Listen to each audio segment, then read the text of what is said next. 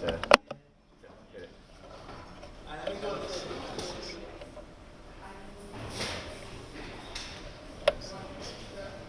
Hello, 1, 2. Yeah, you should be getting something.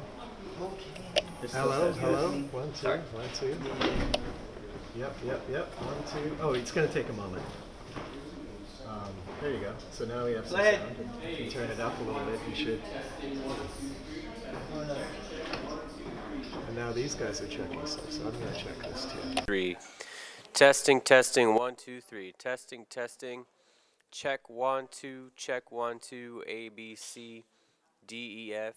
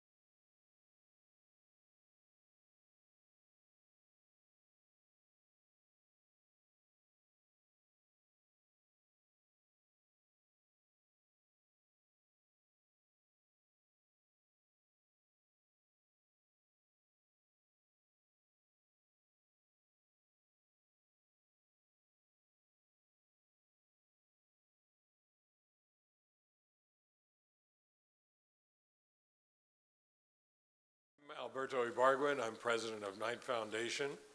And on behalf of Lee Bollinger, Jamil Jaffer, and Emily Bell, it's my privilege and great pleasure to welcome you to the inaugural symposium of the Knight First Amendment Institute at Columbia University. This is a particularly sweet moment for four of us who 7 years ago began a conversation that led to this morning. When Nick Lemon, Eric Newton, Lee Bollinger, and I began that discussion, which actually, Nick, you may remember, was at Vizcaya. He and I hang out at the Deering Estate all the time. It was not obvious to a lot of people that we needed a new champion to defend rights that most took for granted and didn't think were under attack. It wasn't that long ago, but they were simpler times. When we first talked, the First Amendment's application to individuals, the printed press, and broadcast media seemed settled. But at the dawn of the Internet of Things, the law of First Amendment was clearly not settled as to the new digital universe in which we would increasingly communicate everything. And it was not clear what framework might prevail, a free one like that for press or persons, or a licensed one like broadcast, regulated by government. Our bent was toward free, and we wondered who would make those arguments and who would pay for it. In 2010, it was also not clear to us what would be the effect on free expression of the worldwide nature of new media behemoths. What we knew or thought we knew as facts had suddenly started coming through algorithms alleged to be valueless and presented by companies with a transactional view of their relationship with multiple governments, clearly different from the independent and adversarial attitudes of traditional media. The First Amendment facilitates the search for truth and its dissemination, but the technologies meant to bring us closer together have instead driven us apart and engendered insularity. Common facts and studied truths are giving way to personal opinion and uninformed beliefs. And looking to future leaders, a Knight Foundation commissioned Gallup poll shows that among millennials in colleges and universities throughout the country, there is a growing tension between free expression and safe spaces.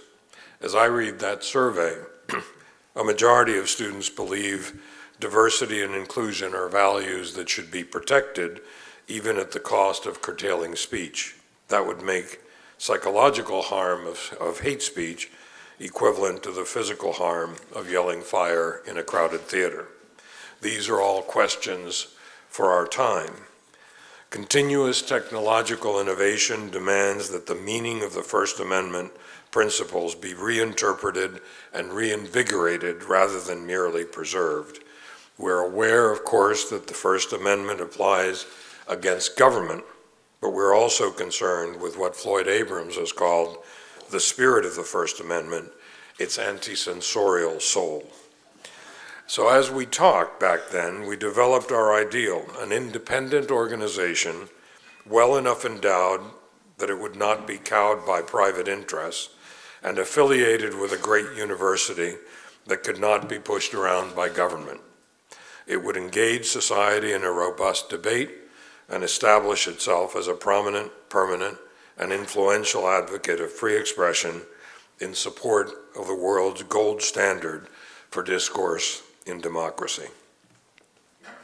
From our perspective at Knight Foundation, Columbia University, under the leadership of First Amendment scholar Lee Bollinger, and home to world-class law and journalism faculties, was the obvious partner.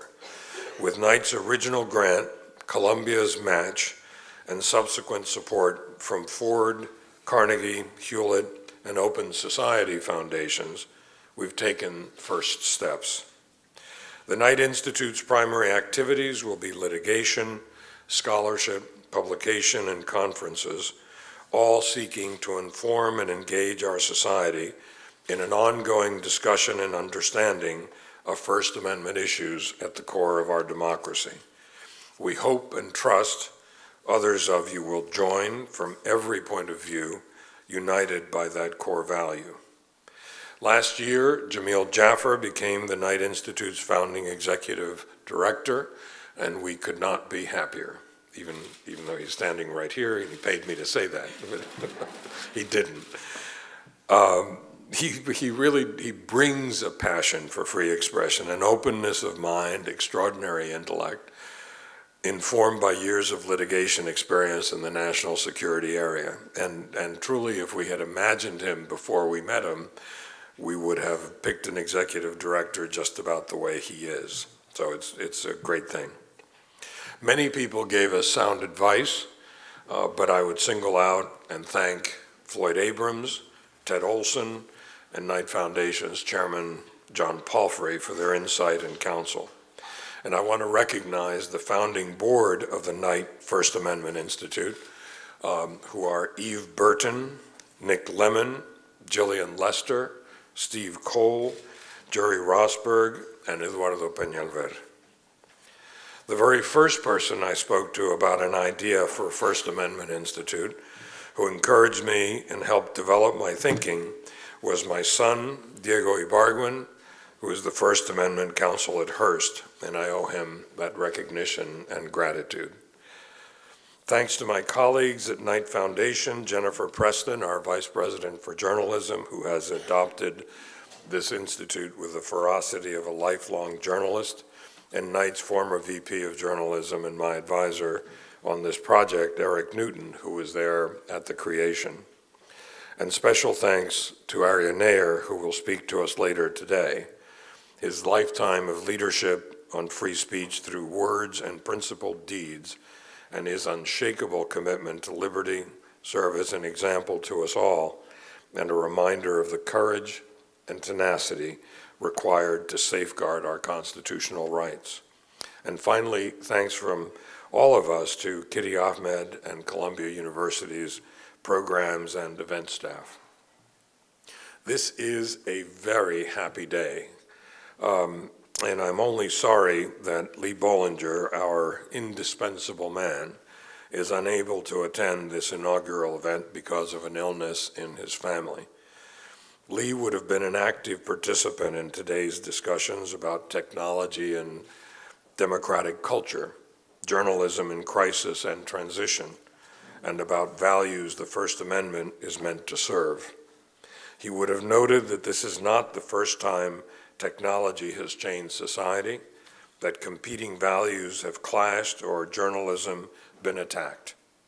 He might have pointed out that the Gallup survey I just cited also showed that an overwhelming majority of students support free speech, that the David Fahrenholtz of journalism are still at work and worthy of Pulitzers, that voices outside the political establishment, right and left, can still shape our national conversation and could be said to have more opportunity to speak now than ever before.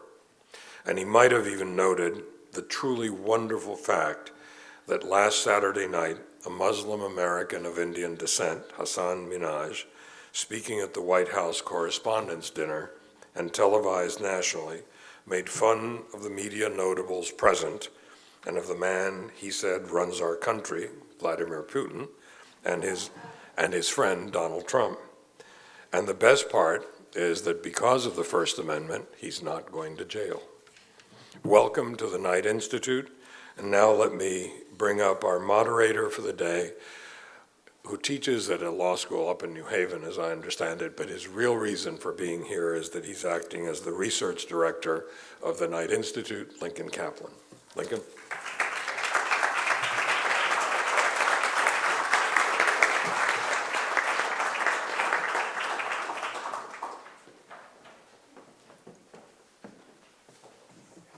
So thank you, Alberto. I want to reinforce his welcome on behalf of the Knight Institute, but also on behalf of the Tao Center for Digital Journalism, which is our partner today in hosting this conference.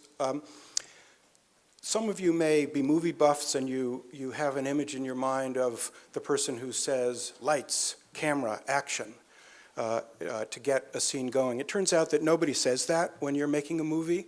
And instead, there's an assistant cameraman whose job is to take something called a clapperboard, and just before the beginning of each scene, to clap it together. The clapperboard has the number of what scene it is in the movie, and the clapping is meant to make sure that the sound and the video will be synchronized.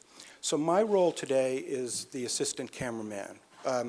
I'll try to keep things synchronized. I will certainly pop up here from time to time, mostly preoccupied about the time and keeping things on track, but also occasionally having the pleasure of introducing our panelists. The first panel is called Free Speech in the Networked World. Our moderator, who's a visiting professor of law at Yale and a professor at the Tandon School of Engineering at NYU, and also the director of its governance lab, is Beth Simone Noveck, and I'm going to let Beth introduce the other panelists. So Beth and others, come on up.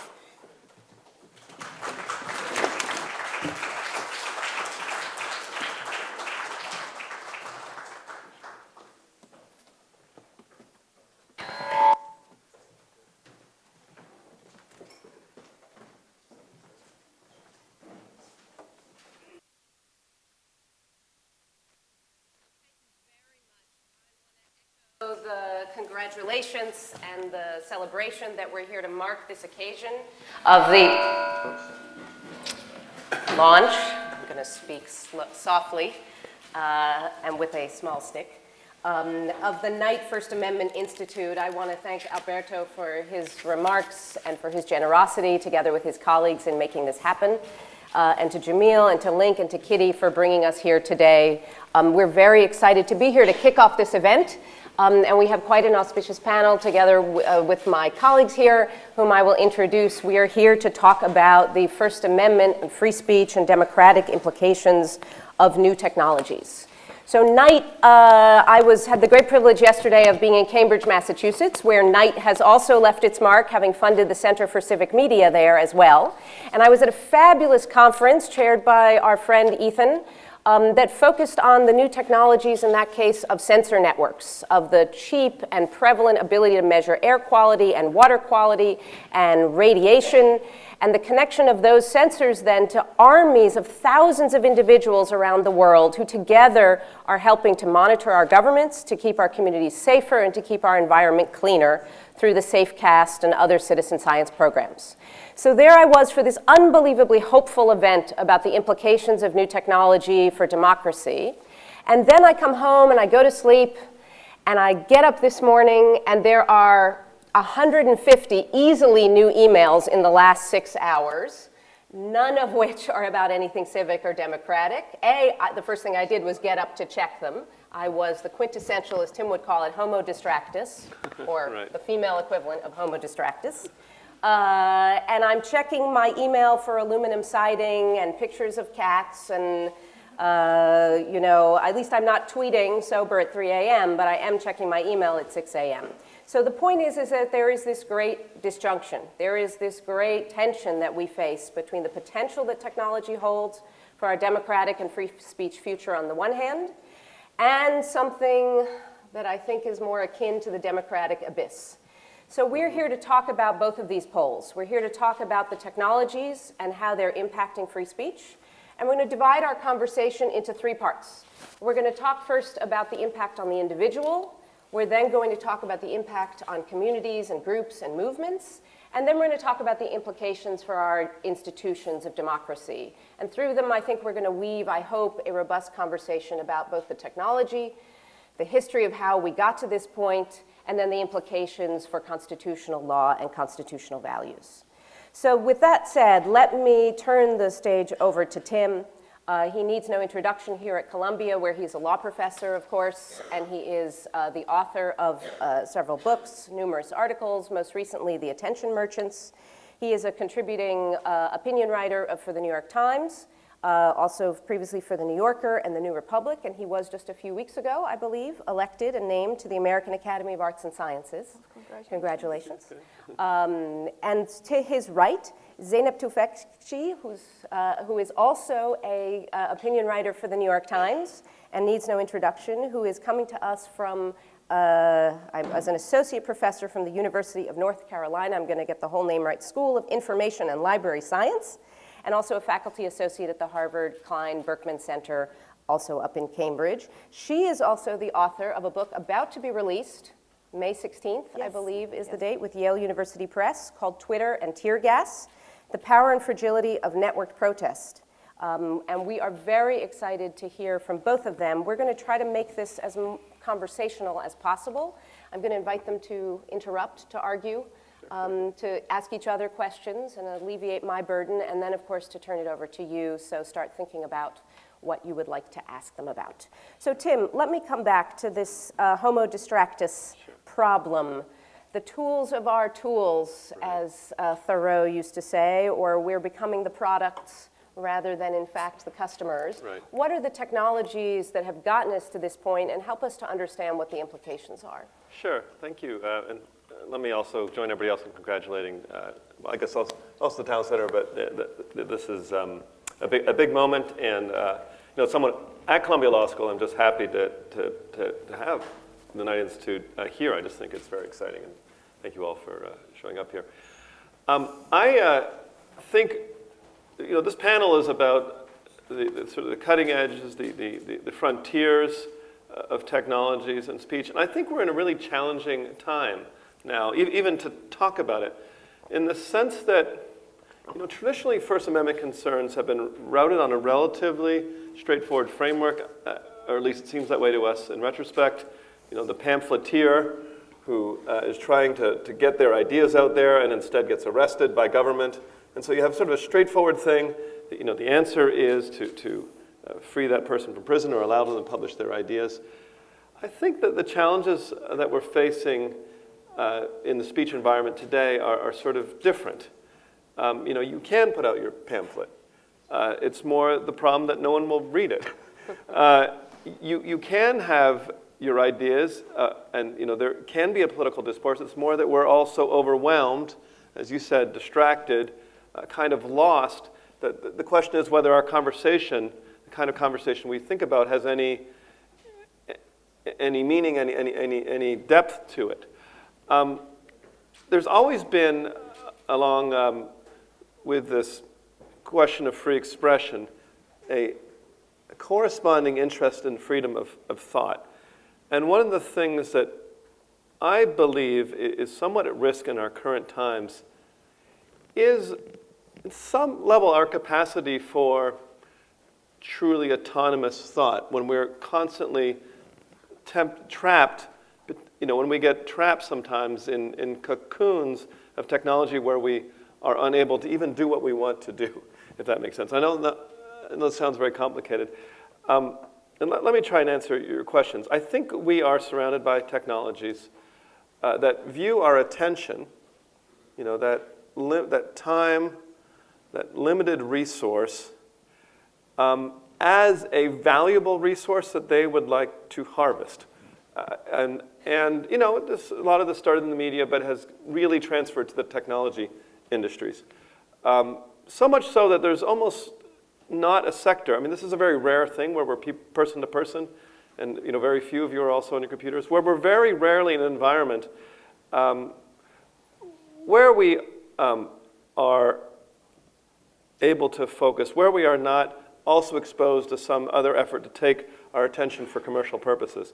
And I think this is having an effect on, frankly, what we sometimes call our free will or our autonomy. And the technologies are obvious. They're, whether they're, because we see them all the time, from from email, through Twitter, through social media, through sites like BuzzFeed, which were designed from the outset just to extract attention for no other purpose whatsoever. So this is our environment, and I think as this institute is in the 21st century, not the 20th. These are the kind of challenges it'll have to grapple with, and we don't even have an easy way to talk about them as First Amendment challenges or freedom of expression challenges. But I think not to grapple them is to miss out on what is happening to our culture. So, some ideas. So, yeah.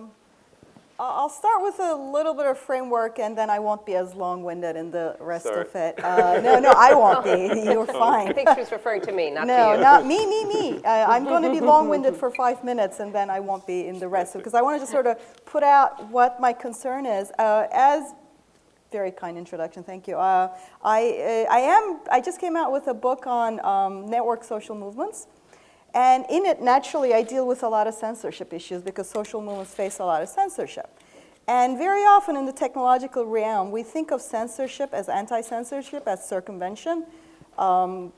Government tries to block access to information X, people try to get around it, or they try to get information out. For example, in 2011, during the Tahrir Square protests, the initial ones in January, February, when President Mubarak very clumsily cut off the internet, the activists told me how they had smuggled cell phones in sat phones, where you can just connect to the internet without needing the national infrastructure. Within like 2 days, they had sat phones, and they had one ISP that was up that they found, and that was it. They could get out to the world, and if anything, the censorship backfired because all the families who were using the internet to keep in touch with their kids in Tahrir Square were all of a sudden panicked because they couldn't get in touch with them, so they showed up.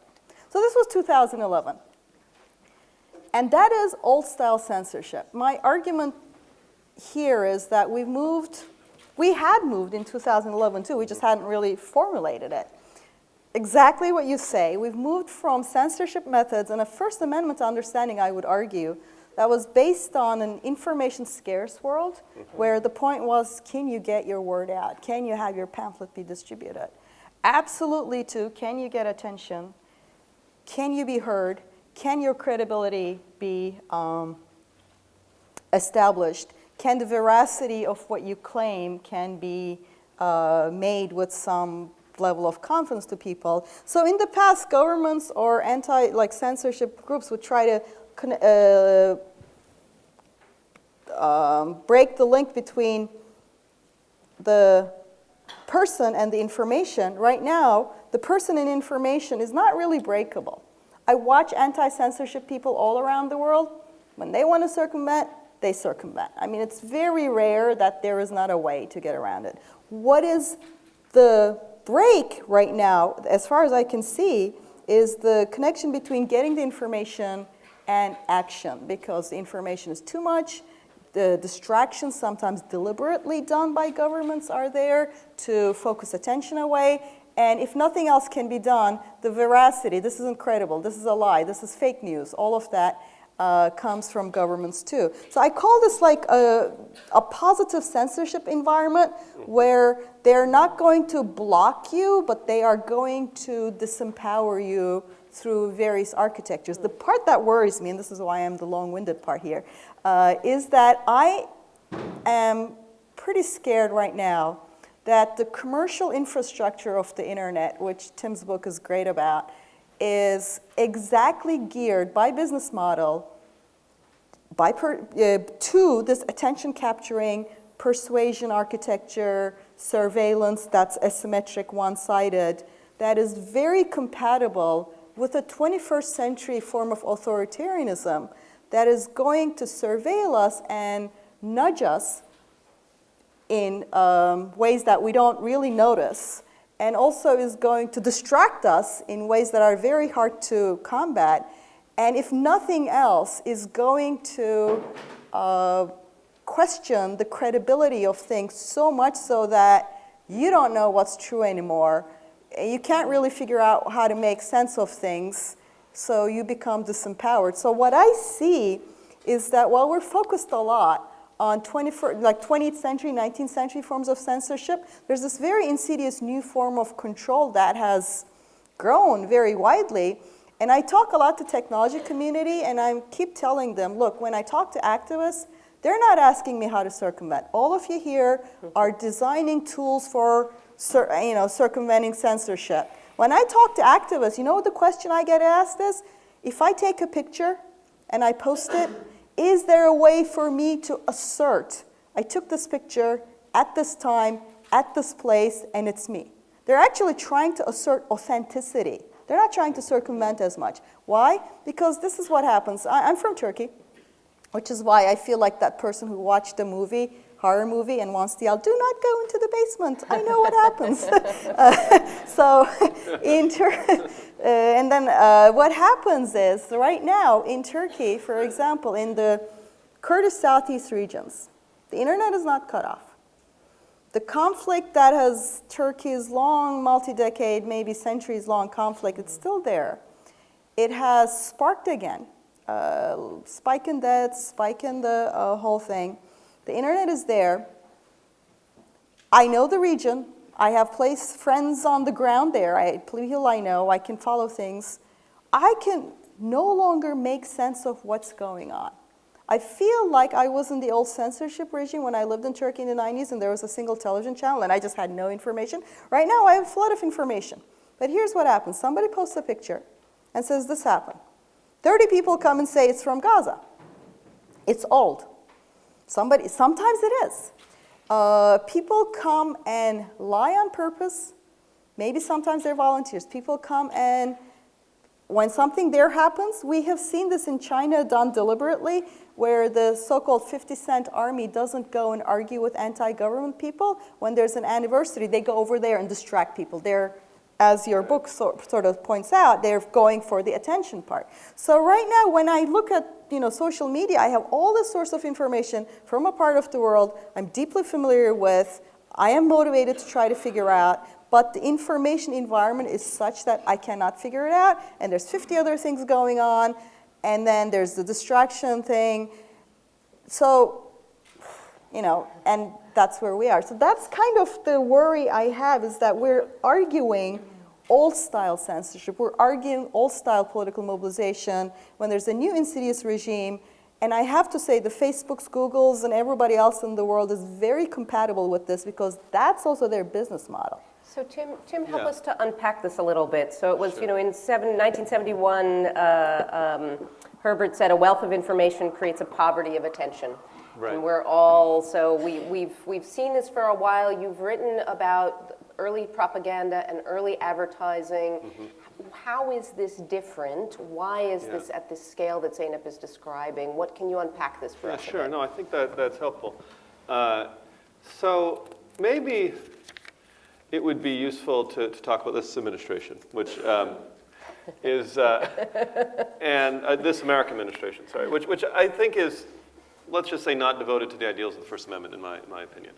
And and see how. The press is writing furiously. So if you look at old-fashioned propaganda and totalitarian states and control, and something I've spent a lot of time thinking about, the idea was, almost straightforward, which is you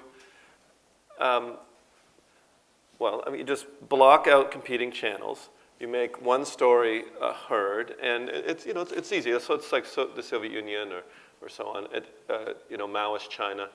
And you make sure the same message gets delivered over and over and over again until people begin to believe that's the truth.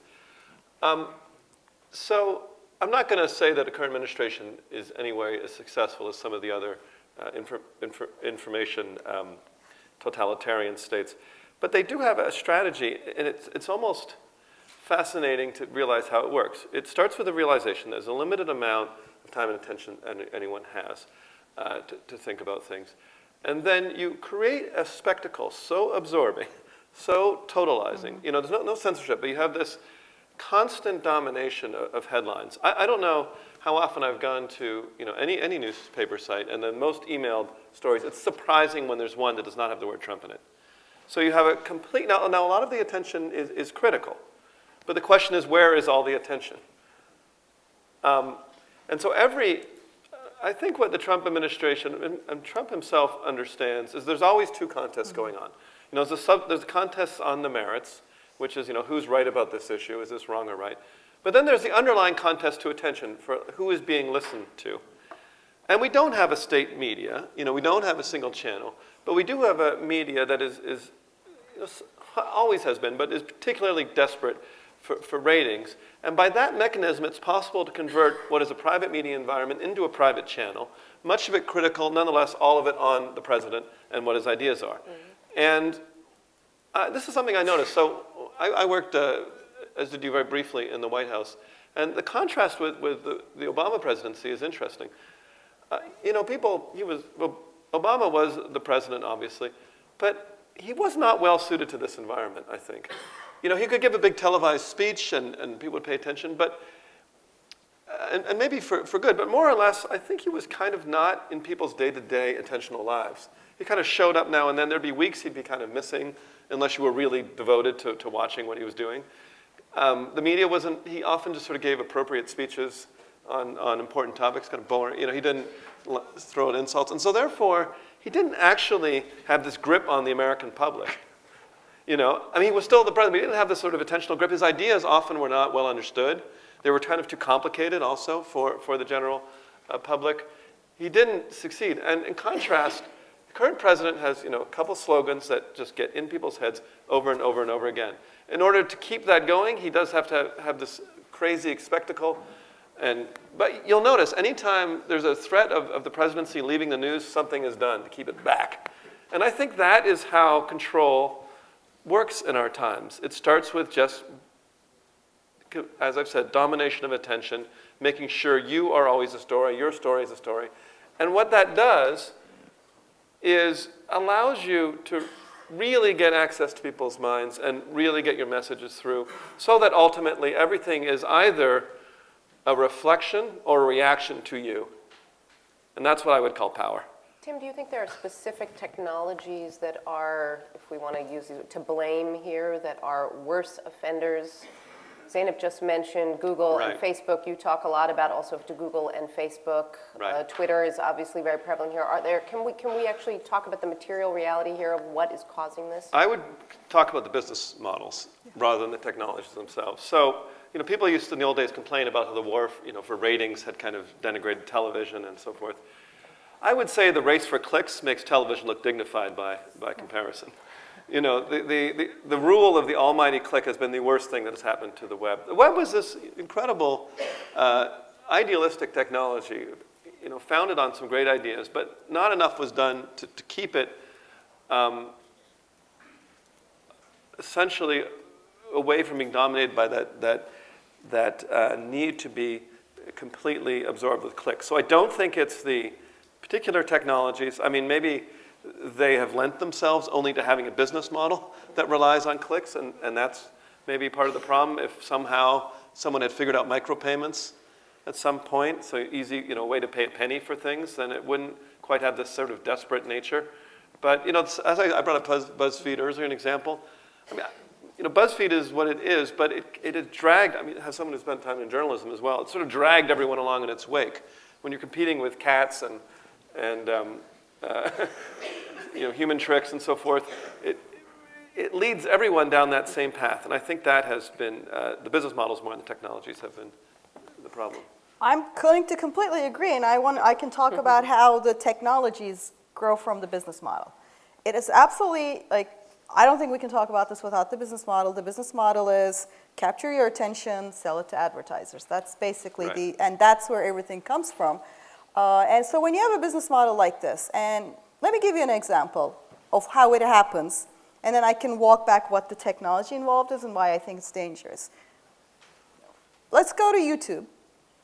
Go watch something on vegetarianism, and you will immediately be suggested, veganism. You want to watch about veganism? Is it hardcore enough for you? Go watch Trump rallies. You will be suggested white supremacist leaning stuff. Go watch a Democrat or left-leaning kind of video. You get suggested conspiracy left, more edgy left. Whatever it is you watch, you get edgier stuff. This is also true that I've observed on Facebook is that the things that get a lot of attention by its architecture are either things that are kind of outrageous and get you angry, or things that are really sweet and lovable and cuddleable. And both of them, and I'm fine with, cuddleable, lovable cats, but the thing is that it's playing on a very normal human psychological architecture. If I see a crowd, this is, experimentally, the angry part is the first thing that's going to jump at you because that denotes a threat. We have special, that outrage thing, there's a reason we pay attention to it. If you live in a hunter-gatherer little group, you do want to know who's angry at you because that's the potential threat. Also, we are, of course, child-raising creatures by biology in general, so we're kind of like the cute, cuddly things, fine. What's happening is that these businesses are surveilling you. Thousands, millions of data points on all of us. And they have these machine learning algorithms that they don't even understand anymore, that are very good at figuring out, without the programmer knowing, they're not programming this, right? The machine learning is kind of looking at all the data it has on you. And my argument is that without even, I don't think Google is doing this on purpose. I think it's machine learning algorithm, which, as I said, it's a new kind of programming. Well, it's not, it's just something that the programmer doesn't understand what it's doing. Seems to have cracked the human code, that the edgier things make you go down that attention rabbit hole. Have you ever done it with Wikipedia? You're looking something mainstream, and then half an hour later you're reading the tongues of frogs and how they work, and then you're just down this rabbit hole. It's very engrossing. I think YouTube's algorithms have figured that Wikidrift thing, and whatever you see, they keep wanting to pull you down that rabbit hole that is at the edges, or something that we all kind of watch as a spectacle. And they do this by using the surveillance they have on you to nudge you to this attention capturing thing. And since that's the business model now, also for newspapers, 90% of ad money, new ad money, is going to them. This is Google, this is Facebook, this is all of them. This is creating an environment in which that's how you get attention, by pulling to the edges. And worse, by their experiments and by what we know about how it works, you can test this dynamically and use social science kind of understanding to once again figure out, how would I push this person's button? And just you, not everybody. This is the part I think is very insidious. In the old times in TV, if you saw an ad, everybody saw it. Now, in the 2016 election, this is something I had proposed might happen in 2012, and people laughed that it wouldn't happen, but apparently Trump people claim they did this. They used Facebook profiling. They at least tried. We don't know if they managed, but they say they did. They used Facebook profiling to identify people who were vulnerable to being demobilized, not persuaded, demobilized. Black men in Philadelphia.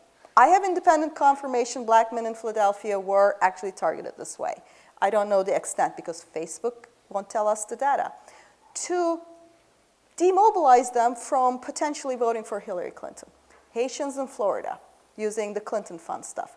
Now, because this was done using profiling you with Facebook, and Facebook data can profile, for example, your psychology. It knows if you're an extrovert, it knows if you're feeling depressed, it knows your politics. These are very easy things to figure out from the amount of surveillance you have.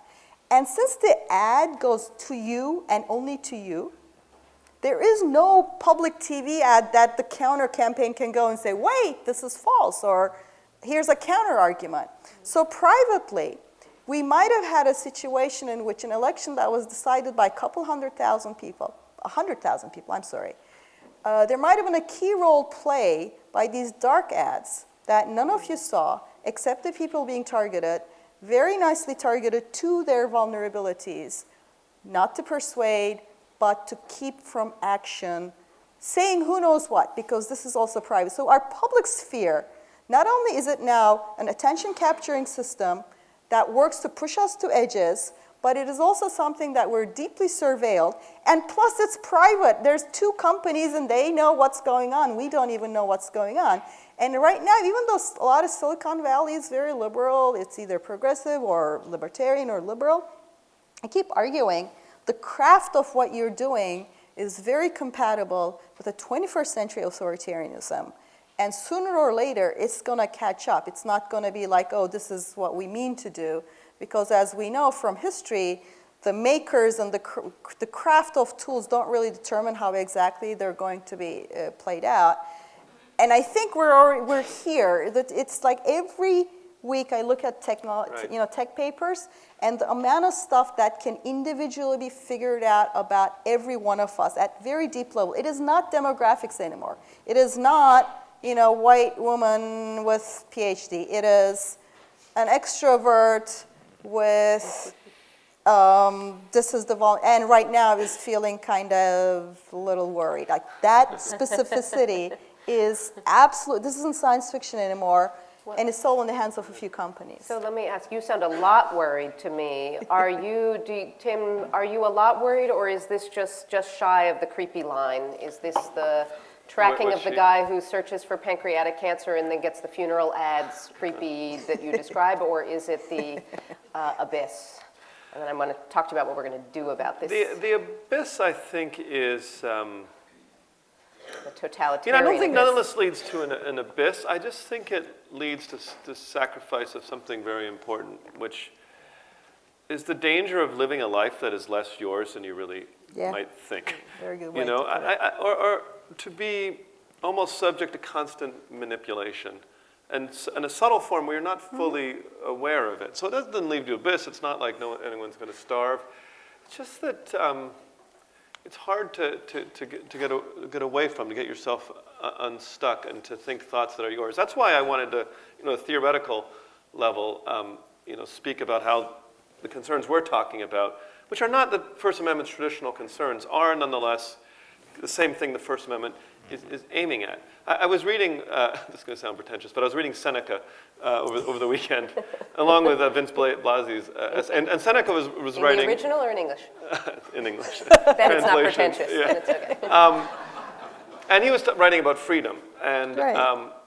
what freedom, sort of Stoic philosopher, and he's like, well, you have to focus on the things which there's certain things you don't have control on, mainly the external world, but what you do, of course, have control on is the internal world, your thoughts and your opinions.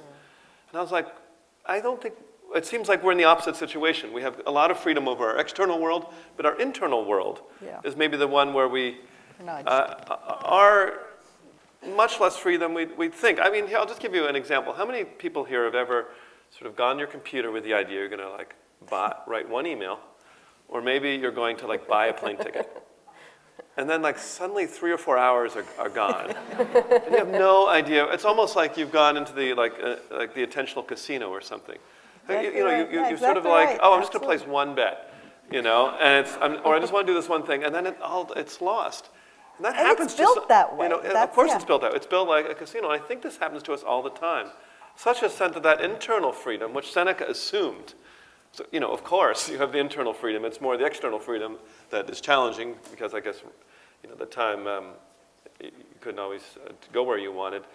We have that opposite problem, and I guess that's what I'm concerned about, this sort of protection of internal freedom. I also bring this up in the context, I was reading Vince Blasey's here, and I was reading one of his great essays about homes, and our focus on the competition of ideas, or the metaphor of the marketplace of ideas. And I think that, one of the challenges for the Knight Institute will be some of the things that Vince talked about in that article, is moving beyond some of our, and it's something you've been saying, I guess some of the 20th century conceptions of what free speech is about, the battle against, is kind of straightforward censorship. So that the marketplace of ideas is sort of opened up, and there's an open competition for ideas, into some of the more subtle ideas of what a well-functioning society with free expression looks like. I realize that didn't fully answer the question. But I'm going to push you. Yeah. I want to. Before we move on to talking about groups and social movements, I want to stay on this question of what we can do to repair our life. And it's funny, as you're talking, I took the train, the increasingly slow Amtrak train, from Boston to New York yesterday, and my child was sitting next to me. He spent 4 hours straight on Wikipedia, going down that rabbit hole. I'm going to ask him about the tongues of frogs when I get home to see if that was, and the range of topics. So some part of me thought, oh, this is wonderful serendipity and learning. When it's Wikipedia. We both like Wikipedia. I think it's great when it's Wikipedia. When it's Wikipedia. But the question is, what are the things that we can do, both from an individual social behavioral level in terms of turning off our devices, to legal remedies from a doctrinal perspective? What can we do as individuals or as institutions? What are some of the solutions that we might think about? Do you want to go first? Or? Well, I mean, the Wikipedia is a great example. When you go down the Wikipedia rabbit hole, you're in control. I think I love going down those. As a kid who grew up under censorship, and not speaking English. Like I read every encyclopedia I had in Turkish because that's all I had, like back to forth. I ran out. I'd be like, I read the piece again today, you know. So for me, this information-rich environment is amazing. And Wikipedia is not trying to manipulate my attention. It's kind of like I am in control and I do this and I really enjoy that. When you go on social media whose business model is to capture your attention, they are using the data on you. It's not even a random thing. Using very deep data they have on you, and without telling you that's what they're doing, they're manipulating you very purposefully. This is exactly like their engagement is this. How do I keep this person on site a little longer? It is literally the same architecture as the intermittent rewards in casino. If you lose too much in a casino, you'll get upset. So the things are very nicely engineered to, and you know, Tim's book is great on all of these sort of these mechanisms that work now for attention, to give you some rewards here and there. I mean, you're absolutely going to lose. They're just going to keep you there and lose you to the maximum. This is how our current, it's not just Facebook, it's not just Google, it's the newspapers.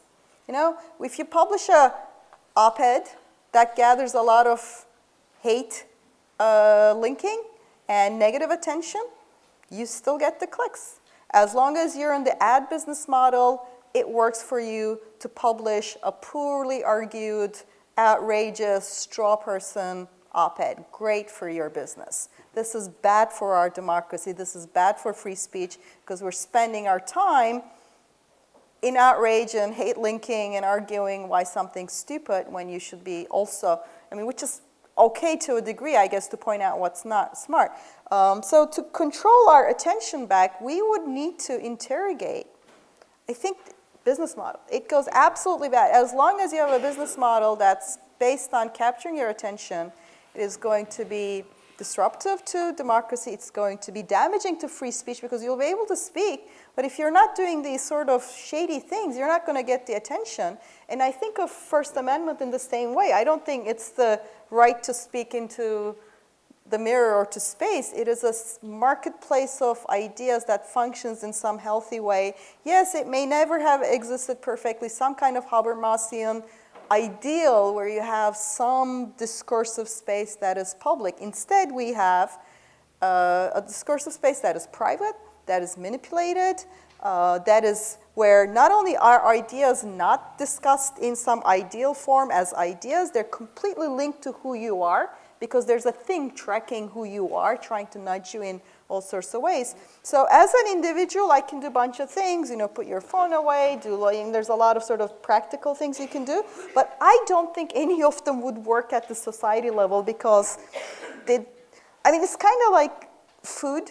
Like we're evolved to eat sugar and salt for a reason. We evolved under food scarcity, and now that you have food abundance, you have to figure out how do you change the ecology. And that's kind of like, I can do things individually, but I keep finding myself hitting walls of the business model that encompasses me.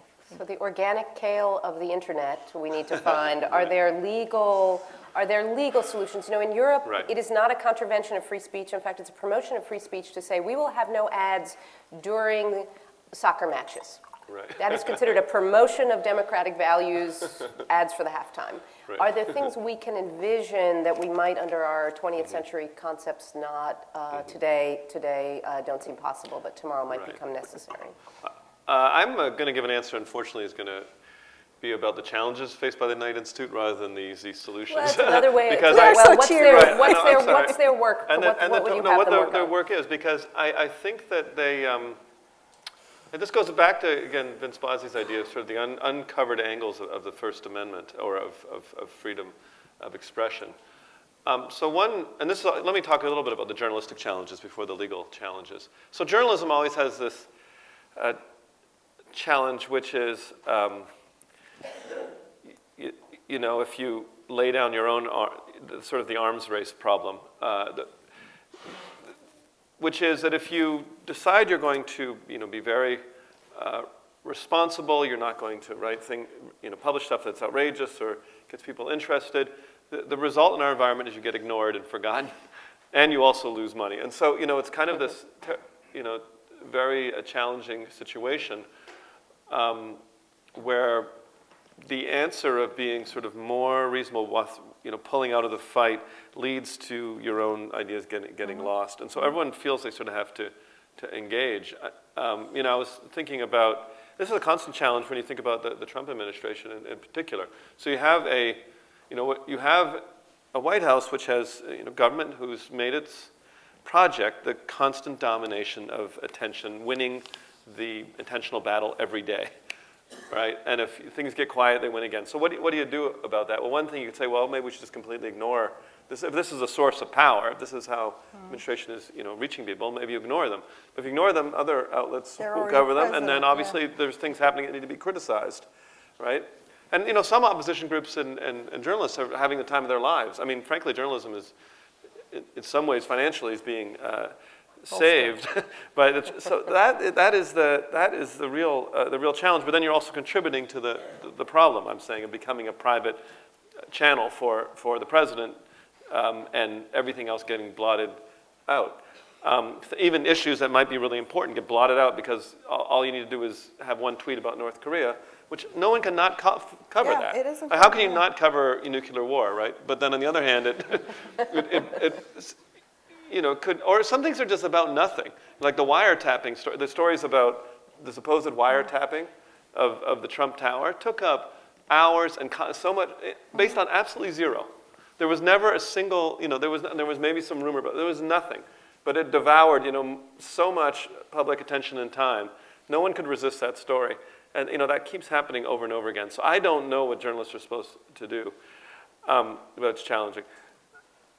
So in terms of the law and the First Amendment, as I said, this is a challenge because what do you do about government control of information programs that don't rely on straightforward censorship, cognizable with a cause of action? That is, I think, the Knight Institute's question. A type of censorship, neo-censorship, which is what you were talking about, which is discrediting, the strategies of distracting, discrediting, overwhelming, outdrowning.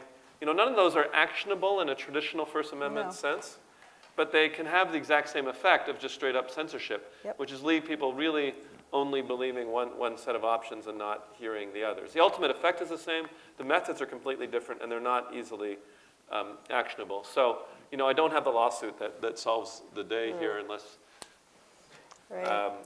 but maybe someone here does. We'll leave that to Right. Jamil, and let me shift the conversation a little bit now from the individual lens to the group and to what this means. You've given us, Zainab, already some picture of what it means to protest and be a social activist in this drowning sea of information. Do you see technology and its impact on our right of association, our freedom of protest, as being a net positive or a negative? Yes. So I have a whole book on how social movements are empowered and disempowered, right? It's the strength and fragility for a reason, because I couldn't come up with one or the other. It's both at the same time.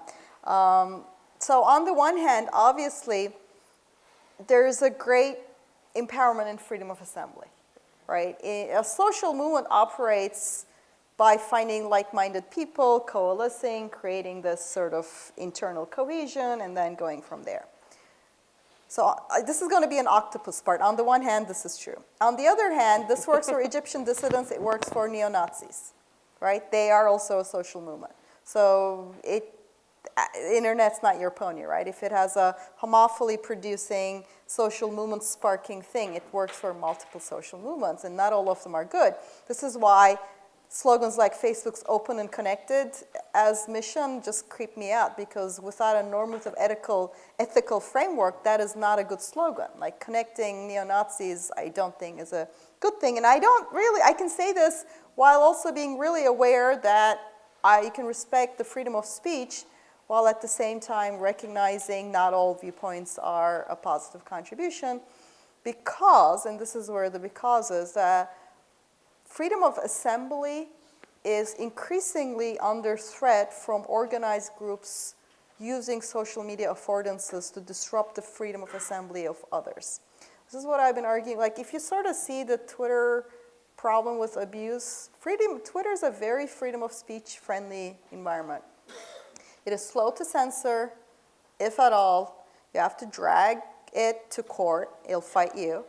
In Turkey, it drags its feet, so it's still open and it's fairly effective in a lot of anti-censorship. So this is like, on the one hand, I'm like, great.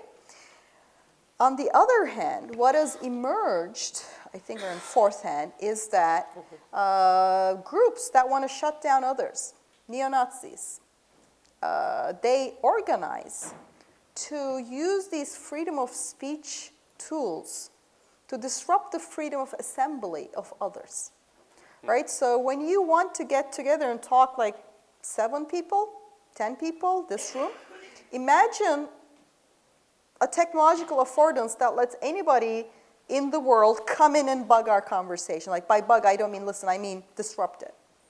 People raising their hands, somebody getting up, somebody jumping up and down, somebody calling me names. Well, so freedom of speech and freedom of assembly at the technological scale we have can have this tension that other people's freedom of speech, if they're allowed to sort of disrupt you, takes away your freedom of assembly. So that is what I'm seeing with a lot of social movements around the world, is that it's either professional trolling, by which I mean government. Sometimes it's ideologically motivated, neo-Nazis going after black people on Twitter, very common. They do this on purpose. They go after Jewish people on Twitter so that you give up. Like you're not censored by a government, but you have 1,000 people who are constantly bugging you, and you don't have kind of the tools to protect your freedom of assembly. So you voluntarily withdraw from the public sphere as it exists. So this is, you know, we have, I love Orwell like 99% of the time. I just think he was a great thinker of ecology of technology. Some of his essays, like the one on nuclear weapons, is amazing. I wish 1984 was not read as widely. I think it distracts us from the current model. Everybody thinks surveillance, they connect it to 1984. Well, that's the Soviet Union model, that's the totalitarian model, that's not our threat. I'm like, Huxley, let's read Huxley if we want to go classical. What I see is censorship not through the sort of, we're going to surveil what you said and just sort of drag you middle of the night, but we're going to organize, either voluntary, as I said, ideological, or paid in Russia, China, other countries. They're going to disrupt your freedom of assembly. They're going to wear you down, especially if you're a minority person. They are going to harass and scare, and you have a right to be scared because, who the heck are these people? So that what I see is this insidious self-censorship from the technological environment. And that's the thing, like, yes, you can speak and nobody's censoring you, but you are just not doing it because of the environment that it does. And that's what I see with social movements is they first find it very empowering, and then governments get their act together. Last example, in China, the 50 Cent Army I was referring to earlier, China apparently has this really large, couple 100,000 people army of trolls, as they're called. They're not cute trolls, they're like government employees. And over at Gary King and Jennifer Pan, when Jennifer was at Harvard, they did this great study of what do these people do, right? We didn't really know. And it turns out when you're posting something anti-government, they don't come and argue with you. And when you post something anti-government, the government doesn't come and censor you. They actually want to know, like they're kind of keeping tabs on you. What they do is if you're posting anti-government stuff, as long as there's no collective action, you're allowed. But if it gets loud enough, the 50 Cent Army organizes on purpose to create a distraction over here, right? You're here like, oh, it's Tiananmen anniversary, and there they have a completely manufactured name your price, Taiwan crisis. Some actress is having an affair. It doesn't matter. China is one of the most advanced things understanding attention. They censor by drowning your ability to assemble freely by creating all these things, and then they go and create little fights and all these things. And we know they're government employees. The study is ingenious. You can just look it up, Gary King and Jennifer Pan, because they work, the 9 to 5, and we know a lot of things about it right now. So I think that's where we're going around the world. In some places it's the government, and places like the United States it's not the government yet, but it's a movement. I mean, on social media, I follow Trump's social media for a year and a half now. I followed it every year. When it started, I was like, this feels familiar. I said I'm from Turkey, right? I was like, this is viable. When people were laughing at him, it's very much like that. They go and they say, we are going to create this, and they do it. Does this push more people then into the streets and offline, or what's, maybe Tim, you want to weigh in here on what you see as the implications for groups and social movements and collective action? Yeah, that's a good question. It's not a very upbeat panel, is it? I feel like. Don't worry, I'll turn it around at the end, I promise. That's fine, it's not supposed to be a good time, you know. Link has a card, which is 10 minutes till optimism, that he's going to put up. No, I was just thinking about how dark. I am concerned about I realize I don't have that much to say about groups since I don't necessarily study them. Although I'm concerned somewhat about the substitution effect. I don't think people are in the streets that often. I think that we have such substitutes for socialization. Right. I mean, this is kind of a rare occasion. Here we are in person and so forth. We've never actually met in person, although we know each other. And I've been thinking lately about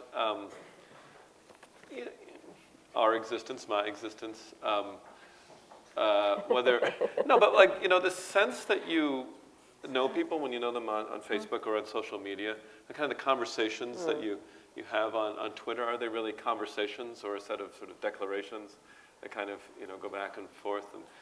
And I guess what I'm trying to say is I'm interested in this sort of substitution effect of virtual assembly versus real assembly. I don't know what to say about it, but I think that maybe sometimes in-person assembly gets competed out, and that might be a challenge. I'm going to say one thing is that I don't think there's any magic to streets, to be honest. I mean, if you have what is the point of a street protest, right? I mean, the way I conceptualize this is that the street protest, I marched in the anti-war march in 2003, right before the Iraq War, and I looked at, there's a sea of faces, a million people in New York. I thought, surely they can ignore it. And George W. Bush was like, why should I pay attention to this focus group? And I was offended. I was like, there's a million of us. Why? Right. He was right. He was right in the sense that a street movement, I think, is effective to the degree that it can gather attention, that it can signal some underlying capacity. And at the moment, and this is a core thesis of my book, because we're using digital tags, technology hashtags to scale up very quickly, I think what happens to a lot of social movements is that Women's March, couple of Facebook posts, millions of people in the street. Sounds great, feels great. I marched my whole life, I'm a movement person my whole life. It feels great, but at the moment, I know that it doesn't signal the same capacity, say the March on Washington did, and not because one is better than the other, but it's because in the past, to organize the March on Washington, you had to have a 10-year movement to get there. Right now, you can do a hashtag and scale up. It's kind of like the startup just scales up. Instagram was bought for $1 billion with 11 employees. Technology allows you to scale up very fast and go to the streets very fast. Except when you are a social movement, you're not going to have Facebook show up with $1 billion. You're going to have a government coming at you. So you've gone to this millions of people thing very fast, and you're thinking, we're really powerful. I'm thinking you're actually not signaling an underlying capacity, because it's almost like, you're climbing Mount Everest, but somebody helicoptered you. The hashtag. What does it mean to signal an underlying capacity? So what I mean is, when you're in 1963 or 5, and you see a big march on Washington, and they organized it against all odds, and they pulled it off. It was a very difficult thing to pull off. You're thinking, if they can do this, they can do 10 other things, right? You're signaling. It's kind of like if you're climbing Mount Everest without aids, and you're really good mountaineer. So you're signaling you can also climb another mountain. Whereas if you use digital tech to scale up very fast, and I'm a government, I look at it, Hong Kong. The Hong Kong movement, the umbrella movement came out. It, again, used tech to sort of scale up Occupy, used technology. In 2 weeks, it organized global marches, 80 cities. But it was using this digital technology to scale up so fast, there actually wasn't any other threat implied in Signal because you just use the hashtag and Facebook. And governments at first, like, you know, the Arab Spring, they were like, oh, scared, you know, maybe it's the past. But they've learned, they look at it and they say, you know what, you guys just use the hashtag to come here. You do not signal any other threat to my power through electoral, institutional, other forms of thing. So I think, if anything, I'm not against protest movements per se, but in the past, protest movements were a culmination of movement building. At the moment, they're the initiation of movement building, and they feel powerful even though they're not at that time. They've been helicoptered there, and that sense of false power, I think, trips them up. Do you think that there is some possibility in older social movements that they represented the potential for violent overthrow of the government? Is that what you're sort of saying? Not I mean, when you say necessarily, capacity, but they, I mean, the Bolsheviks started on the streets, for example. And they people did, were but I afraid mean, of them, they right? faced a very weak state. What they Right. did was, like, when you look at, say, you know, when you think of social movements, what can they do? They can disrupt things. I don't Right. think a modern social movement is going to violently overthrow a state because states are Right. too powerful at the moment. But they can be really disruptive. Or look at the Tea Party. It Right. represented a genuine electoral threat and arguably is the most successful social movement in 20th century in the United States. It was, and it started... 21st, I'm sorry. It started with a protest, but it then turned into developing that capacity. It was aided by some right-wing groups. It developed capacity. So it developed both disruptive and electoral capacities, and it was able to sort of create its thing. Whereas if you just go to the streets, again, no problem going to the streets. That's not the issue. You're not there as a result of a bunch of other things you did. And if you're a lawmaker, you're thinking, are they going to disrupt? Are they going to block streets? Are they Right. going to primary me? Are they going to X, Y, Z, right? All the things that social movements. Right. Can I we go just one back to this? we're gonna, Oh, I want to, okay, let me sure. just, for a timekeeping matter, Yeah. I just want to say that in a moment, we're going to go to Q&A. Is there, do people just get up, or do we have roving mics or something I need to know about that people have to wait for? There is a roving mic. Right.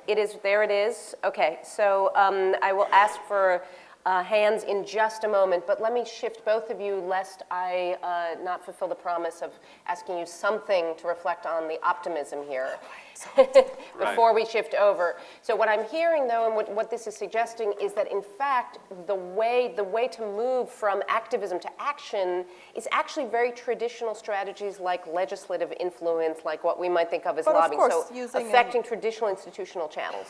Are there other things for both of you, just very quickly, so we can open it up? Sure. Give us some positive thoughts about the institutional implications, how we actually shift some of this into more promise for free speech, how we cultivate some of that positive agenda that perhaps the Institute should work on. Yeah, sure. So I'm going to go back to, the sort of freedom of conscience, freedom of thought stuff. One thing I think is heartening, in my book, The Attention Merchants, I do suggest that there are, there's kind of these reactions or mass reactions to over stimuli by advertising or other things like that. And people either get bored, they tune out. And I think there's something going on now where people are starting to value their attention. I mean, this panel is not the only example. There is this sense that, we've let things go too far. There is something of a reaction to advertising-based models. I tend to think a lot of our speech environment it depends on business models and depends on industrial structure. There's been, whether it's small things like ad blocking, whether it's, moving towards paid media models, whether it's almost everyone in the media feeling somehow they need to get something other than advertising to have it work. I think there is just sort of a craving from having enjoyed the novelty of the web and having everything you possibly can. I think there's a natural movement going back towards more trusted sources of information, a little calmer, because you get sick of the cotton candy after a while. I also think that the president's current strategy of dominating headlines and so forth, eventually, The Apprentice started to lose ratings after about 2 seasons, so I predict a similar pattern, frankly, for this president. I think his method is based on attentional domination, but ratings are fickle. And, everyone gets sick of a shtick. I mean, we need to talk about it in entertainment terms, because that's the way it is. We're going to binge watch Trump and then be done. No, people will be done. I think there's a natural reaction. I think there's a movement going on. I think these issues are getting more attention. There's a craving for something different, and so that gives me some sense of hope.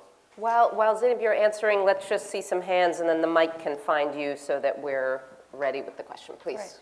So I'm actually an optimist. I know I sound so cheery, but the thing is, as we discussed, these methods of censorship or disrupting freedom of assembly or capturing attention are not based on overt repression most of the time. It's the kind of thing you can organize against. You have to organize a street protest, for example, but knowing this is what you're doing. I think you have to sort of sometimes play the attention game yourself. You have to figure out what's going on, and you have to play on the same thing. With the president, I think his attention domination really helped him get elected. Of course, once he's the president, as you say, it's really tricky because you're not going to ignore a potential war because he could actually start one. So this is not, it's not the same thing anymore. So I feel like bringing forth these invisible structures, the business model, the persuasion architecture, the asymmetric surveillance of all of us, the data environment, the manipulation, the algorithmic, the technological things, how they can figure out. The more we make them explicit, the more we can organize against them. I mean, right now, traditional ads don't work. Why? Because we're cynical. We look at it and we're like, oh, ad, you roll your eyes, right? So that's why there's sort of this subtle nudging or native ads or this or that is kind of emerging.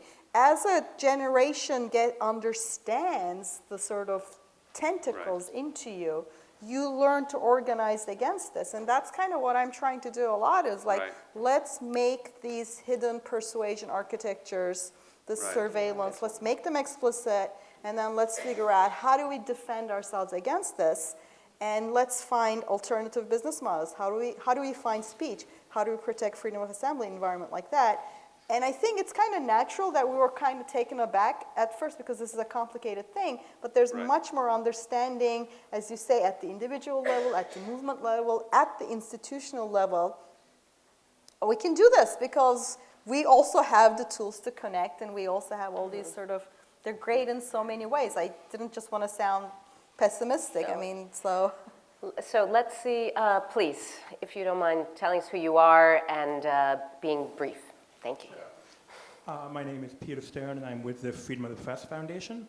Now, Zainab, one thing that you said that really sort of scared me the most, I think, was when you talked about how the people who are crafting these technologies and these business models are not necessarily the people who are going to control their future implementation.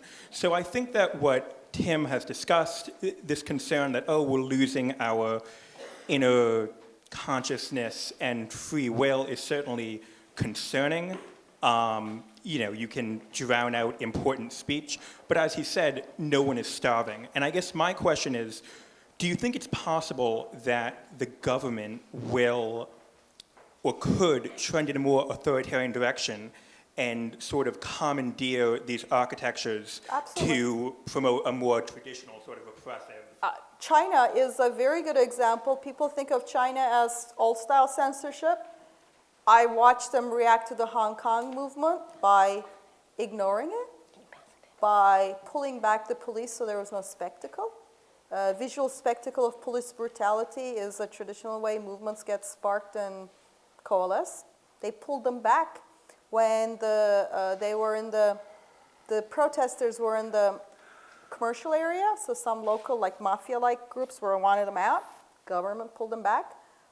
They did everything right to smother it by denying it attention in very, very, like if I were the evil advisor, I'd be like, this is how you smother a social movement. So you see in China this manipulation of attention and control of, because the country has 500 million people online. Okay, they're not censoring everything. They are controlling and manipulating things because you can't censor everything. I mean, it's obviously complicated in the sense that you need to have some level of legitimacy with the people. It can't be just this total dystopian 1984 scenario because that will just not work. So I absolutely think that we're going to have the Leni Riefenstahls, to be honest. We're going to have our own birth of nation kind of things where the craft of doing something really well in the early 20th century, it was movie making when people weren't really sure how to deal with it, is going to be absorbed into structures of power directly.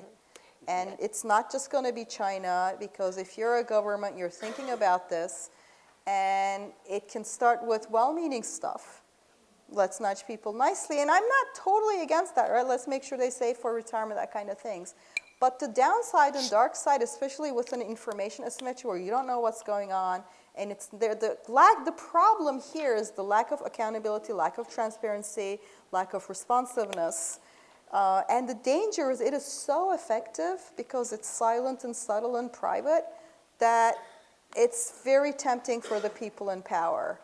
And that's why we should sort of raise the alarm before it gets anywhere else, because it will. History says it will, and I don't care what Mark Zuckerberg says is his intention, right? That's not how history says it works. Dave? Hi, thanks. Dave Schultz. I'm with the Media Freedom and Information Access Clinic at Yale Law School. I just want to go back to another question that was touched on a little bit. You haven't talked much about algorithms. I'm concerned about how technology is shaping what we know. And I think you talked about the breakdown of a public sphere, a commons where we can have meaningful communications. And I think both of you cited the business model as one of the main problems today, but there wasn't much said about that. And I think back of what we think about the golden age, you know, when we had discourse and democratic functioning. We had a personal attack rule, we had the fairness doctrine, we had lots of things that controlled what people could say. And today, what we basically have is regulation by profit. You know, the only thing that determines what people put on the air or where they go is clicks and making money. There's really, now, I don't mean to have an argument about whether that's good or bad, but the question is there any way to affect that business model to push it in a direction towards making sure that people get the types of information and it gets through that is useful or necessary in democracy through tax policy, through various types of regulation that would bring us to a better spot. So Tim, before you answer, just if people want to raise their hands so we can move the mic while you're answering, go ahead. Yeah, no, it is a great question. I think that I think we did allude to it somewhat. Sometimes people talk about filter bubbles, or we are, as you said already, in a world where we mainly consume information which has been tailored to appeal to our existing prejudices, and essentially trigger emotions like angry agreement or fury or Cuddly. What is it? I read one of these studies once where they figured out the 7 emotions that were the best, not only for making you aroused, but then also willing to share, because that's critical. Yeah. Like, oh, I have to, it's not only like, am I going to look at this, but also am I going to push this on to someone else, because otherwise it doesn't achieve virality. And, that's obviously, there's some evident dangers for those goals and the goals of sort of some, Habermasian public discourse in an ideal model. I'm not going to say, though, that, you can probably at panels throughout the last 2,000 years, people have been saying, our public discourse is so broken. And I want to say there are some good, it is easy to have a conversation right now. It's just that it's whether it is real conversation is the question. Is there any regulation, do we need to bring the fairness doctrine back?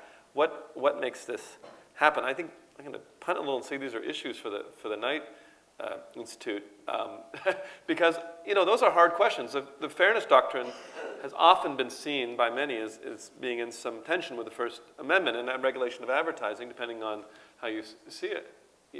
Seen at least by some by being in tension with the First Amendment, and so figuring out, I think, how these kind of First Amendment ideas work in an era where censorship, I guess that's what we're trying to tee up these challenges, an era where censorship is not achieved in the old ways, but is achieved by, as you said, drowning out, decrediting,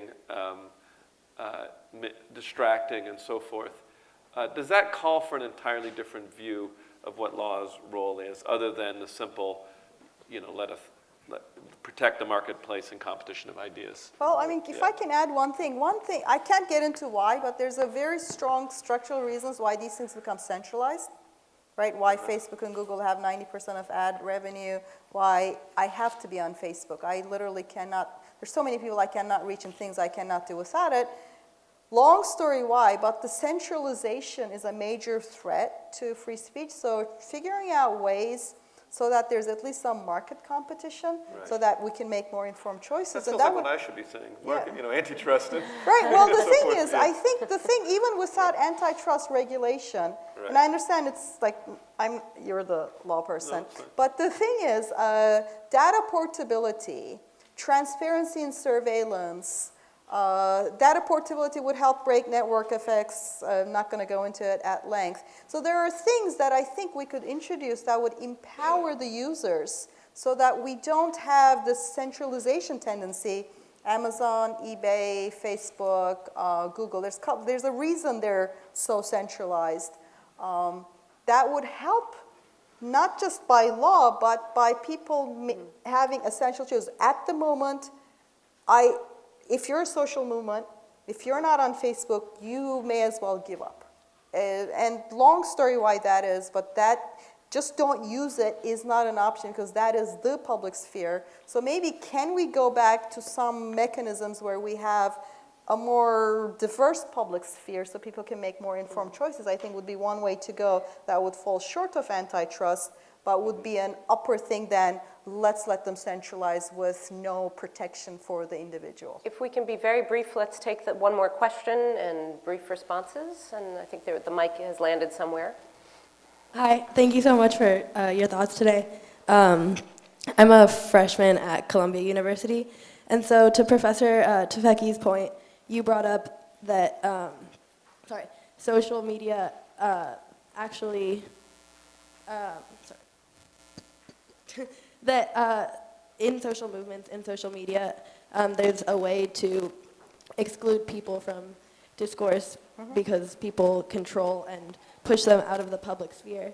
I wanted to ask about the other side of that, where I feel that social media movements actually can exclude people who disagree with them because with something as simple as like a hashtag, it doesn't really provide a way to express.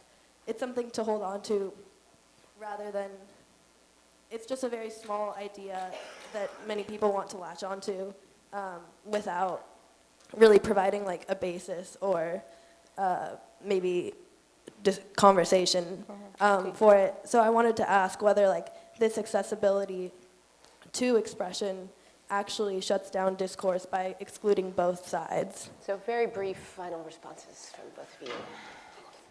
I think it's interesting.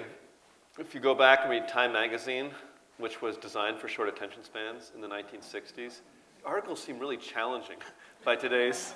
And I don't know how we got to the point where Twitter and cable news are our dominant ways of conversing. They're both, I don't know which is worse sometimes. I mean, they're sort of, they are not hallmarks of a deep civilization. How's that? So much of our discourse is limited to 140 characters or one or two sentences and a nice smile. And that, I guess, reflects on So I'll end on an optimist. I really am. I am sorry to be such a downer, but I am an optimist. I think that we know the design principles to try to develop for a better conversation. Can't go into it again, but you don't have to do it the way things are. I agree. You could design for, and let me run Twitter and I will design it for you. I think it's a great idea. Yes, I will tell Jack. So the thing is, I think what we've gotten here, there's a lot of contingency. The way newspapers were financed by advertising is kind of a contingency. Some of how we got here, there are a lot of contingencies. And that's why I want the centralization to be broken up for experimentation in ways of conversing online where the architecture, instead of fueling outrage around the hashtag where you can coalesce but can't have deeper conversations, we could do just the opposite by building it to encourage the other way. And it could work. And I want those experiments to happen. I feel like we're so constricted. We got this amazing technological design space, and because of network effects and the way the technology centralizes, we're right here. Like, why are we right here? Let's expand.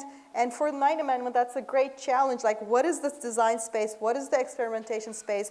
What are the architectures that allow for people to be heard in ways that make sense? And of course, let's not idealize the past, right? I mean, I hear people, it's not like we had ever a perfect past, but we're going towards a very narrow road. We don't have to do this. Right. Let me say one last thing on behalf of technologists. I mean, I'm a person who's been following the tech industry very carefully, and I think the era of this problem will take care of itself has got to be over. Yeah. You know, that is the main, tech has had this like, or we can like move come fast up with and break just the right things. thing. No. That has been the curse of tech, and I will commit some guilt in this, and I think a lot of us in tech, we're just like, you know, just have an open protocol and everything will take care of itself. And I think that has failed. And I'm it's a time, former programmer. right, This so is how am I. we do, yeah, right? and we have somewhat failed, so let's speak as tech people, we have somewhat failed the world. And we need to, but we can do better. I mean, one optimistic idea is we have to design things better. Exactly as you said. Open To the be better, design assuming space. it'll just take care of itself. So with that, let me say I think you've started to pay your penance today by enriching our collective discourse. And I want to suggest to everybody here that one of the great solutions is turn off your Trump feed, stop watching anything that Trump says, and instead devote some attention to reading Twitter and Tear Gas, The Power and Fragility of Network Protest, and The Attention Merchants, both of which will continue to enrich our discourse and this conversation for the rest of the day. I want to thank you for kicking us off to such a robust intellectual start. You've given us a lot to think about. You've given Jamil, I think, a lot to do in the months that come ahead, and I hope this is just the beginning of a very complex conversation. So thank you. Thank you.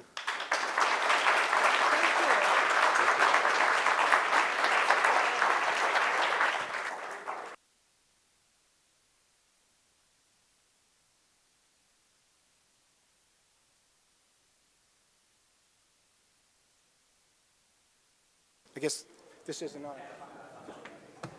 on. We're going to take about a 10-minute break, and we'll start again at 11:15.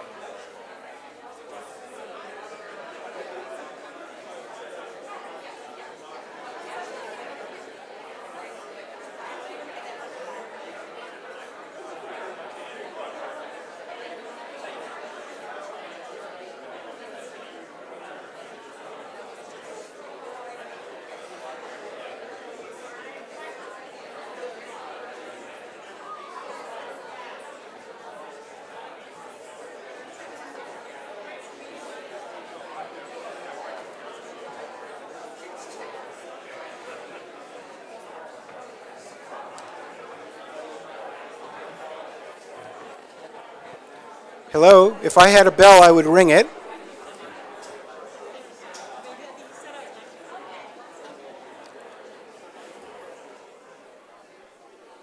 Folks, if you will settle down, we'll get started with the second conversation.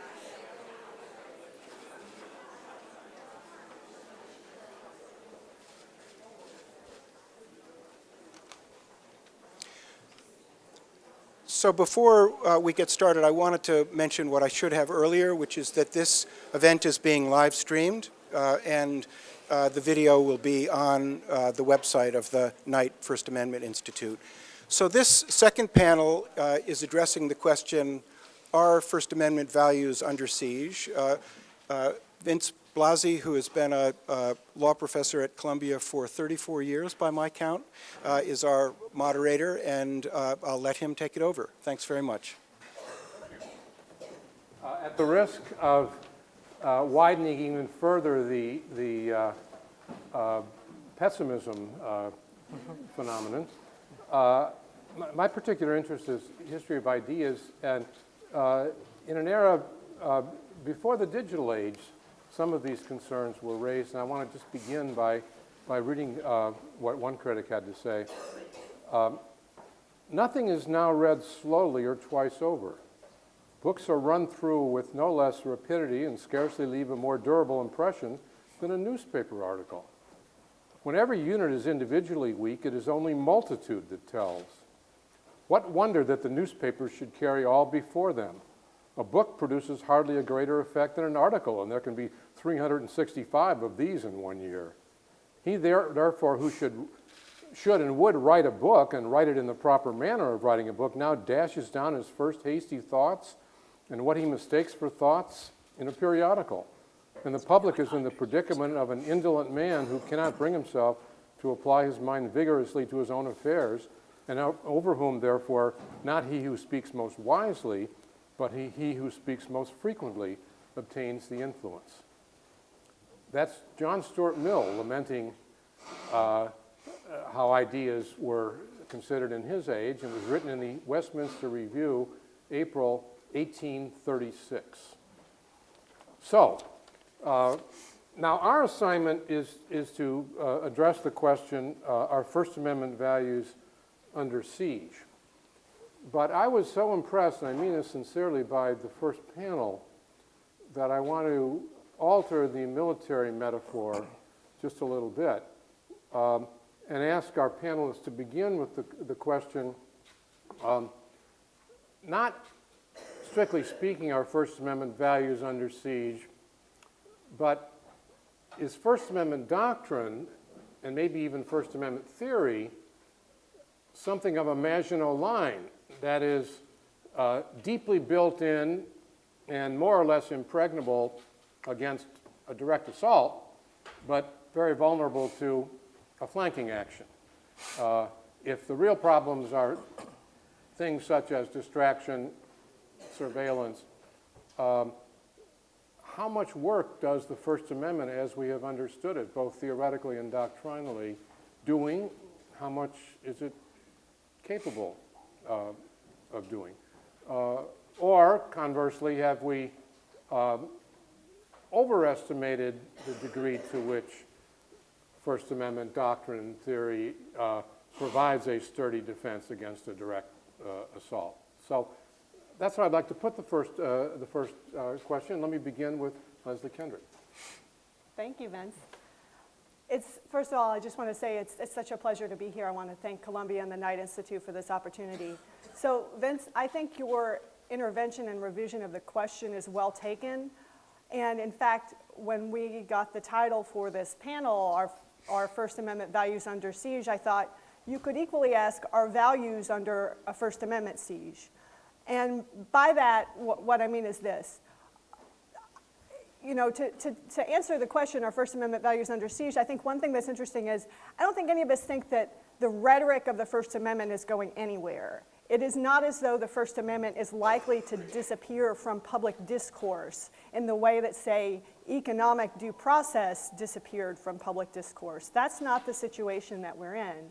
Instead, we're in a situation where I think First Amendment values can be a shield for things that many people in this room probably think are quite important, but can be swords for other types of purposes. I think you see this a lot in public discourse where people claim essentially immunity from criticism on the basis of the fact that they're exercising their First Amendment rights, as though everyone equally deserves a pat on the back for speaking their mind, as though we're forgetting that the Nazis march at Skokie not because we agree with them, but despite the fact that we disagree with them, and not everything that's protected by the First Amendment should receive normative endorsement. But leaving public discourse aside for a bit, I want to suggest that even when it comes to courts and judges, the idea of what the First Amendment is and what it protects is something that's open to question in ways that I think we should recognize and think critically about. So here are just a few quick examples. One, the Supreme Court case United States versus Alvarez, in which the Supreme Court finds quite a robust right to lie, unless your lie takes place in a specific context where there might be specific individuals hurt by it. The diffuse harm of just lying to the public apparently is not a cognizable harm under the reasoning of Alvarez. This is an attitude that might make sense in one context when we're thinking about the lies that we tell each other at cocktail parties, and takes on a quite different aspect when you have people writing completely fake news articles out of whole cloth and able to publish them in ways that look legitimate, are very different and difficult to distinguish from real news outlets, and able to disseminate them very widely. Second example, the recent immigration ban hearing, the case in the Ninth Circuit, a dissent by Judge Kaczynski, who says, you know, you really can't figure out the purpose of this ban by reference to the president's campaign statements. And one reason he gives for that is to do so would impinge upon the president's and other candidates' ability to exercise their right to free speech. So he cites McCutcheon, a First Amendment case, and suggests taking candidates seriously has some sort of bad effect on their exercise of their First Amendment rights. Now, there may be problems with discerning the purpose behind either executive orders or legislation through campaign statements, but I tend to think it's not a First Amendment problem. The argument that somehow it's a First Amendment infringement to take candidates at their word seems to me a perversion of what it is that the First Amendment is supposed to be about. Final example, lots and lots of different types of commercial interests have argued that the First Amendment immunizes them from having to provide information to the public. This is labels on, beef labels, labels on meat, posters in workplaces describing labor law. It's net neutrality. Verizon and AT&T arguing not only are these laws incorrect from an administrative law perspective, it violates our First Amendment rights not to be able to throttle content or block content.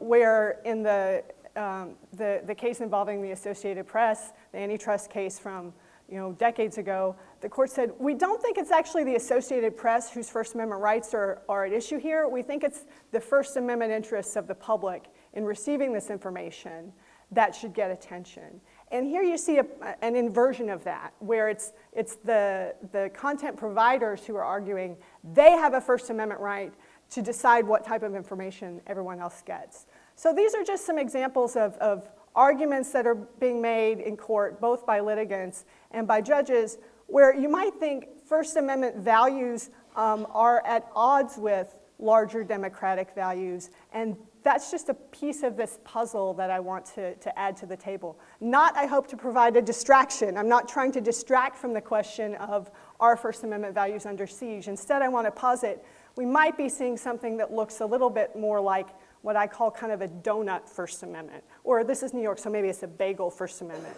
where the core press protections, protection for factual information, protection for speech that criticizes and questions the legitimacy of government policies is eroded in various ways, which we will flesh out here, but protection at the periphery for beef labels, for lies, that stuff seems to be growing as the middle gets hollowed out.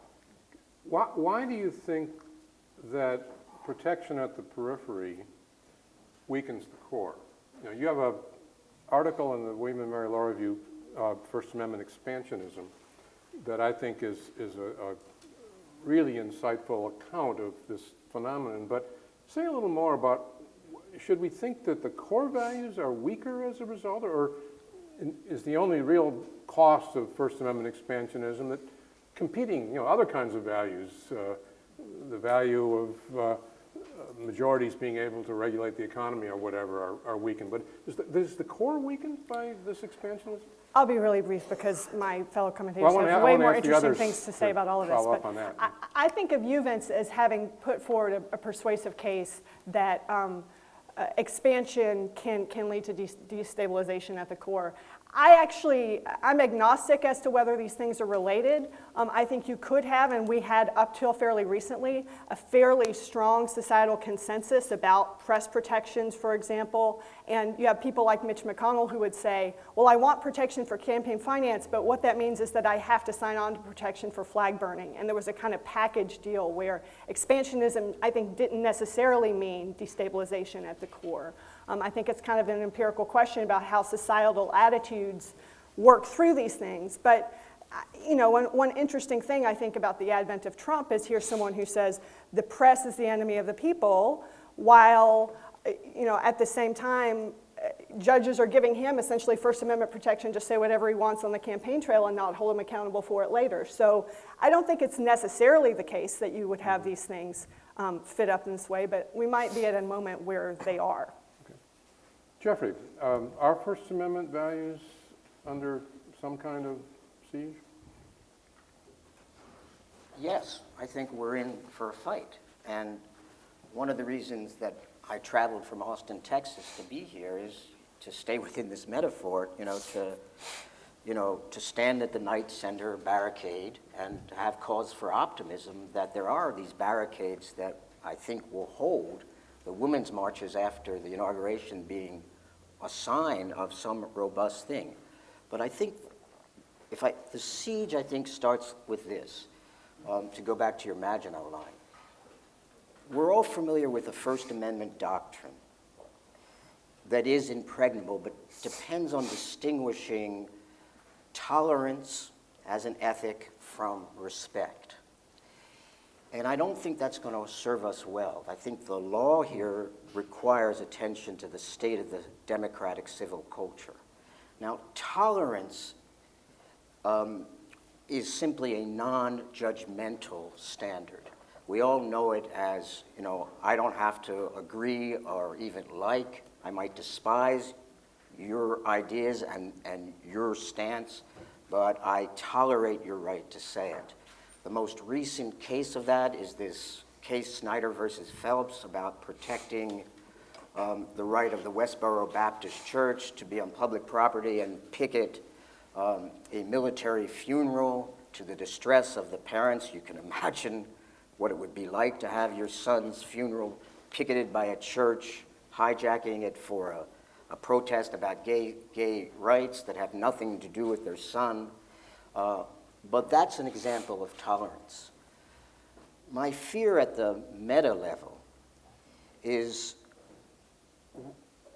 we are becoming a culture in which our ability to respect and flourish within our diversities, to really respect our differences, to learn from our differences, to know from our differences, is really, there's a perfect storm of factors that are weakening that Maginot line by leaving us with an ethic of tolerance, but our ability to genuinely respect what a democracy is in terms of the equality of people coming together.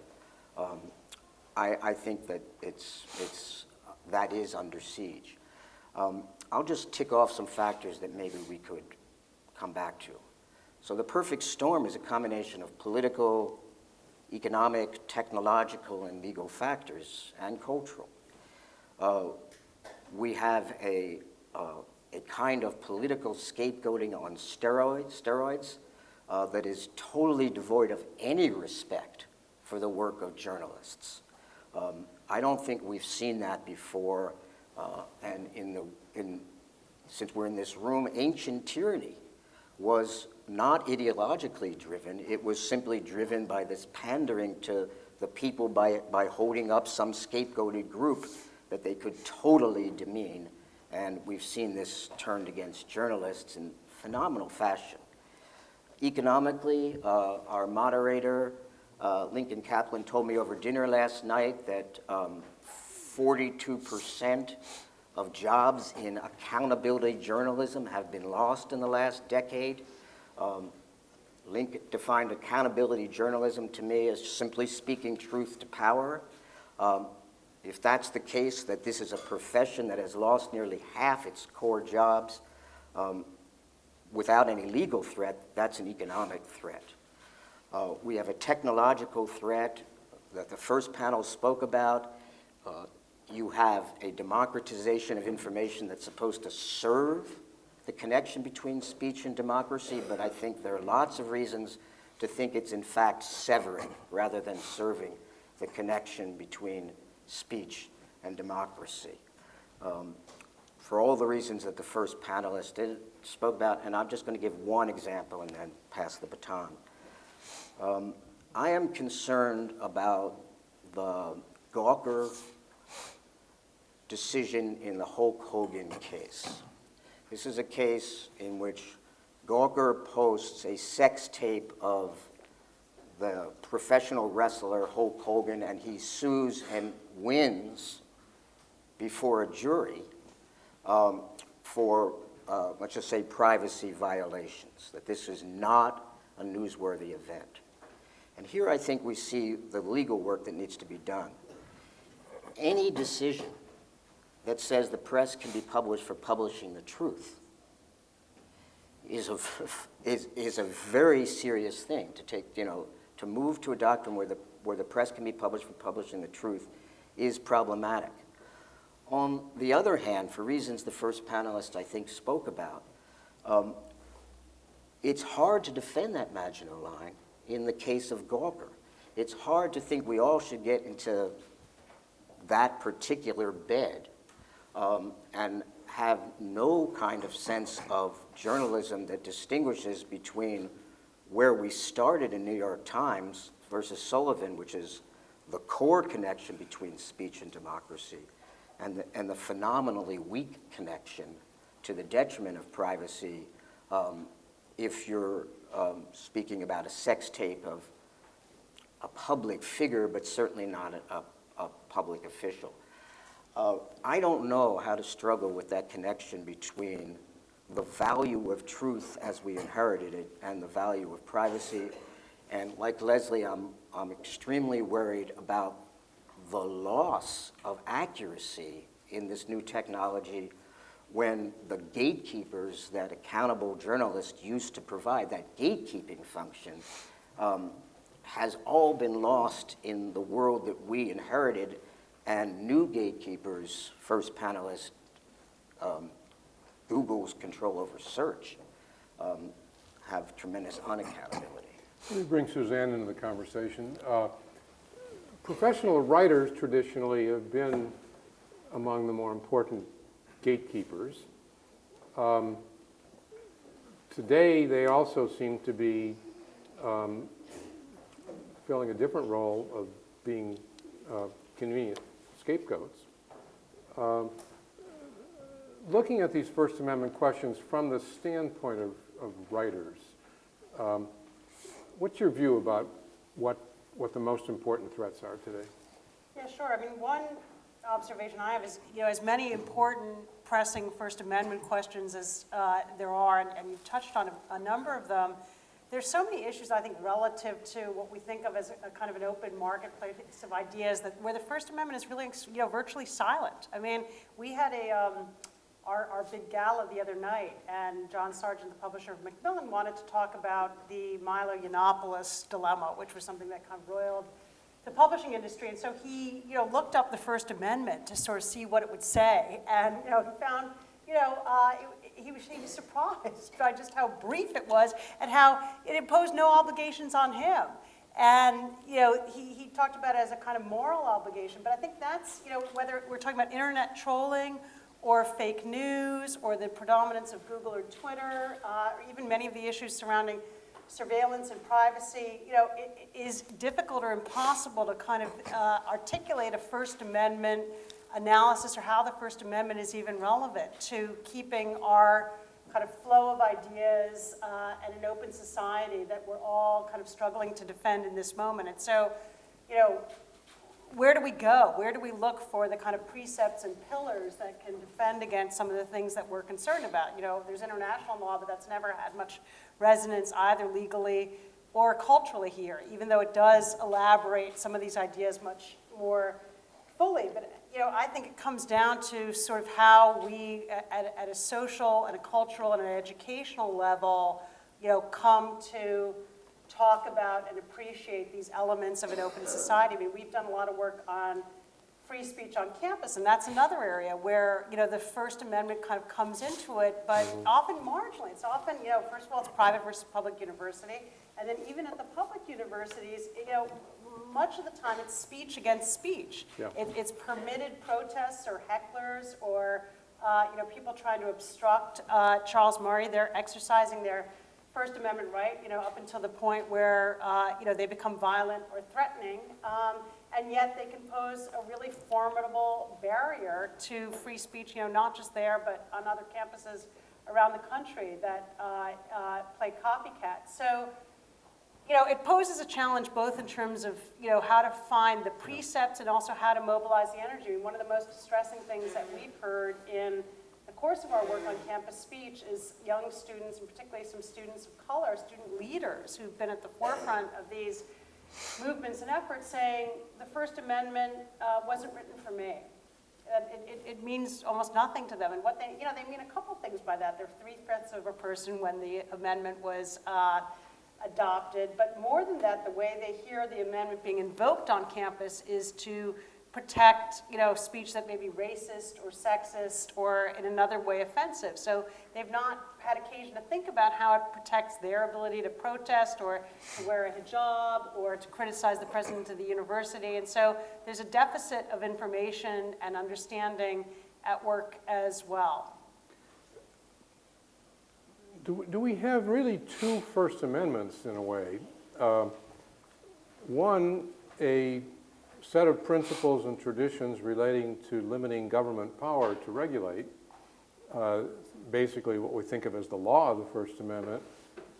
And second, a series of social norms that we believe have real content and ought to constrain various private actors, university officials, or even individuals deciding how to treat others who have ideas they take to be offensive. And if there are, in that sense, two First Amendments or two free speech principles, how do they relate to each other? Certainly, principles designed to limit government are going to be richly informed by phenomena such as distrust of government, limitations in terms of what can be proven in court and what remedies are efficacious and so forth. You might think that the private sphere of speech regulation, if we want to call it that, might be different in some detail. Jamal, I don't know if you want to address this, but I'd be very interested in your thoughts on that question. So I think certainly as a matter of tradition, as a matter of legal tradition, we've understood there to be more than one First Amendment in the sense that that suggests, Vince, that there's the world of legal regulation of government, legal constraint of government policy, and then there's a whole social universe that involves private actors. I'm inclined to think that that's a limitation on our imagination, and that if we continue to think of the First Amendment in only those terms, we're going to continue to be frustrated. The fact of the matter is the First Amendment can be understood as protecting a very wide range of values, and protecting those values not just in the sense of preventing the government from regulating, but in the sense of providing, assuming the government has some duties or obligations to provide a space for free discourse. That's not how the First Amendment has been understood traditionally, but that's on the table. And I think it has to be on the table if we're going to understand this problem in anything but very narrow terms. The First Amendment has been understood to protect individual self-expression, to protect the conditions for democratic will formation, to protect a certain tolerance. I know you've written about this a bit, Vince.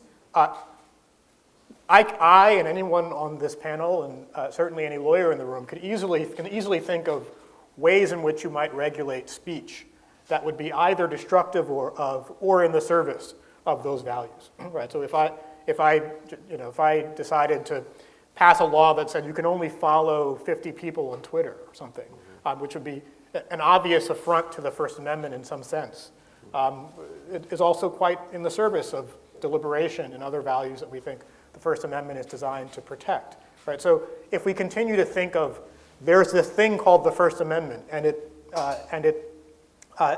is government censorship of political speech, and everything else is just some kind of interest the government has or interest that society has, then I think that's going to end up being too narrow to try to treat the kind of problems that have been identified in this room.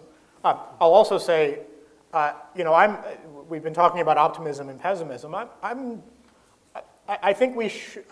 tend to think that we should be wary of perfect solutions, or wary of the notion that there's going to be a good answer to these questions. If you democratize freedom of expression without censorship, it is going to be very difficult to have a conversation. We don't trust the censors, and we have good reasons not to trust the censors. But that's going to require a very delicate balance of a lot of very contextual factors. Our First Amendment doctrine, to go back to Vince's original question as to whether doctrine is up to this challenge, our First Amendment doctrine tends to be fairly categorical, right? The question a judge wants to know is, does your speech or does this actor fall into the category of what the Constitution protects? If not, we're going to kind of let the regulations fine. If they do, the regulations presumptively problematic. I think we need to think in a much more nuanced way. And so, going back to these examples of lies, or the example of the Gawker case, right? It will be the case that sometimes lies are perfectly innocent. Sometimes it's totally inappropriate to regulate lies.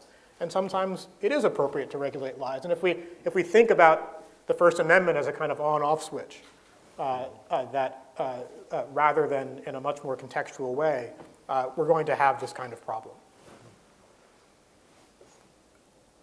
I want to go back to what Jeffrey mentioned, that tolerance is something that in some ways doesn't come naturally.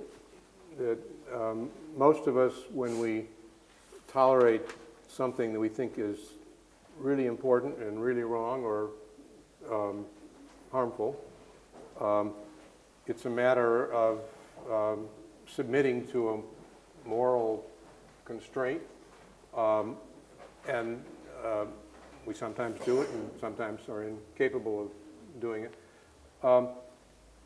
Is it the case that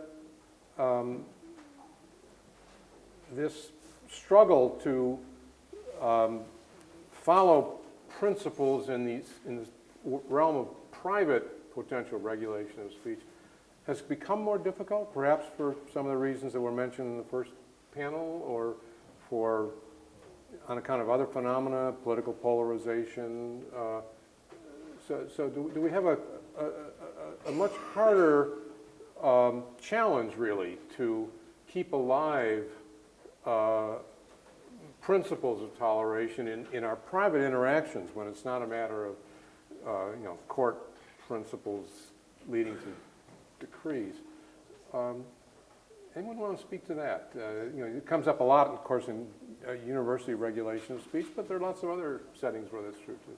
I think there's two countercurrents almost that I see. I mean, one is among young people, there's sort of a radical tolerance that is coming into being that you hear, when someone gets up and talks about, all the categories of, that they fit in and all the categories that they want to see tolerated and welcomed and embraced, all the categories of gender and sexual identity and race and undocumented immigrants. And there's a kind of intrinsic understanding, I hear students speak that you have to kind of encompass and embrace and defend all of that all of those identities need to be respected, and that if you're a gender rights advocate or a racial justice advocate, you've got to kind of make space for all of that in your worldview. So I think, that's, to me, a very hopeful aspect of this, which is I think there is a kind of deeper level of, not just tolerance. I mean, to your point about there being tolerance and kind of understanding and respect as a further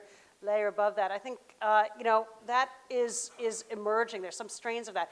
There's also this very powerful countercurrent, which is, in our work on campus speech, looking at the demographic changes that are taking place in our society and kind of more rapidly on campus, where we're becoming minority as a nation, and white Americans will be, in a matter of a couple of decades, a plurality rather than a majority, and that's already the case on many of these campuses. That that requires some rethinking of how the university operates, what it takes to make people comfortable in a classroom and able to participate fully. And then on the flip side, there's a very entrenched kind of fear and resistance to that can stoke intolerance and lack of respect and understanding and a kind of very harsh backlash. So I think there are those two kind of countercurrents that we see in tolerance. I don't know what, if anything, our law, obviously we've plenty to say on non-discrimination, but this, deeper level of sort of psychosocial understanding and appreciation is something that I think is hard to legislate or regulate. Jeffrey, you have anything? Well, let me ask Suzanne a question then about campus speech, and just to take that example. So I find myself teaching at the University of Texas after a lifetime of teaching in private New England colleges and universities. And protests at the University of Texas are a different kettle of fish than what I was used to. So what do you do with an example like this? To its credit, the university enrolls and protects undocumented students. There is a campus protest by a group opposed to enrolling and legislated money to give scholarships to undocumented students. They appear in sombreros, bandanas, a not quite blackface, but total ridicule of a student population. On the one hand, we're supposed to tolerate that protest. On the other hand, within the egalitarian underpinnings of the connection between speech and democracy, this is a group, I'm choosing this example, this is a group that is trying to silence to the point of exiling, eliminating from campus, an entire group. And you're in the state of Texas where these things have tremendous resonance, so that the university is a tiny oasis in a very tense situation. What would you want me to do as a professor to sort of, let's put aside the law of the First Amendment and just talk about the social norms. What do I want the next generation to inherit about that norm in a case like that? I mean, does Penn have a position on a thing like that? I mean, here's what we would say, I think. It poses a hard case. The university sort of has this dual role. I mean, on the one hand, it's a forum for all ideas, and if a student group has organized that protest, I would say the university should not shut it down just because it knows that the content, and the costumes and whatnot are going to be offensive. At the same time, I think the university has an obligation to speak, it's also a moral actor, and I think it has an obligation to speak out very forcefully and vociferously at a high level to say, we reject this, and reaffirm, if they have a policy that allows those students to enroll, that protects them in some way, to affirm and reiterate that, to offer support to students, for whom that protest is, and it's not just offensive. I think it can be, I do accept at some level it can be, really undermining and psychologically damaging to be on a campus where that is taking place. So I think it's a dual role that they have. It's not a comfortable position. Nobody will be entirely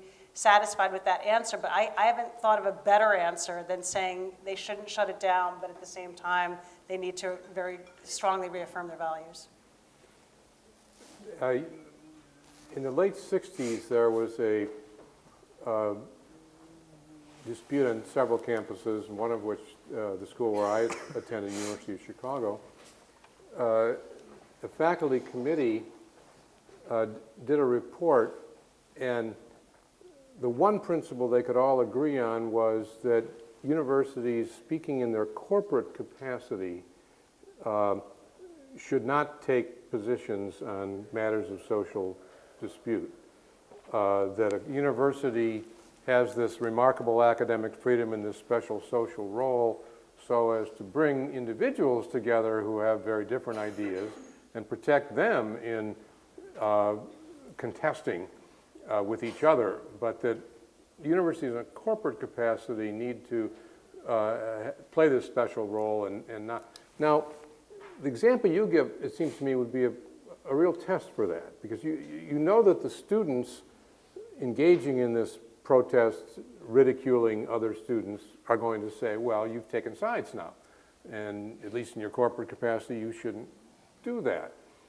The university can say, well, we may not have a role to take sides in most issues on the political agenda, but this has to do with our functioning as an educational institution, and to have some of our students subjected to this kind of ridicule, we do have a stake in that, at least, in a way that in a classroom, I would have no compunction as a teacher in my classroom kicking a student out of the class who repeatedly engaged in racial or gender epithets or even stereotypes, mocking fellow students in that class, because it would ruin the capacity of conducting the class.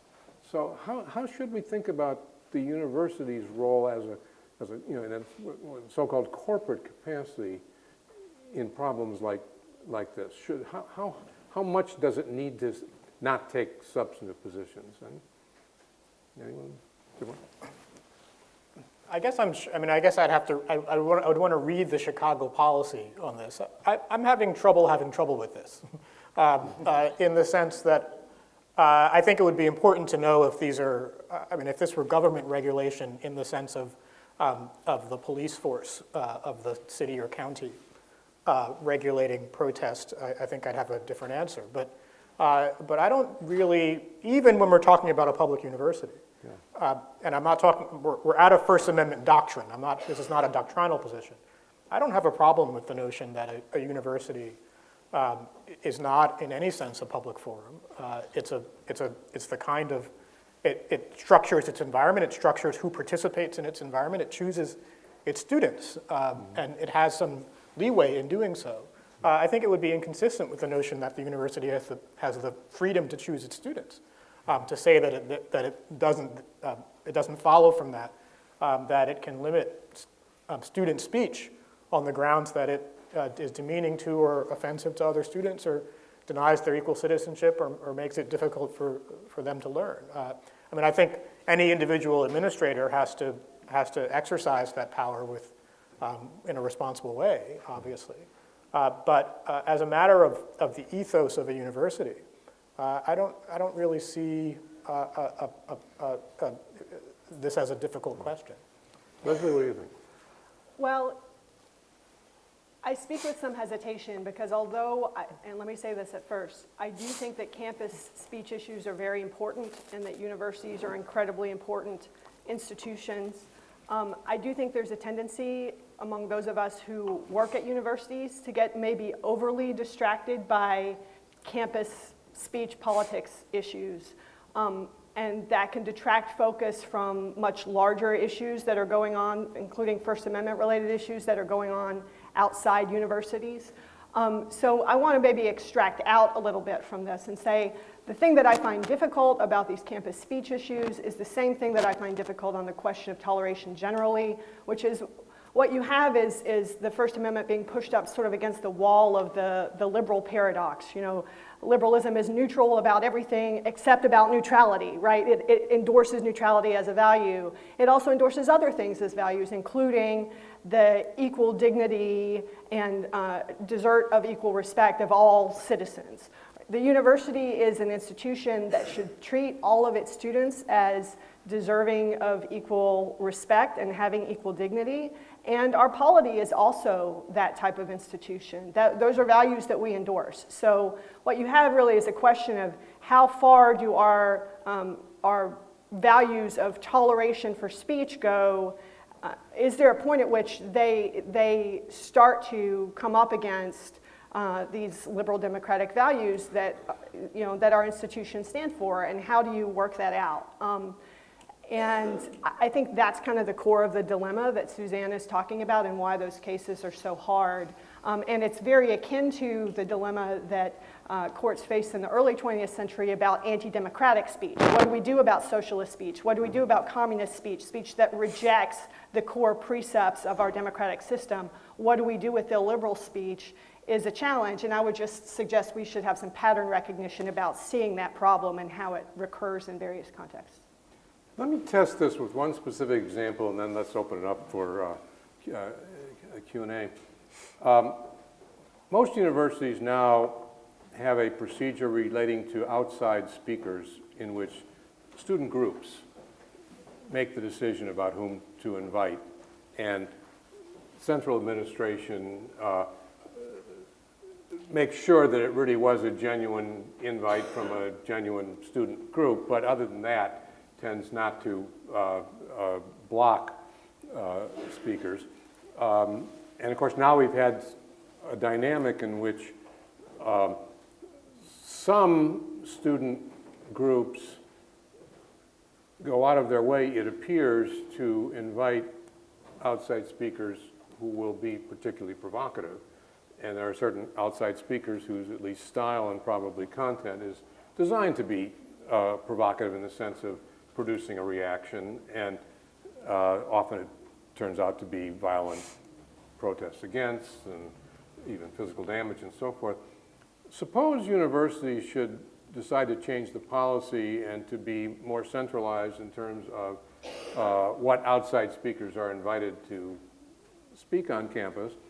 And suppose universities particularly try to differentiate between speakers across the full spectrum of political views whose at least basic style and content is academic or maybe by some measure responsible, compared to other speakers who are thought to be not engaged in anything that could lead to a constructive dialogue or the like.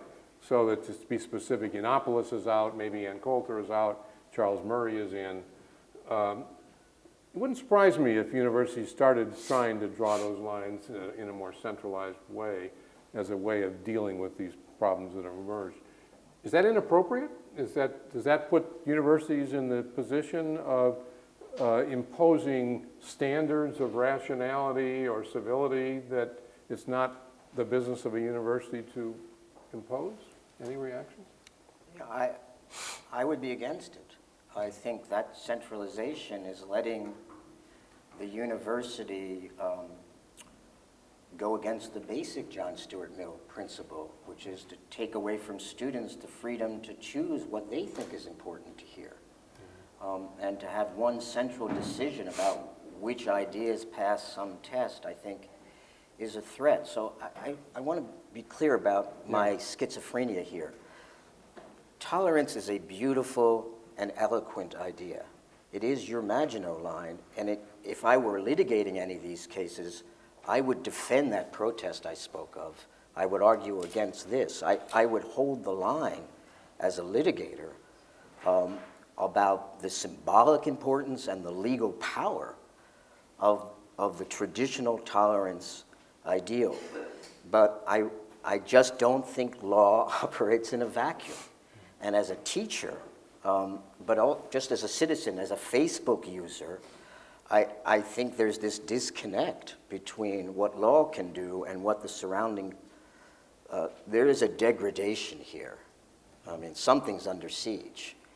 And so if we took Leslie's initiative and sort of tried to expand it from the campus, so you could imagine there's a protest on campus, there's also a Facebook issue where maybe someone posts the video. Now, so you have this problem of what the standards are on campus, but you also have the problem about these powerful new actors who are private. The First Amendment doesn't apply. We don't really have any considered doctrine yet about, you asked this question about private actors and to what extent, just to be doctrinal for a second, public forums and limited public forums and common carriers, to what extent any of that applies to Instagram. Are they just free to make their own decision about whether to publish a nude picture or publish what this particular protest? That allows a tremendous opt-out in the connection between speech and democracy to the key channels of communication. Yeah. So I worry about that opt-out that's going on in our culture as well as the university part of it. Others want to address it?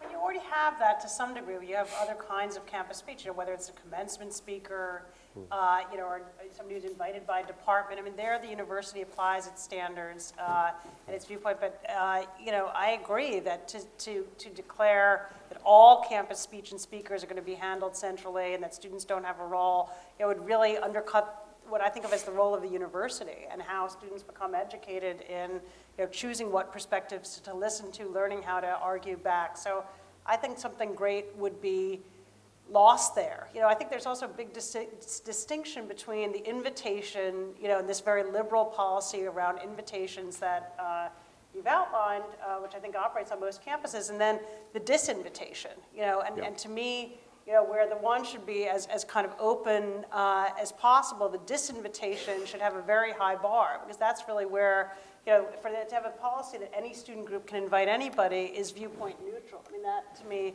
upholds, I think idea that those Chicago principles we're trying to get at, which is that, at least on the one hand, the university has to be a forum for all ideas, but then to disinvite, is to take a position and to silence, and I think that needs to happen in only the rarest of circumstances. Let's have questions. Far back there. No, you black shirt. Oh, great. Nico Perino, I'm Director of Communications at the Foundation for Individual Rights and Education. Yes. My name's Nico Perino, I'm with FIRE. We've heard a lot of discussion this morning in both panels about Donald Trump and then sort of like the civic value of free speech. I was wondering if that's really where the First Amendment is under siege right now. Is it with the students on campus, or is it with the public at large that's dealing with misinformation campaigns, whether they're in the United States or abroad in places like Turkey or Russia? Or are First Amendment values also under siege in the legislative branches or in the courts? Because I haven't heard much discussion this morning about what the courts are doing with the First Amendment. Anyone want to? Sure, I'll say a bit. I think my sense is that First Amendment values, I hesitate to use the word siege because I think that might overstate the problem, but I think First Amendment values are certainly under threat, but I think that they're under threat from other plausible First Amendment values, right? And so, as I think about a whole range of issues, not just campus speech, but when I think about campaign finance, for example, is a pretty obvious one. For me, the First Amendment's on both sides of the ledger. I think in our courts, I think is a broader problem than a First Amendment problem. But I think American courts have a lot of trouble dealing with problems in which they understand rights to be on both sides of the ledger. They tend to like to think about problems as there's a right on one side, there's a government interest on the other side, and maybe some balancing has to happen. But I think we need a better language for thinking about situations in which the government's interest is a constitutionally informed interest. And again, the US courts, I think, don't tend to talk in that language, but I think that language is essential for the First Amendment. I would echo what Jamal said, and a point here, and I think this is a point that's been touched upon by many people, but part of what both courts and legislatures do is try to shape values in a particular context. And I think it's easy for us in talking about First Amendment values not to recognize the relationship between facts and values. And I don't have any answers. I don't even have a good pithy diagnosis of the problem of what we have right now. I think what we have is a lot of rhetoric that's anti-First Amendment at the same time that we have a lot of rhetoric that's pro-First Amendment, but that the different values behind these different instances of rhetoric, if you dig a little deeper beyond just the fact that people are putting the First Amendment label on it and it somehow involves something that's made of words, the values tend to be quite different. And getting underneath there is difficult. And I think that that's part of what Jamal is alluding to, that if you break apart the idea of First Amendment values, you'll see lots of different values and values that actually trade off against each other.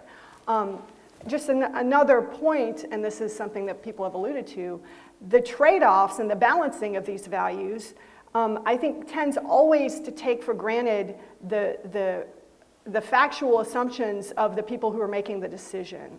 And then you get a doctrine that is divorced from those factual determinations, but kind of arose from the factual determinations. So for example, I think the actual malice standard is something that comes out of a particular factual framework that built in certain assumptions about what journalists do, the relative frequency of misinformation, the likelihood that misinformation would be intentional versus inadvertent, and the overall value of the press to society. And in that particular case also, factual awareness of how libel law was being used in Alabama with regards to the Civil Rights Act. So lots and lots and lots of different factual pieces of information going into a standard, which then becomes a very permissive standard that kind of floats free of those factual determinations.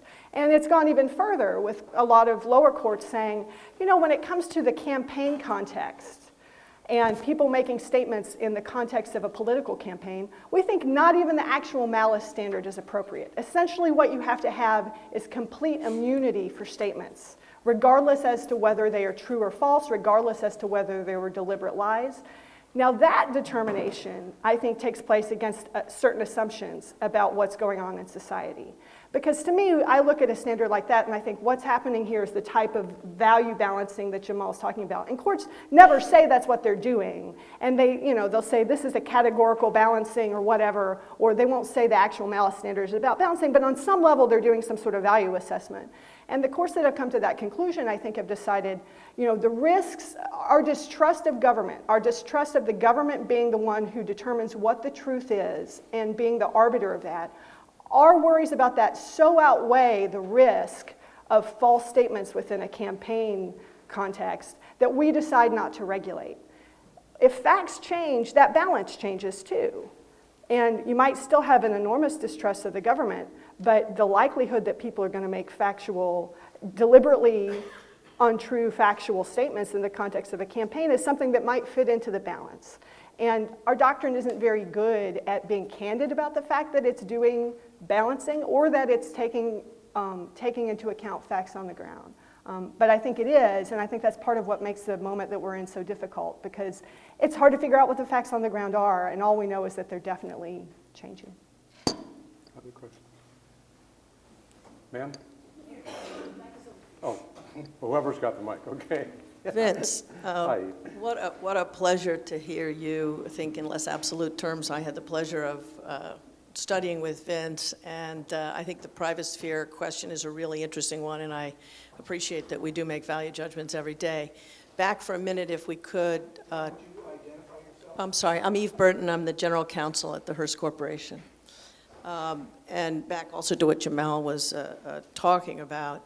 In the context of colleges and universities, I think it really is a great ecosystem for us to consider solutions or not, depending on our views. But I go back to, Vince, what we learned from Alexander Michaeljohn when I was at Columbia Law School. And he famously wrote, which I pulled up, "The First Amendment is not the guardian of unregulated talkativeness. What is essential," he said, "is that everyone, not that everyone shall speak, but that everything worth saying shall be said." And he was speaking as the president, I think, of Amherst College at that point. So coming back to your question and your sort of proposal, could you have something that was, we've looked at it as sort of decentralized with students or centralized with universities, but could there be something that was sort of more of a true content-neutral gating system so that you actually got the very best speakers on every side of the social spectrum? We do that in curriculum. We do that, as someone said, in admissions for colleges and universities. I mean, to just say it's too hard to do when we're outside of the core speech, which I feel very differently about, when we're outside of core speech, isn't it actually more productive to more speech if you can hear each other and have some process by which you desensitize the violence that's occurring on campuses by having a very robust, not vetting process, but discussion process prior to the speech coming onto campus? And I'm wondering if you all could just talk a little bit more about that. I take our colleague from Texas doesn't like that, but is there something more that could make that more First Amendment friendly, but also begin to bring more debate and dialogue actually to campuses? I mean, to me, kind of, I don't know if I understand it that well, but it sounds like, how faculty are chosen. It's like the very best that a university can bring on, and those are people who are given a platform, day in and day out to shape the discourse on campus. I think with speakers, it's more ephemeral, and I think the problem is, who decides what is the very best? There are genuinely different views. I mean, there are, views that we might, collectively just categorically reject and think are ridiculous and are fake and mendacious, that somebody else, would think are really credible and need to be heard. And so I don't think you can separate it from politics. And I think the very high standards that apply for hiring faculty and scrutinizing their work and inviting someone to be a part of a campus, I think there's a good reason to have a different level of people who are allowed to enter into discourse. Because, it's not like their ideas won't be heard. They'll be heard on social media and on the internet, and never tested in a forum like this where people can kind of push back and unpack and, dismantle their arguments, and students, get to see that give and take. So I think the idea that, in this day and age particularly, that kind of not inviting someone to campus or disinviting someone from campus means their ideas are completely excluded, is also not correct. So I think kind of airing it out, if there's a student group that wants to invite, allow them to do so and air it out and try to keep it peaceful. Other questions? Can I just... Yeah, oh, sure. So trying to respond to both the fire and the general counsel Hearst together, so just consider these things off campus. I mean, recent Court of Appeals decision saying that the government can close the Jefferson Memorial to protest. It was a silent expressive dancing. Just close it. Can just have an absolute ban because it's government property. So no First Amendment analysis at all. Public employees, recent decision saying public employees, when they whistleblow, if they're speaking as an employee when they whistleblow, do not get First Amendment protection. Compare those recent cases in which, even as the First Amendment expands in covering videos and other things, the opportunities to speak that government wants protected are shrinking. Compare it to one of the most important events judicially in the civil rights movement, which is in the final Selma to Montgomery March. That required, since it was now going to be thousands of people essentially closing the highway, the main thoroughfare, which is not a traditional forum for speech when it's thousands of people, that required a federal judge to impose on government an obligation to open up that highway to that protest, to that speech, because he made the substantive argument that you can't be blind to the connection between speech and democracy. You know, the highway. I don't think you'd get a federal judge today.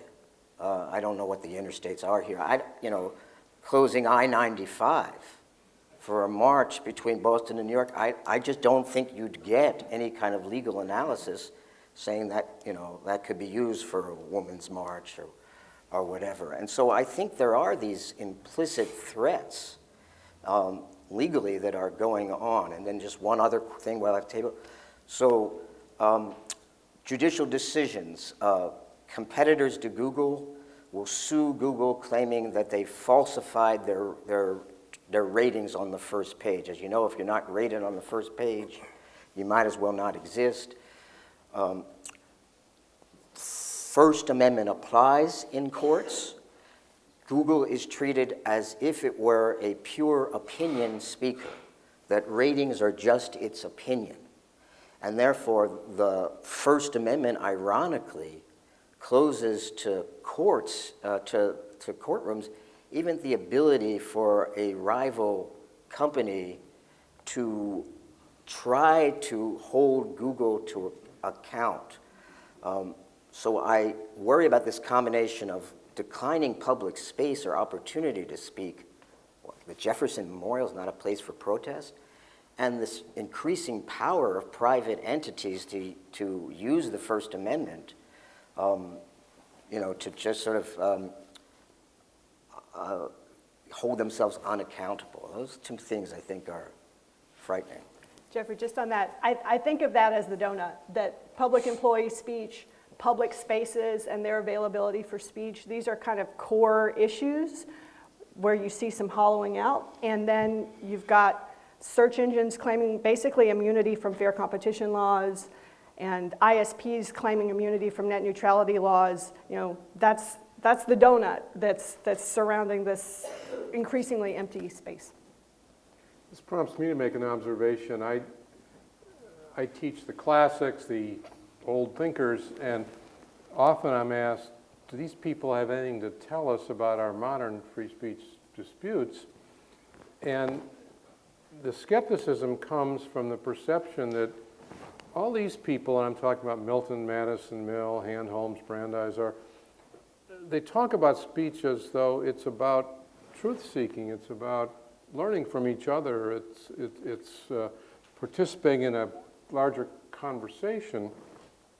So much of the modern speech disputes are either about leveraging your own power through words, or back to Tim Wu, getting attention. You know, the reason you want to have the power to bring hundreds of people together in a march is to get attention. The reason you want to burn a flag or use a swear word in a courthouse corridor is to get attention, so that in a way that these modern disputes are so often, and partly because of these other forces, about matters that are not what the sort of historical analysis, you know, was largely about. Questions? No. Hi, I'm Vicki Baranetsky from the Reporters Committee. And my question, I think, dovetails actually very nicely from this just last conversation, which is the answer, do we think more of the answer lies in technology or the law? And to marry this first panel, to marry the first panel with this panel, I think one way to look at it would be, does attention disrupt tolerance? So perhaps in a technological realm, we have so many blasts of tweets, of ideas, and it's not the same thing as sitting and tolerating an idea in the way that we're used to. And perhaps that's not something that can necessarily be fixed by doctrine. And I guess I'm just wondering a response, a reflection on that notion.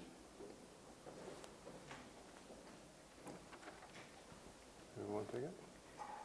Well, I think of this as a problem of sort of East Coast code versus West Coast code. You know, the U.S. reports the codes over here and the statutes over here versus the sort of West Coast technology-driven coding solutions to things. And to some extent, I think East Coast code is always following and trying to keep up with West Coast code. You know, you can't sort of regulate the directions that West Coast code is going to take us. So I don't know if I would locate a solution in either place necessarily, and I don't know that there are solutions. I think we certainly can't stop the train of technology. One thing we can do is try to be mindful about these things and think about how these things interact with each other, and also, you know, on the jurisprudence side of things. I don't have a perfect formula for what the First Amendment is or how you trade off values, but I think what's clearly not the right answer is to say because something is made of words, therefore it gets full immunity under the law. And just because code can be characterized as information, therefore Google is immune from any sort of antitrust regulation, and there's absolutely no way that East Coast code can regulate West Coast code. So I think we can recognize what's not the answer, although I'm struggling to figure out what the right answer is. Can I just, just to add a little bit to that, we've been treating, speech words are a heuristic. At least that's how I like to understand protection of speech in the Constitution. The court, and this is consistent with Snyder versus Phelps, where I think this is said almost explicitly, treats speech as if it's the thing. Right? If it's in the form of words, then that's the end, and that's what we're interested in. And I think part of the problem that I think the question identifies is that courts like to have rubrics for solving future problems, right? And they like to govern by rules. We've in a lot of ways and for lots of reasons lost our ability to govern through laws and through actually experimenting with policy, as opposed to thinking about the First Amendment as this is just a thing that the courts employ in order to regulate speech. It's a backstop in some ways. There are going to be lots of areas in which the First Amendment doesn't matter because it doesn't actually implicate the types of regulations the courts are interested in, without thinking about, well, are there ways in which we can use policy to shape freedom of speech and to shape free expression? And then the question becomes, what do courts do with that? And then my answer would be, courts need to show some degree of respect for the complexity of the problem being identified, the deliberative process that goes into crafting a policy solution to a problem, and then we look at what the details are, right? And we have to, so it's not just about courts crafting rules, it's about coming together to try to think through policy, sometimes by government, sometimes it'll be by private actors, but we've sort of lost that as part of our free speech discussion. If only we had another half hour, all would be revealed, but lunch is next, and that takes priority.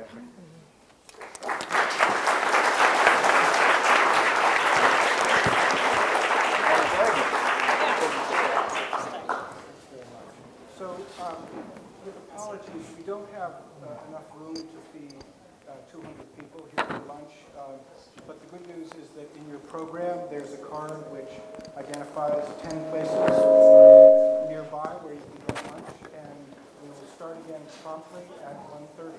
Thank you.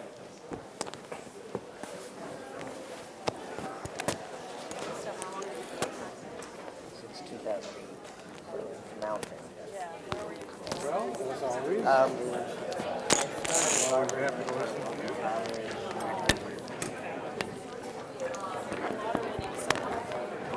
Right. And the disputes were intramural.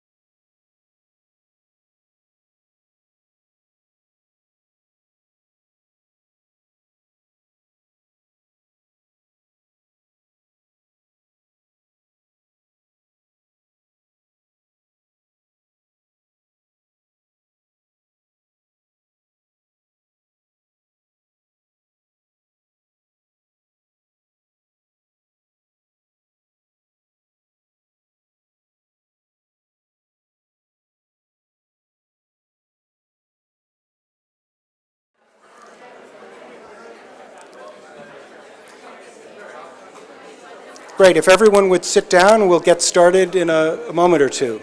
Thank you very much.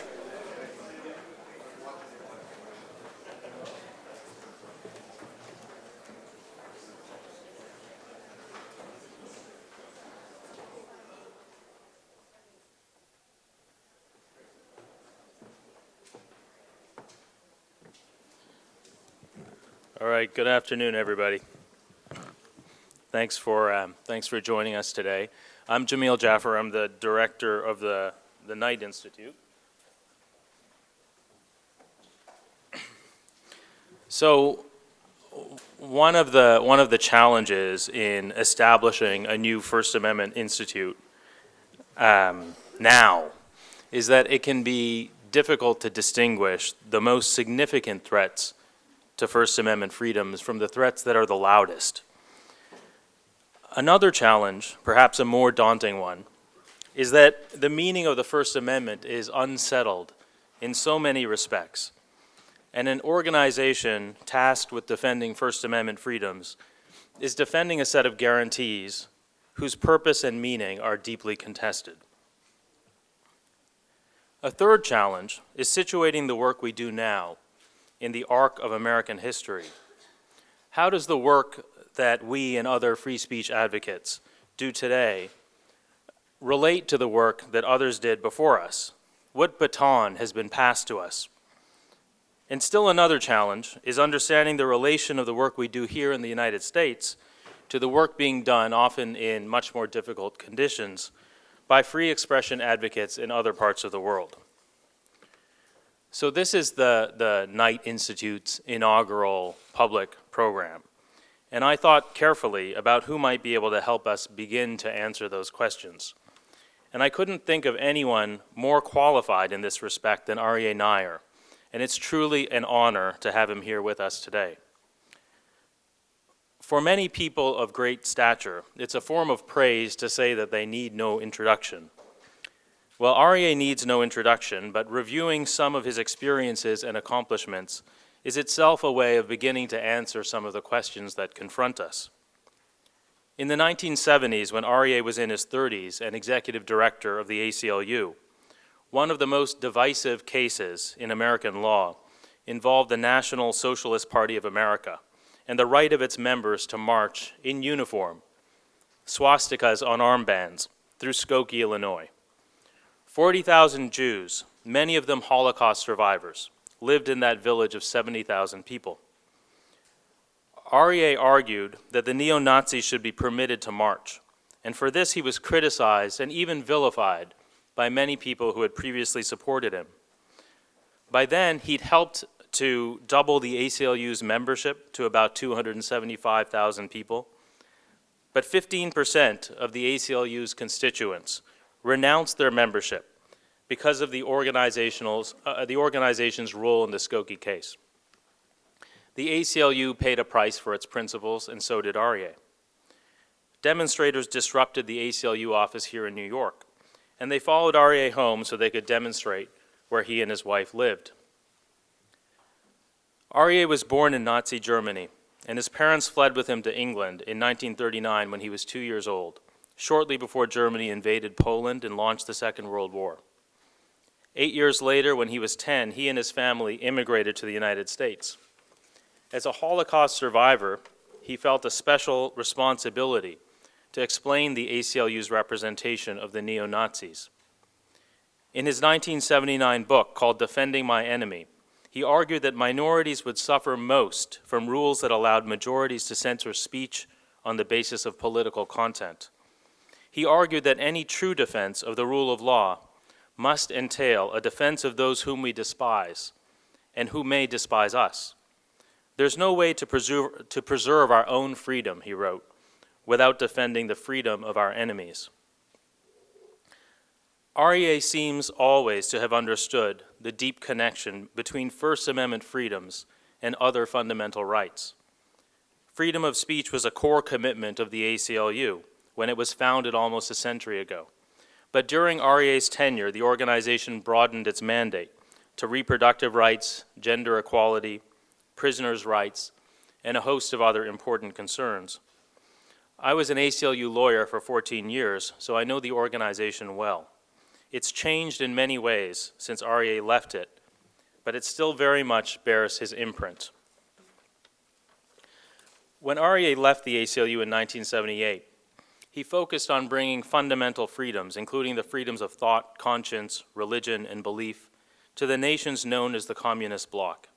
He co-founded an organization called Helsinki Watch, which advocated for the protection of human rights described in the Helsinki Accords, which was signed by the United States, Canada, and almost all European nations, 35 nations in all. Helsinki Watch eventually became Human Rights Watch, with REA its leader for a dozen years. He built it from a modest and fairly obscure institution into one of the world's most influential human rights organizations. But it was through his work at the Open Society Foundations that REA helped turn the human rights movement into a global force. In the 20 years that he was the organization's president, the Open Society Foundations grew from being grant makers focused primarily on Eastern Europe into a truly international network. By the end of his presidency 5 years ago, OSF was engaged with every region of the world, sometimes as the sole supporter of efforts to promote civil and political liberties and protect the rights of minorities, democratic governance, and respect for the rule of law. In the New York Review of Books, Michael Ignatieff wrote that if George Soros is the only American citizen with a foreign policy all his own, Nair has been his Secretary of State. In his memoirs, Taking Liberties, REA acknowledges that he has a reputation for being strong-willed. If you read the memoir, you'll find plenty of evidence that this reputation is well-deserved. In this case, however, strong-willed means resolute and decisive against the forces of tyranny and totalitarianism. In addition to requiring intelligence and fortitude, the work he's done so remarkably has required a fierce dedication, which he has demonstrated for 6 decades. It's an indication of how much he has accomplished that I am only now, at the end of my long introduction, getting around to mentioning, almost as an aside, that REA was involved in the founding of 3 organizations focusing specifically on free speech: the Committee to Protect Journalists, Article 19, and the Media Legal Defense Initiative. It's a privilege for me to introduce REA Nair, a visionary and immigrant who has done as much as any native-born American to protect and strengthen the rights of people in this country, and a defender of human rights around the world.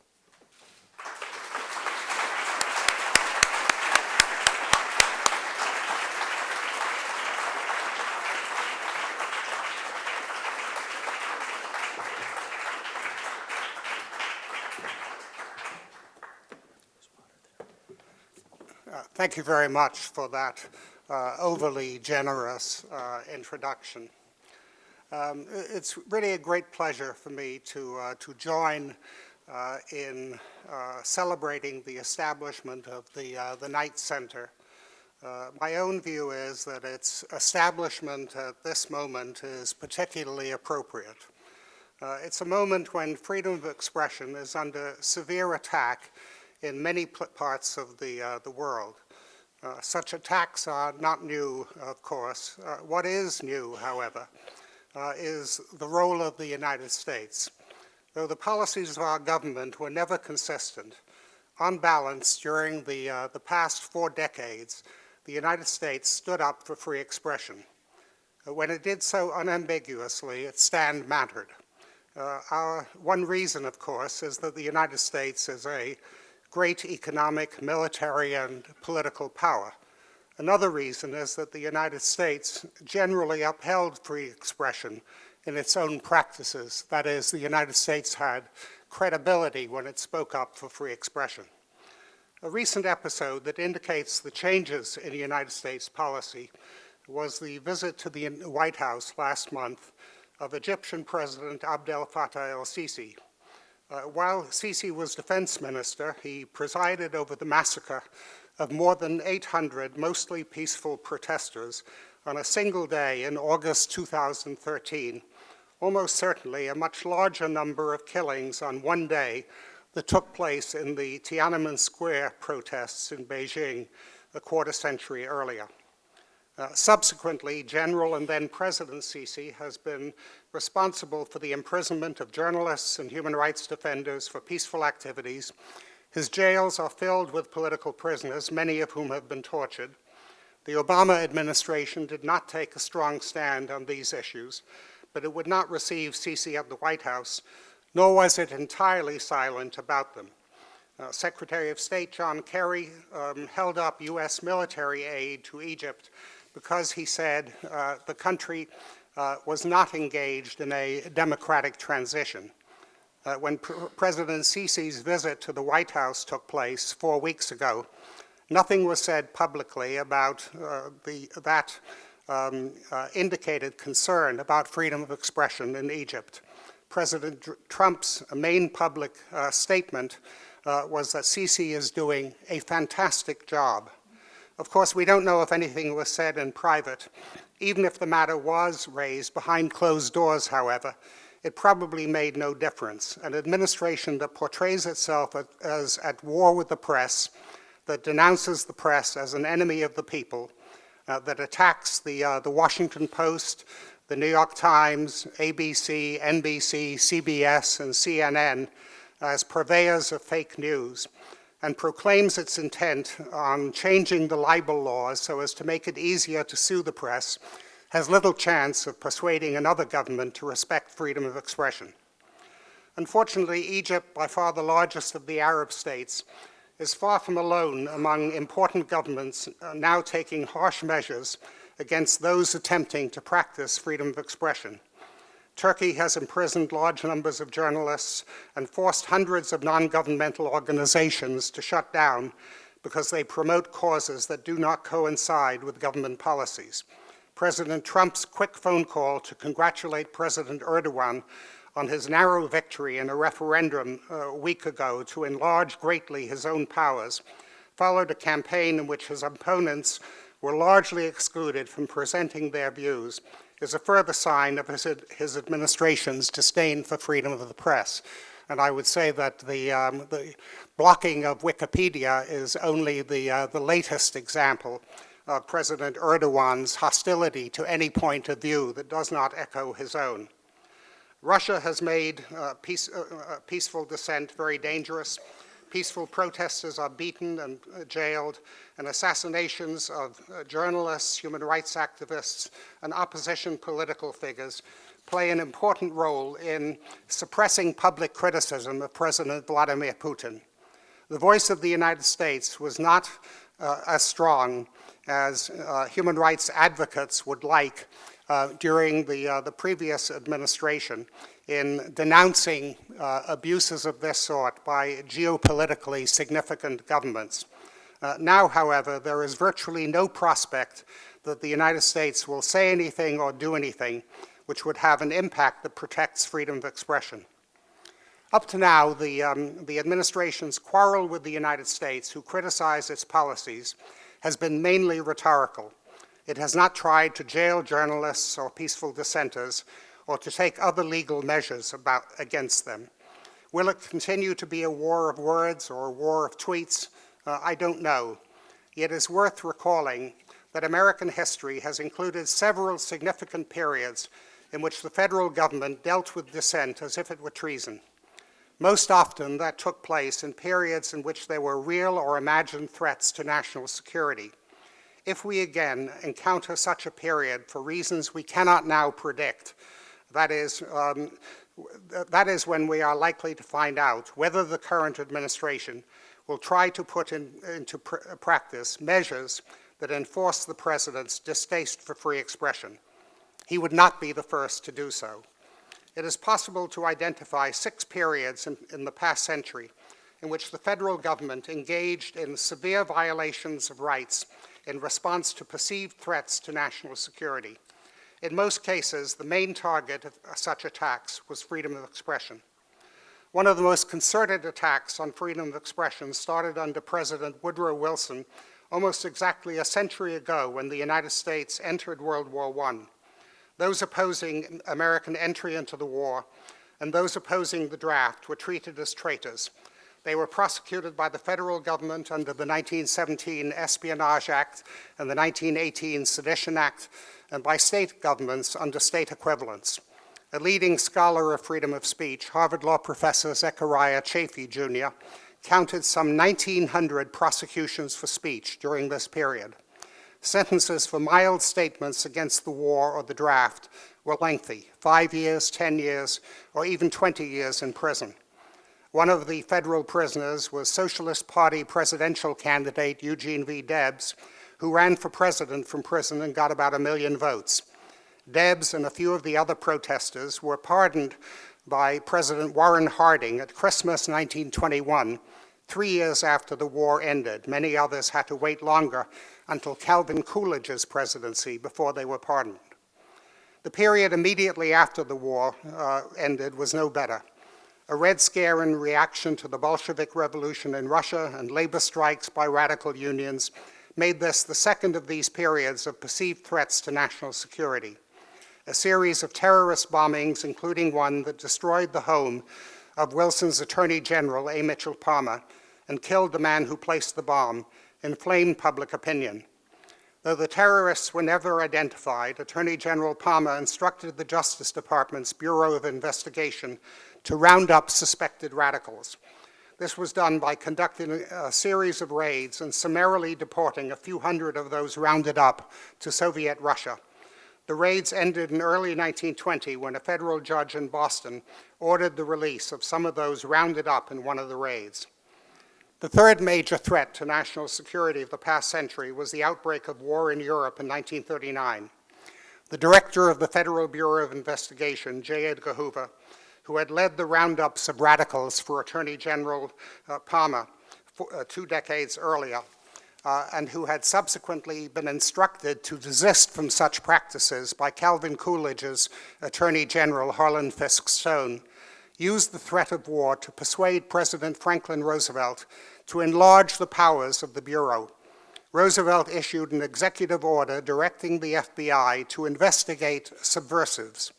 It was this executive order that Hoover subsequently cited throughout his long tenure at the FBI until his death in 1972 to justify the Bureau's focus on dissenters, including the infamous campaign to discredit the Reverend Martin Luther King, Jr. In addition to enlarging the powers of the FBI, Roosevelt's actions in response to the threats to national security caused by the war included, of course, his order for the internment of more than 110,000 Japanese Americans for most of the war, and his failure to veto the Smith Act of 1940, which made it a federal crime to advocate the overthrow of the United States government.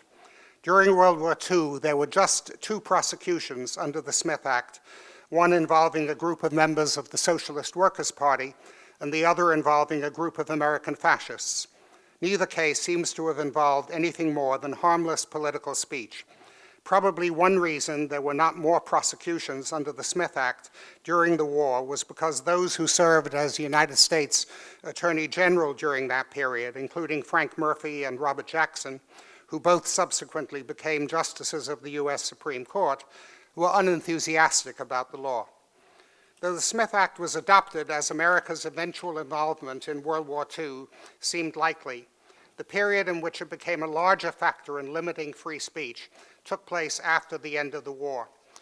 During the post-World War II Red Scare that marked the onset of the Cold War with the Soviet Union, the fourth of these periods of major threats to national security, it became the principal instrument for prosecuting American communists.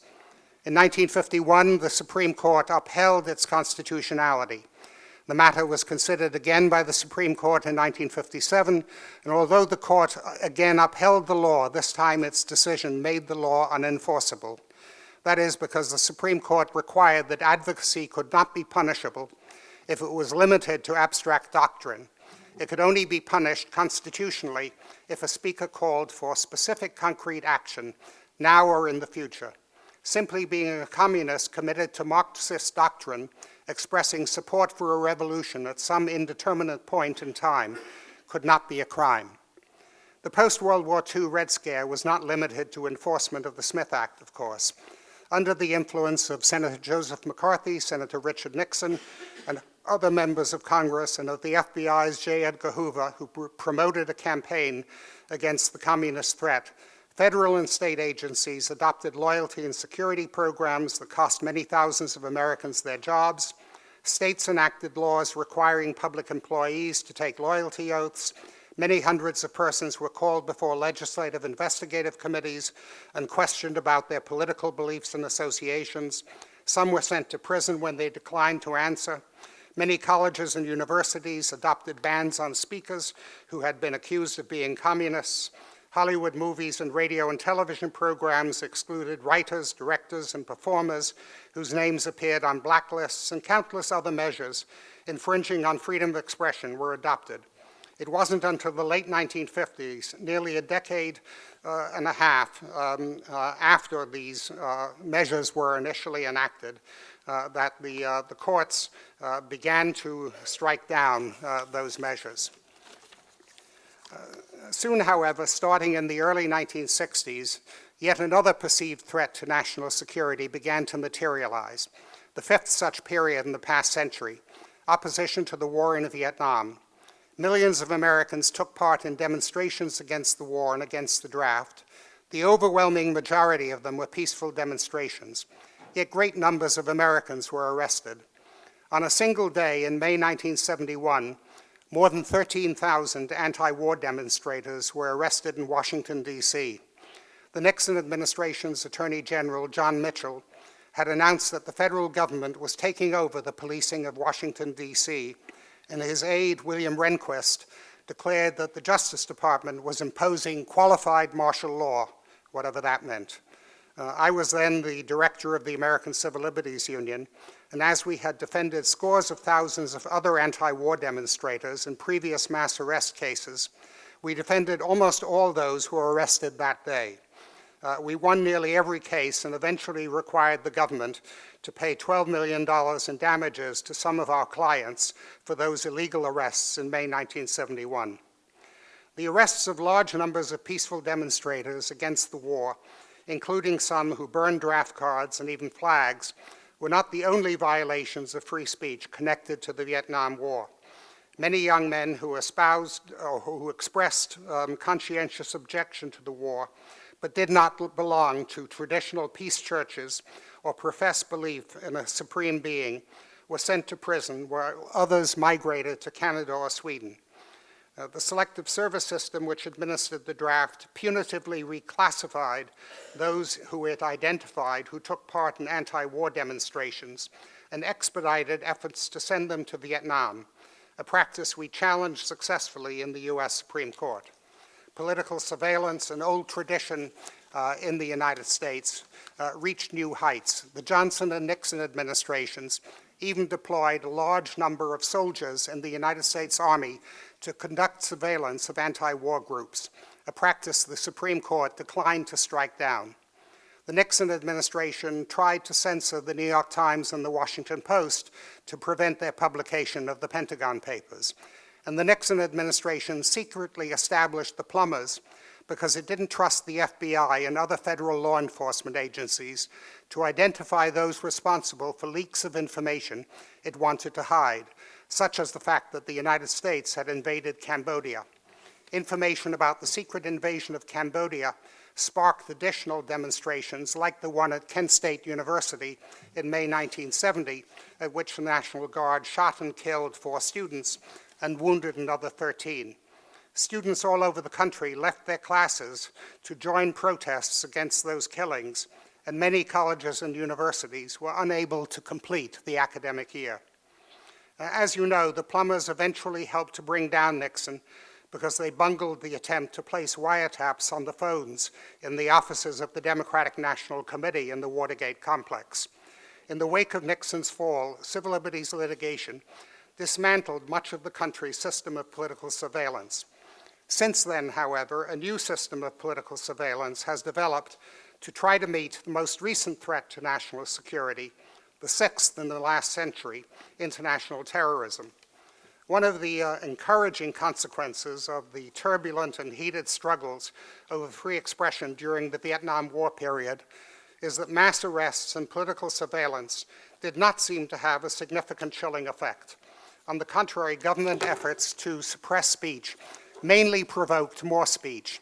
The myriad struggles in the streets, on college campuses, in the newsrooms, and in the courts persuaded ever larger numbers of people to express their views about the war and to make journalists and scholars dig deeper in their investigations. I think it is fair to say that investigative journalism came into its own during the Vietnam War period and the Nixon presidency. While we face threats to freedom of expression today, it would be a mistake to suggest that Americans have been cowed into silence. The positive legacy of the struggles of the Vietnam War years, more than 4 decades ago, has been a heightened commitment to freedom of expression by large numbers of Americans. Though we entered into a new period of political surveillance in the period after the devastating terrorist attacks of September 11, 2001, I don't see signs that this has had a significant effect in suppressing speech. The journalist A.J. Liebling famously wrote that freedom of speech is guaranteed only to those who own one. Today, of course, technology has made it possible for everyone to own one. In that respect, by greatly enhancing the power to communicate, the internet is a great advance for freedom of expression.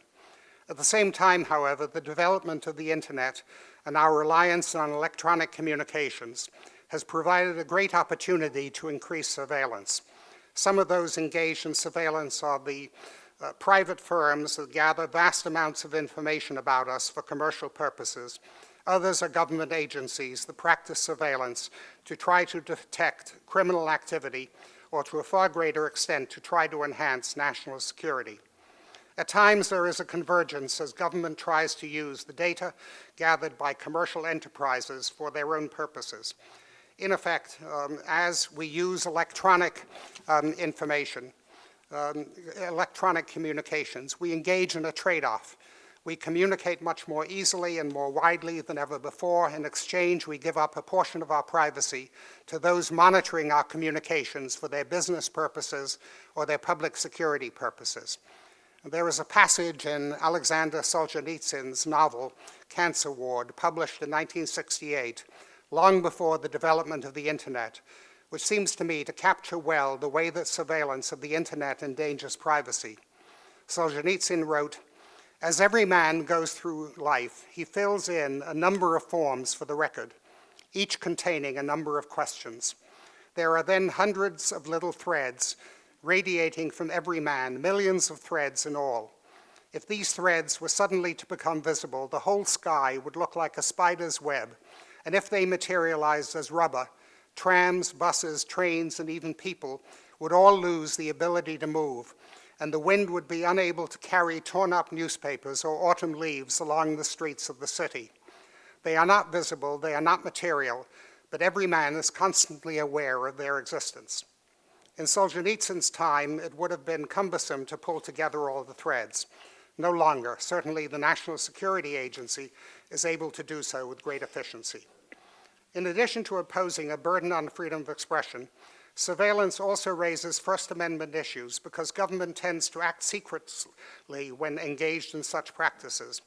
President George W. Bush secretly authorized the National Security Agency to engage in warrantless surveillance of communications between Americans and persons outside the country.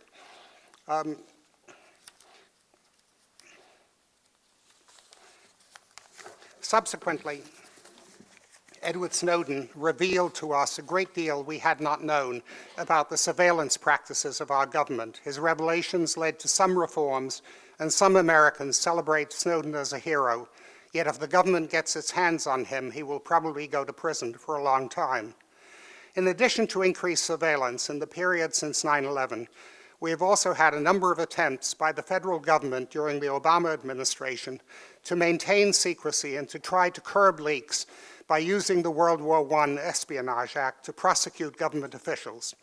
This was accompanied by attempts to force journalists to disclose the identities of their sources. The Obama administration's actions, following in the footsteps of presidents such as Woodrow Wilson and Franklin Roosevelt, make it clear that neither political party has a monopoly on the readiness to use perceived or genuine threats to national security as a rationale for attacking First Amendment freedoms. Though American history is replete with restrictions on First Amendment rights, especially in periods when there are perceived threats to national security, it is also the case that there is a stronger tradition of philosophic commitment to freedom of speech and the press in the United States than in virtually any other country in the world.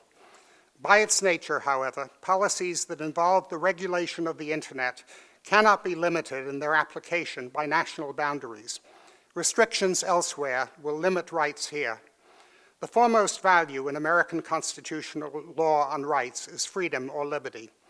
On the other hand, the foremost value in European constitutional law and in the law of much of the rest of the world is dignity. Dignity is the principal value set forth in the Universal Declaration of Human Rights and in the European Union Charter of Fundamental Rights. It is a word, however, that is never mentioned in any of the fundamental documents of the United States. The difference between the American commitment to freedom or liberty and the commitment elsewhere to dignity plays out in many differences when it comes to speech or the press.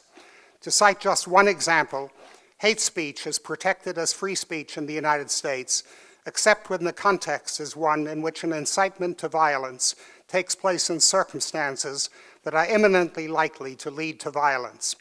In Europe and in most of the rest of the world, with their emphasis on dignity, the context matters less than the content. Hate speech can be proscribed regardless of the context if it demeans people on the basis of such criteria as race or religion. That is, if it deprives them of dignity. Differences in philosophy are also likely to produce differences in a range of internet-specific issues, starting with the so-called right to be forgotten, which Europeans see as an example, as an aspect of dignity. If the United States does not take a strong and consistent stand for freedom of expression, the chances are that its philosophic commitment to freedom or liberty will not fare well in the resolution of such questions internationally. The Knight Center has been established to enhance the protection of freedom of speech and the press in the digital age in the United States. I believe it will serve that purpose, and at the same time, it will contribute significantly to the protection of freedom of expression worldwide. Thank you.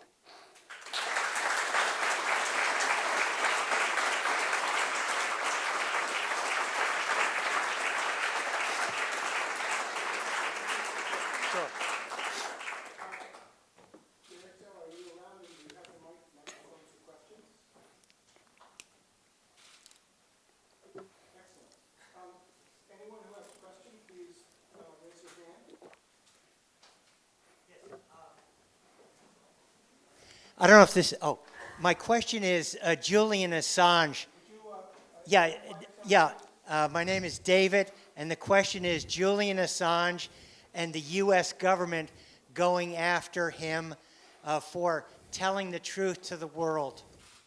I have never favored the support of Julian Assange on First Amendment grounds. I don't think there is an inherent right to disseminate everything that the United States government wants to keep secret or confidential. There is a great deal of confidential information in the possession of the United States government, which could do a great deal of harm to many persons. I was personally involved in calling a number of journalists to try to prevent the publication of one bit of information that I thought would hurt somebody very badly in Egypt if it were disclosed.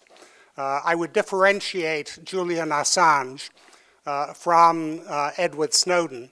I think that Snowden was engaged in a whistleblowing effort. He released information that the public had a right to know and that indicated misconduct by the United States government, especially after James Clapper testified before Congress and explicitly denied that the United States was engaged in the practices that Snowden disclosed.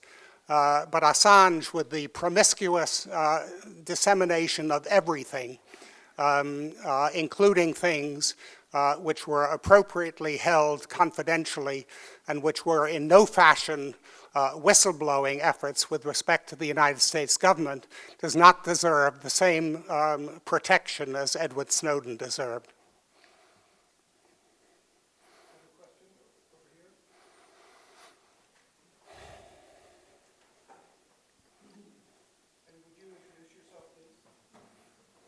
Hi, my name is Matt. I'm fascinated by your distinction between the value of freedom versus the value, or in comparison to the value dignity. of dignity. Can you elaborate or share any Well, thoughts look, about that?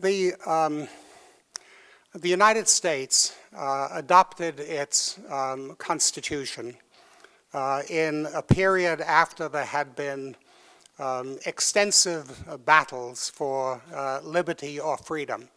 And the Constitution, the First Amendment, was intended to codify the defense of liberty.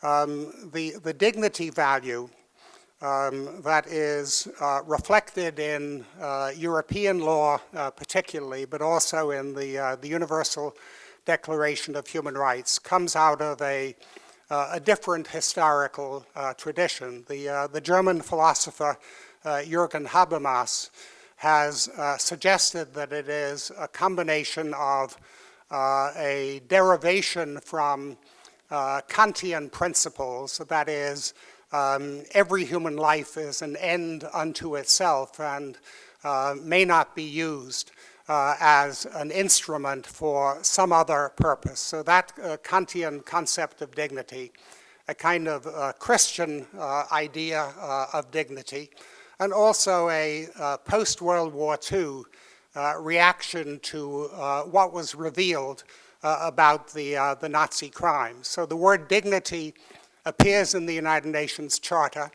The Universal Declaration of Human Rights starts with the idea of dignity, repeats that in its first article. It starts with it in its preamble. The European Charter of Fundamental Rights, adopted by the European Union in 2009, says human dignity is inviolable, and then goes on to the need to defend human dignity at every point. And there is not the same commitment to freedom of expression in European law as there is in the United States. So if you take the European Convention on Human Rights, it has an Article 10 which deals with freedom of expression. And it's a full paragraph long. And the reason it's a full paragraph long is it has to state so many exceptions. So it states an exception with respect to defamation. It states an exception with respect to propaganda for war. It states an exception with threats to public order, things which would be considered intolerable in the United States. My own view is that I would like to protect liberty as it is understood in the United States. I would also like to protect dignity as it is understood in Europe. I recognize, as in the hate speech example, that there are places where they come into conflict. And in that instance, I'm in favor of the American approach which makes hate speech punishable only on the basis of context, not on the basis of content. But I think there are these separate values, and Americans don't tend to be cognizant that almost all the rest of the world has a different set of values when it comes to rights than we have in the United States. And my point was that if the United States hopes to prevail in some of these arguments dealing with freedom of expression, if the United States doesn't stand firm for freedom of expression on an international basis, in effect, it is undercutting itself in dealing with issues like, say, the right to be forgotten.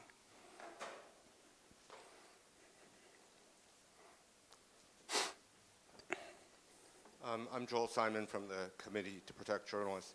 Aryeh, at a time when the United States is led by a president who is unable and certainly unwilling to exert U.S. influence in defense of human rights and free expression around the world, there have been questions raised about what influence the U.S. has had historically.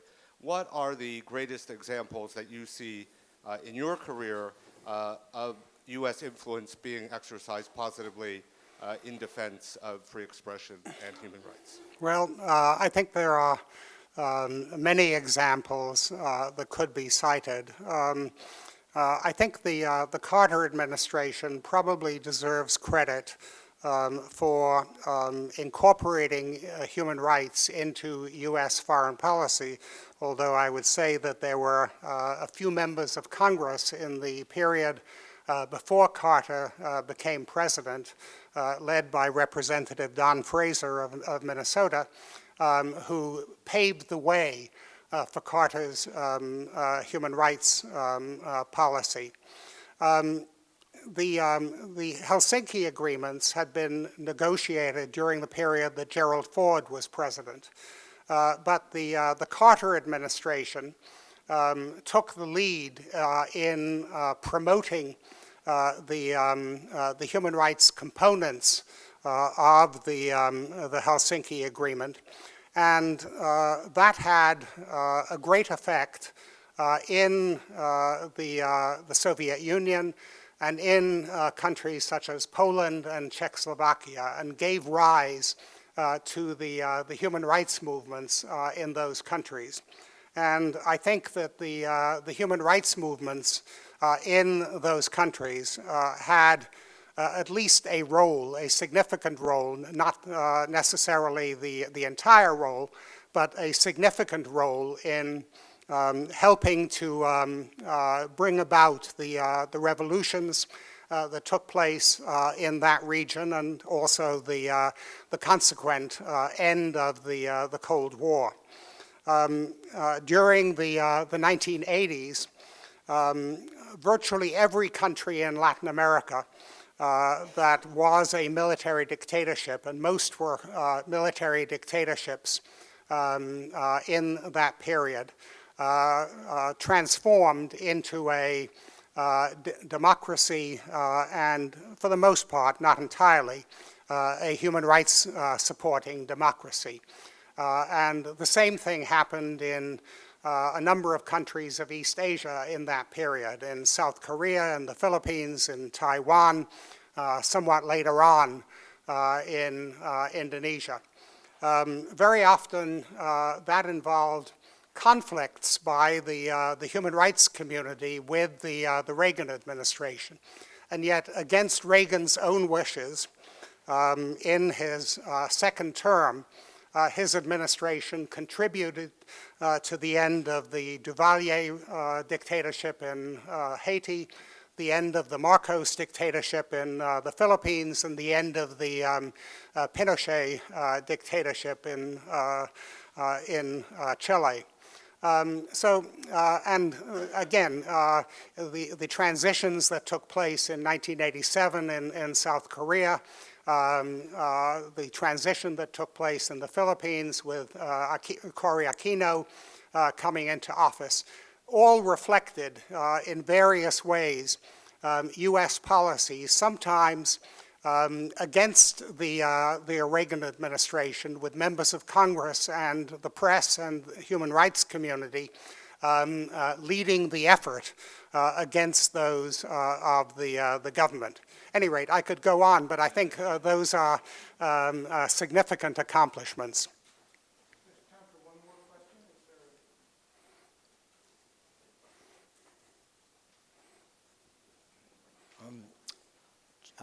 Jeffrey Abramson, University of Texas School of Law. Listening to you summarize the 6 episodes, yes. I was struck by, at some point, they seem less episodic and more like Lego blocks locking onto each other. And yet, despite that, from 1920s through the 1970s summary of the history of the challenges, it struck me that you come out, especially about national security card being played after 9/11, saying there's always been sufficient pushback Yes. to hold the line. There So, was more pushback after Vietnam than at any time Yeah. previously. So this is my question. Could we, before we adjourn today, sort of locate where that pushback, what's crucial to that pushback? It isn't the courts, because from Debs to Dennis, the court is signing off on much of the legislation we're Right. talking about. No, I So think, what- look, I what think is Jeffrey this- Stone errs by attributing most of this to the courts. I think it came from civil society in the United States, from the press, from the universities, and from the non-governmental organizations.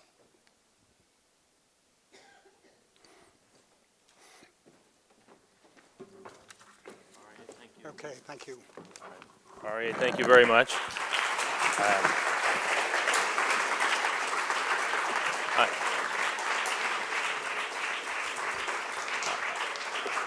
I knew your remarks would be provocative and deeply informed, and you did not disappoint.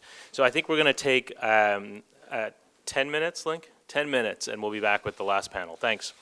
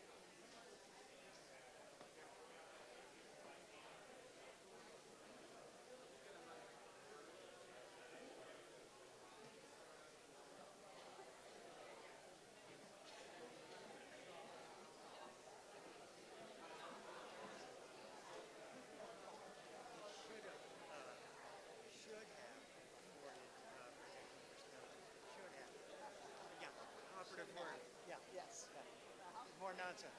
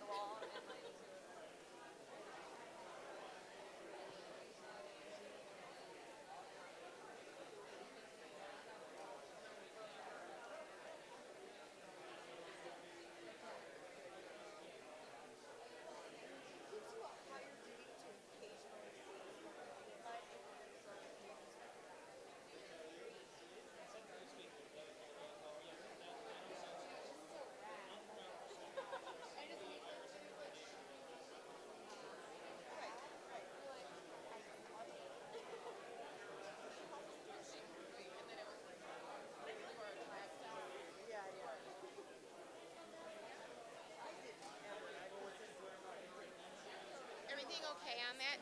Oh, yeah. No. Thank you. I think after we submitted it.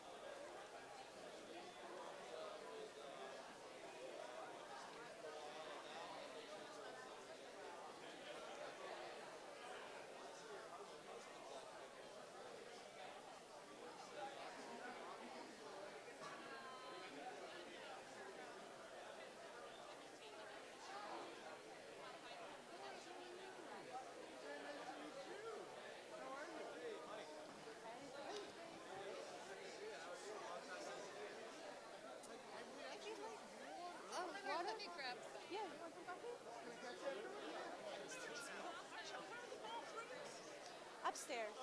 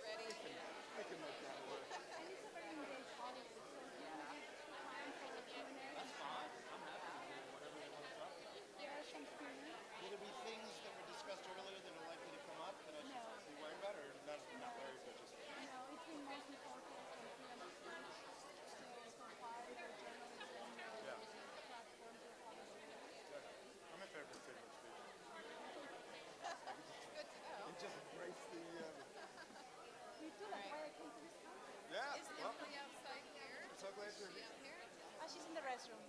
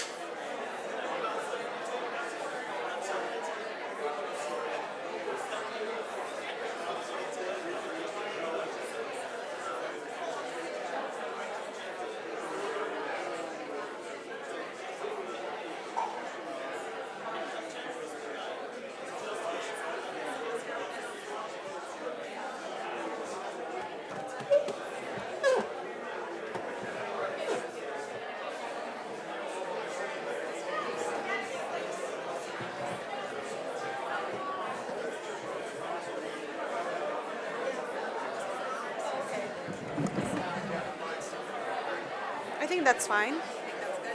Yeah, as soon as they take the other stairs.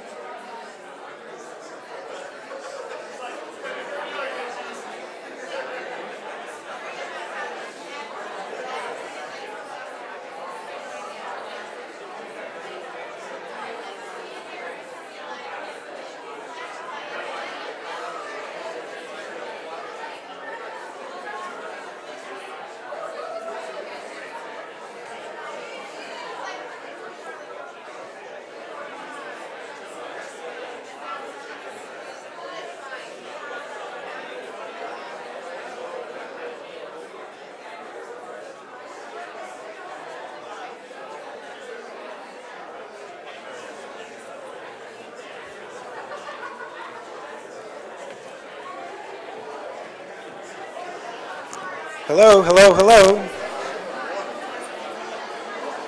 Hello. Ladies and gentlemen, would you take your seats, please?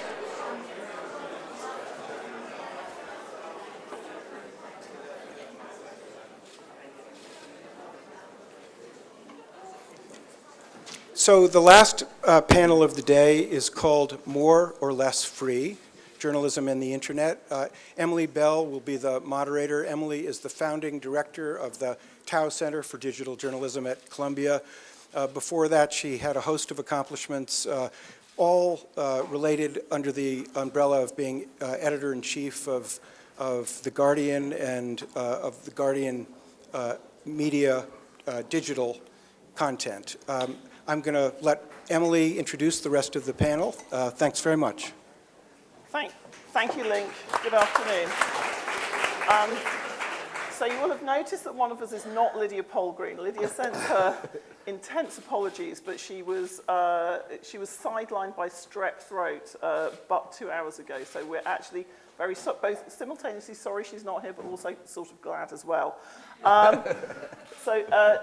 Saving journalists, or saving me in a very real sense, we have Joel Simon joining the panel this afternoon, who is the chair of the CPJ. Who actually fits very nicely into the theme of discussion. Next to Joel, we have Nicholas Lemon, who is Dean Emeritus at the Journalism School and a professor there, and also an author and writer and editor at The New Yorker. And next to him, we have Mike Oreskes.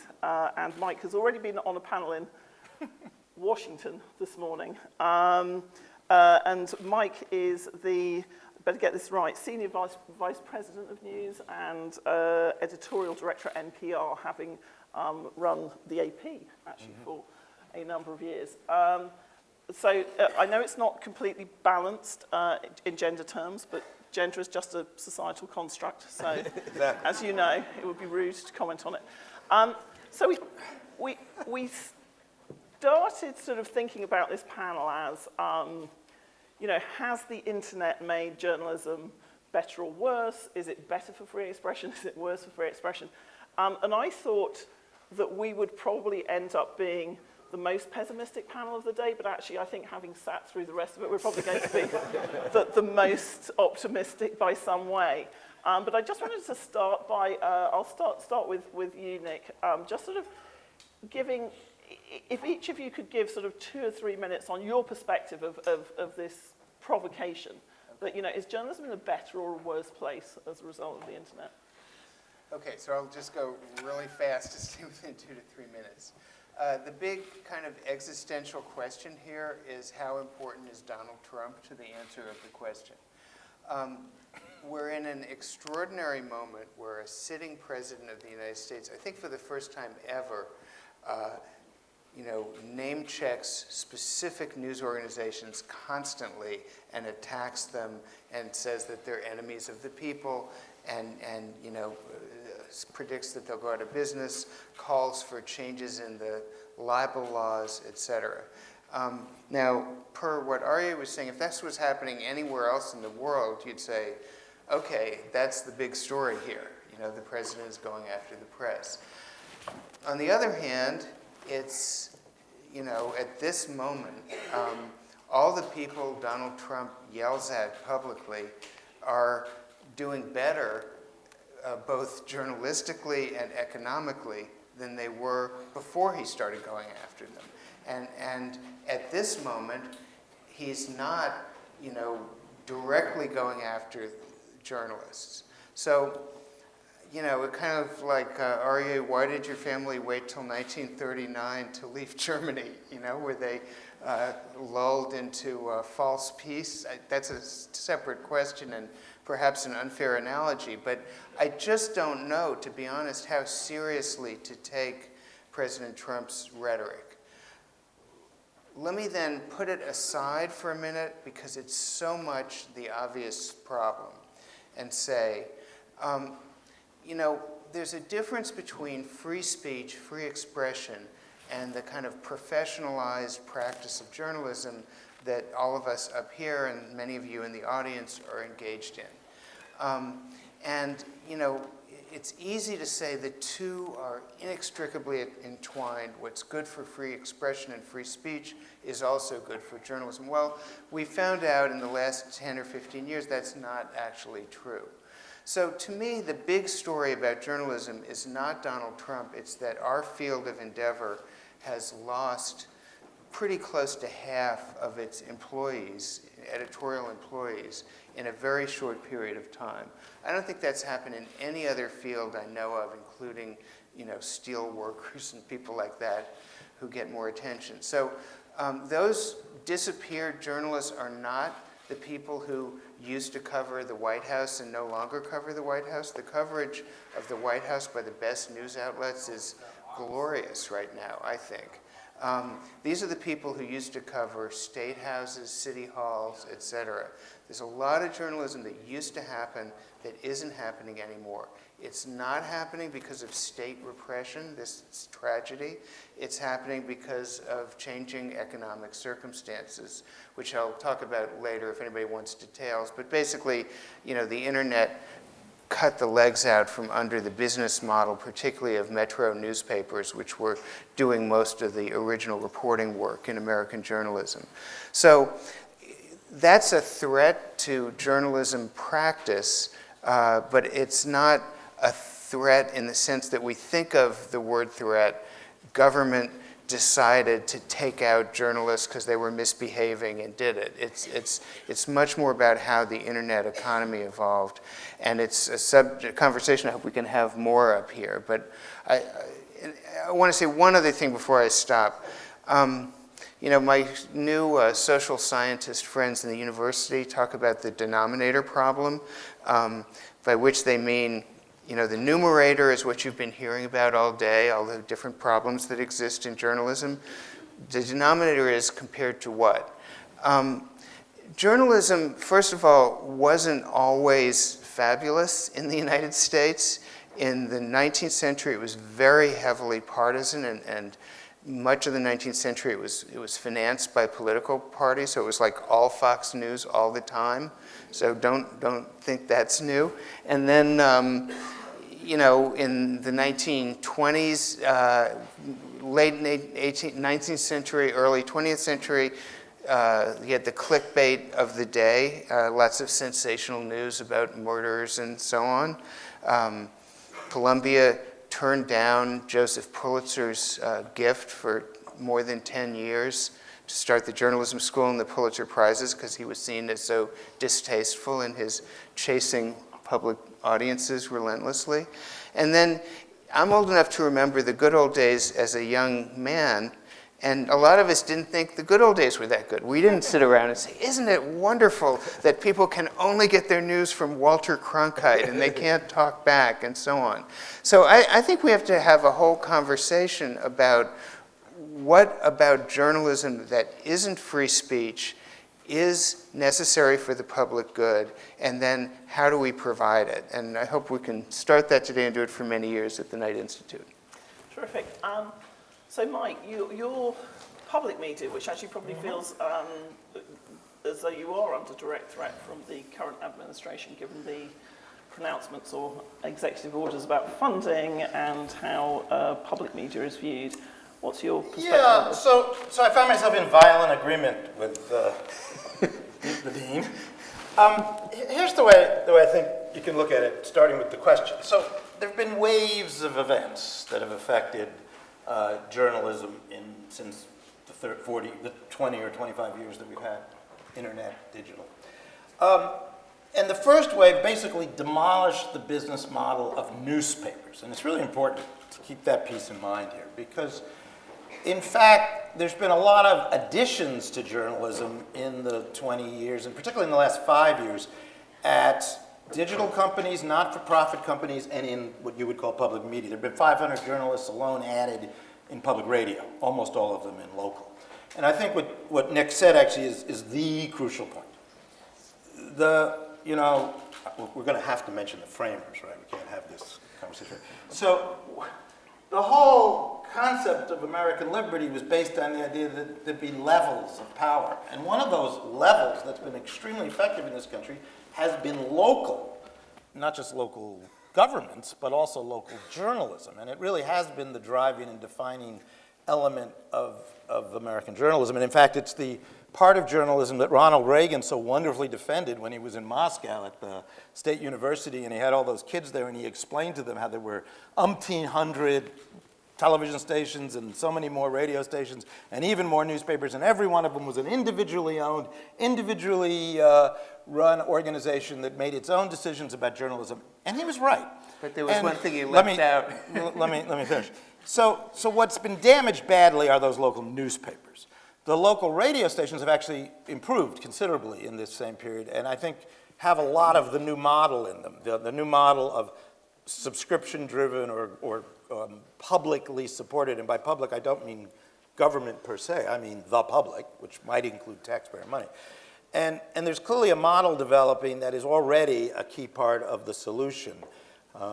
There's a group in the Ohio Valley, which is the quintessential coal mining area that everybody claims we aren't covering well enough. In fact, there are these 8 journalists in the Ohio Valley working for a group called the Ohio Valley Resource Group, which was funded, in fact, by the Corporation for Public Broadcasting. And they've done a fantastic job working with NPR and with others to capture the difficulties of coal miners, and not just miners, but of the people in some of the poorest counties in this country. They don't work for newspapers anymore. They work in digital and other kinds of distribution. This isn't to say we didn't have big problems, there hasn't been enormous disruption or huge damage.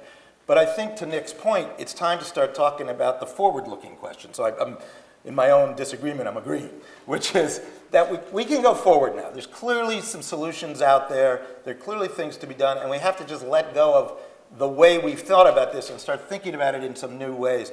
Because once you rebuild that local level of journalism, that's where you rebuild everything.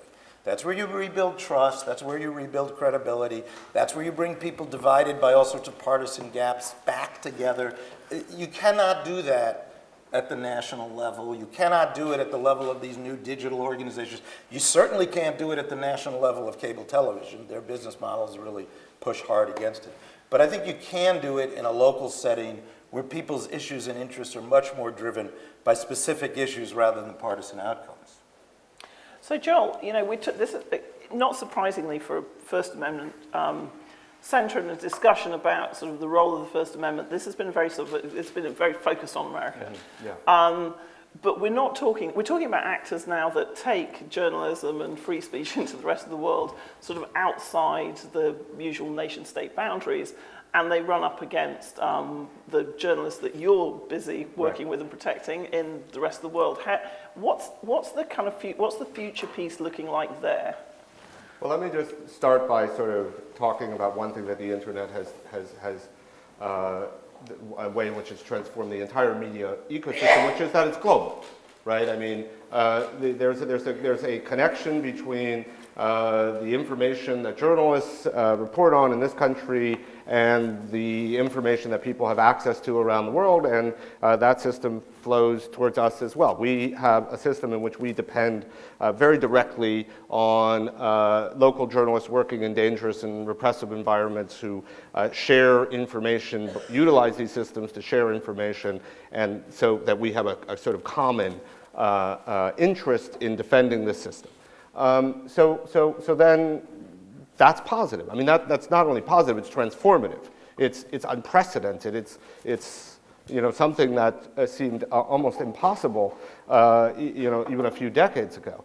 But then you take a step back and you look at the data, and that's kind of CPJ's specialty, and you look at, you know, we have this information landscape that's been absolutely transformed by technology, which has put information at people's fingertips and allowed journalists in one part of the world to inform people everywhere, and yet, you know, more journalists are being imprisoned around the world than we've ever seen.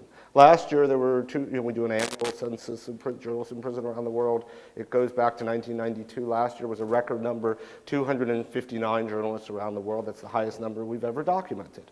And last year, we had a slightly lower rate of journalists killed around the world, but if you look at the last 5 years, certainly, you're seeing, again, record numbers. So if you look at that, and then you have things that, you know, we can sort of debate, you know, how effective they are at measuring the state of global press freedom, but Reporters Without Borders just came out with its index on press freedom.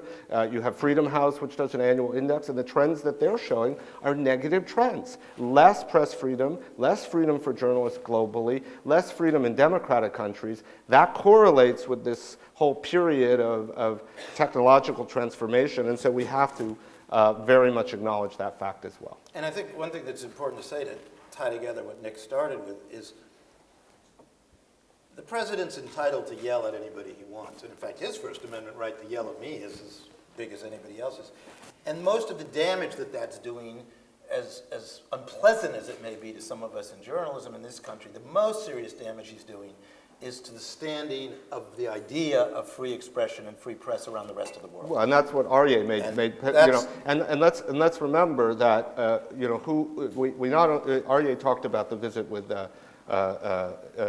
Sisi, who said is doing a fantastic job. He's doing a fantastic job of jailing journalists.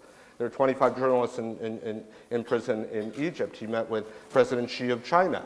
That's the second leading jailer of journalists. He's congratulated Erdogan. He's the leading jailer of journalists. So that's an absolute incontrovertible And the reality is when the President of the United States demeans and belittles journalism, it allows others, it empowers others to take even more serious action.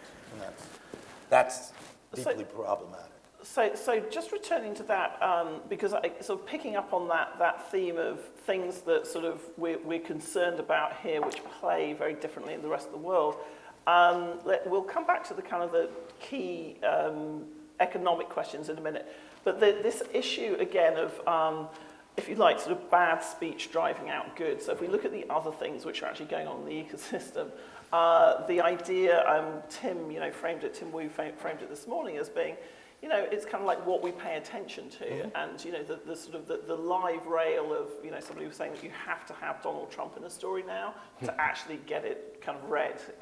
Or unless you're the guy with the toddler running into the back of his sort of 2A, that the attention market has completely changed. What's the kind of Mike as an editor? What's the answer to that? Is it a problem? Is that an overstated problem? It's overstated. It's not true that the only thing that anybody, certainly we look at our own numbers and we see obviously stories about Trump and stories about the government are getting a lot of attention these days, which is not altogether a bad thing.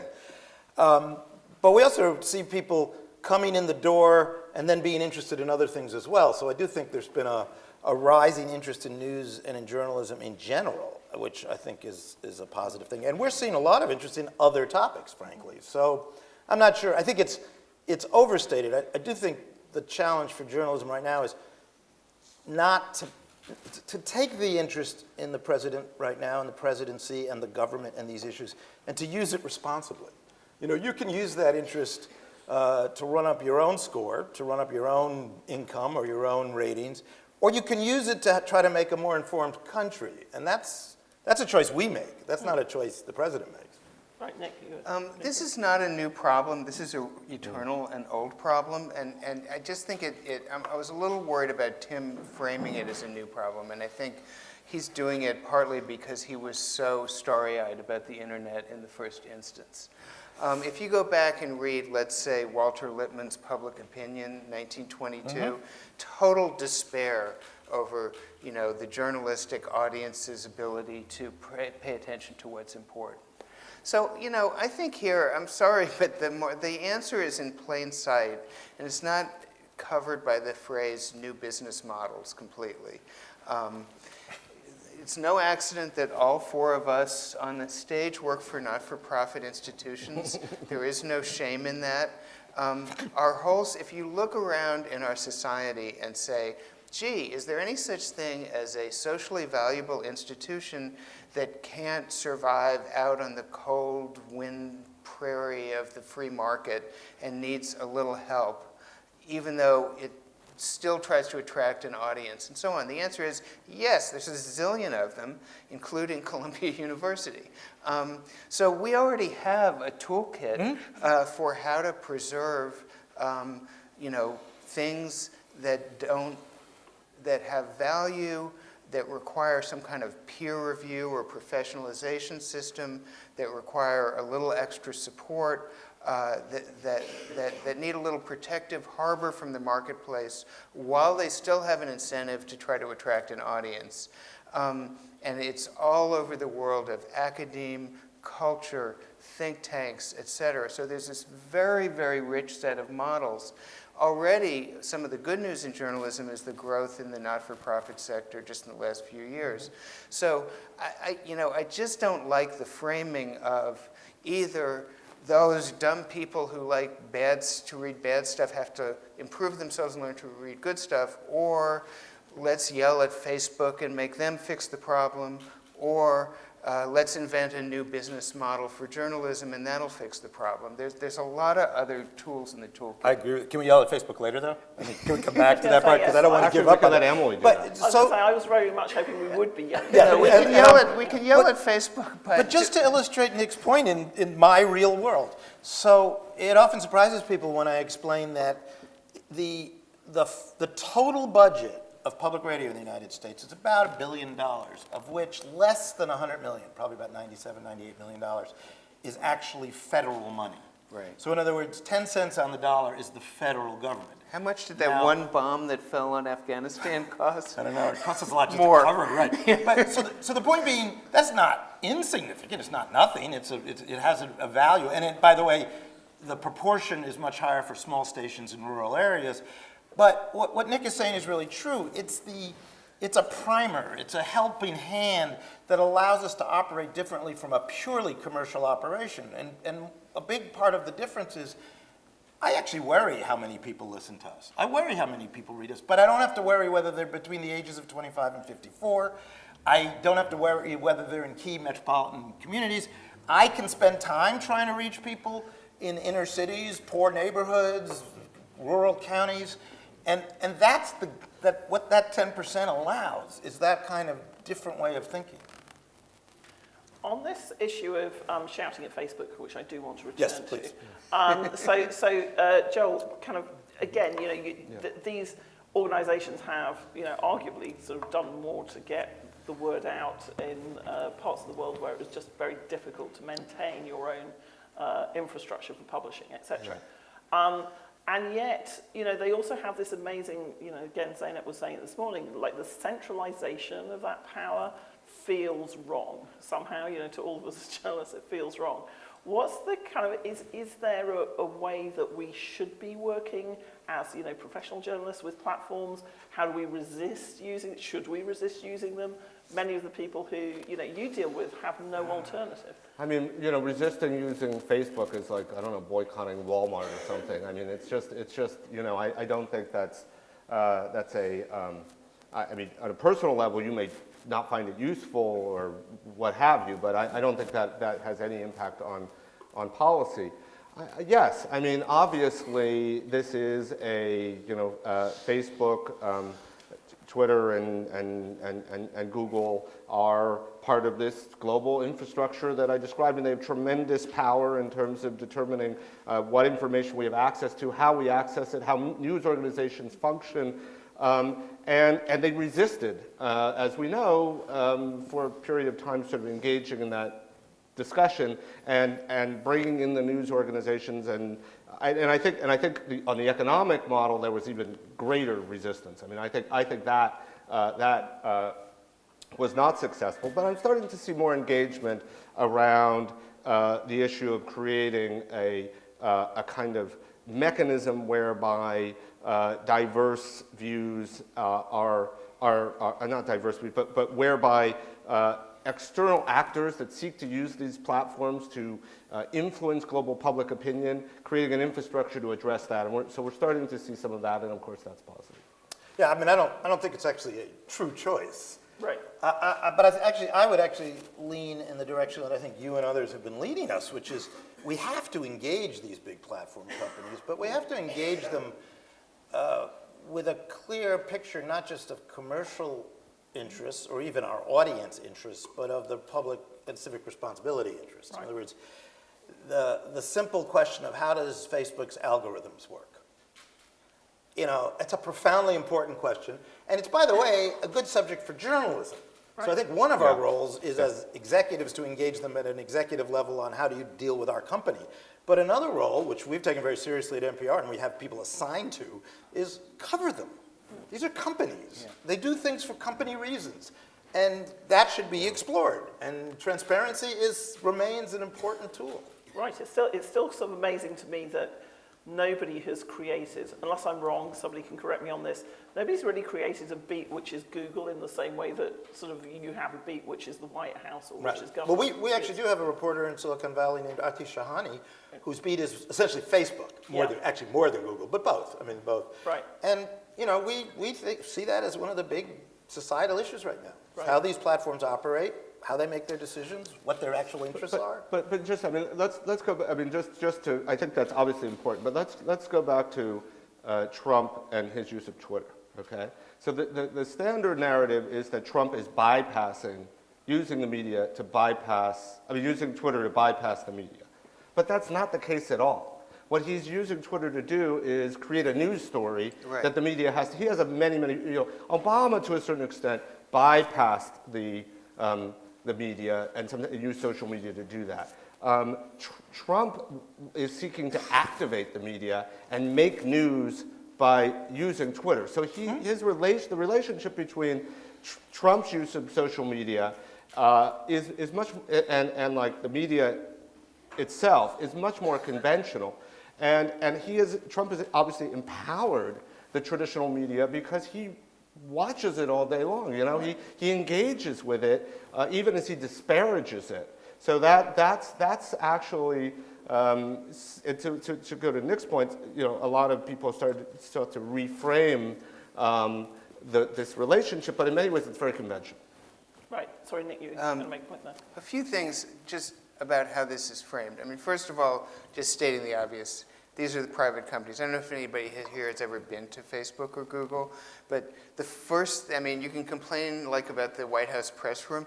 When you go to a meeting at Facebook or Google with anybody, the first thing you have to do is sign a non-disclosure agreement at the receptionist's desk. You know, these are not companies that are themselves operating on principles of transparency about themselves.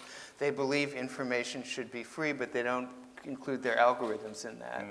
And you know, stating the obvious, getting back to some of the earlier discussion, all these big platforms ban hate speech, okay? So they're the dominant way the world talks to itself and people talk to each other, becoming ever more dominant. Yes, there's still an open web, but you know, and when hate speech is found on Google, the press says, oh my God, they let it slip through. We've got to crack down on hate speech on Google. So we've already canted the argument in this way that says we're against hate speech now for the dignity type reason, I suppose, that Aryeh gave. And nobody's saying, but what about free speech on these platforms? The other thing is, you know, our national conversation has gone so far in the direction over 50 years of immense respect for companies and the marketplace and immense distrust and fear of government that I think it's just gone too far. 100 years ago, the conversation was about the excessive power of the railroad companies and United States Steel and Standard Oil. So did people say, somebody's got to talk to Mr. Carnegie and Mr. Morgan and Mr. Rockefeller and just ask them to behave better as a matter of public responsibility? No. There were arguments about how to do it, but basically, you know, government entered the picture and a new social order emerged in stages, and it was messy, but that's what happened. You know, I think that will happen in this instance, but it's frustrating that we're not talking about that now. Well, of course, government entered the picture after various muckrakers and other journalists exposed all sorts of abuses which drew their attention. So I think there's a very big parallel. You know, we did something recently that I will completely confess was an effort to juxtapose something that we thought was the right way to do things versus the way the big platforms do. We, you know, we use algorithms as almost every media company does these days. The most important one we use actually is for an app we call NPR One, which selects things from our various offerings of the day and delivers them to you on your mobile phone or wherever you get it. Thanks to the Knight Foundation for the support for it. And we use an algorithm to help sort the material. So, but we do some things in this algorithm because we're editors. We couldn't stop ourselves from being editors, even if we wanted to. So, for example, in this algorithm, if we think there's a story you have to have, we don't care what your 50 choices have been. We make you listen to the story anyway. If you want to turn it off, you can turn it off. We make you listen to the newscast. And we do things that we think further the journalism as opposed to just making the perfect bubble for you. So we wrote a long explanation in layman's language, not in code, to try to explain how we do this. And I think that if all of us in media start doing that and really take that aggressively, even though none of us are as big as Facebook or Google on our own, as a set of players in society, we're pretty big. So it's modeling best practice type thing. Yep. But coming back to that sort of issue of transparency, and Nick, you touched on, at some point the government enters the scene. Joel, again, kind of like this brings us into this question of everybody now has a view about how to stop fake news, quote unquote, or how to, I notice my own government in Britain, which always makes me proud in terms of how far-sighted and brilliant it is on media regulation. That's irony, that's British irony. Said this morning, we must fine, every time we see hate speech on Google or Facebook, we're going to fine them, whatever it is, $500,000 or so. And the German government has been sort of very much sort of looking at the same sorts of things. What does it look like to have effective regulatory intervention? Is that something the CPJ actually wants? Because we feel incredibly queasy here in the States about any level of regulation or regulatory oversight. Well, the starting point for any, sort of regulatory oversight is a government that is accountable and that's seeking to use that oversight authority to serve the public interest.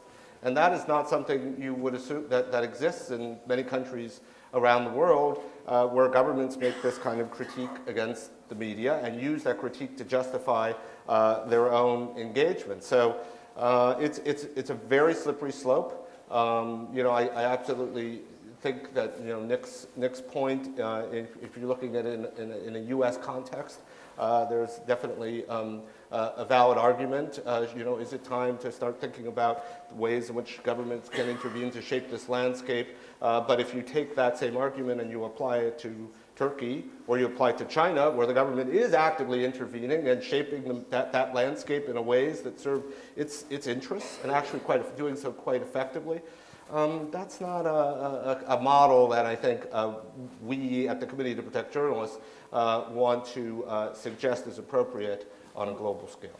Nick, what about you? You were saying, what might it look like? Not necessarily you endorse it. First of all, go back to Mike's anecdote about Ronald Reagan describing the distributed media system. Well, why did that exist? Because it was regulated. And guess who deregulated it? Ronald Reagan. When people hear government, especially with respect to the press or speech, they tend to go automatically to the chief executive will personally decide everything based on what's good for him or her. And so, it's very, very important to understand a distinction I first heard from Aryeh, which is between state media and public media. There are a lot of, I'm personally for fake news in the sense of, I do think it's a free speech problem to try to suppress fake news. So my cause would be more try to find ways to replace the disappeared economic support system around real news rather than try to prevent there from being fake news. As I was saying before, there's lots and lots of ways to do that through, creating several layers of protection from sitting politicians, peer review systems, et cetera. It happens a lot. I know it doesn't happen as reliably in much of the world where the constitutional systems and balance of power are not as robust. But here it happens a lot in many fields, including things like NPR. And so that's the kind of conversation I think we should have. There's also, a long-standing tradition that kind of waxes and wanes of just distributing concentrations of economic, political, and social power because we believe in having a more decentralized country. And that tradition has been sort of lying dormant for a long time, but it's a rich American tradition going way back to the founding. And some of that could be revived as well.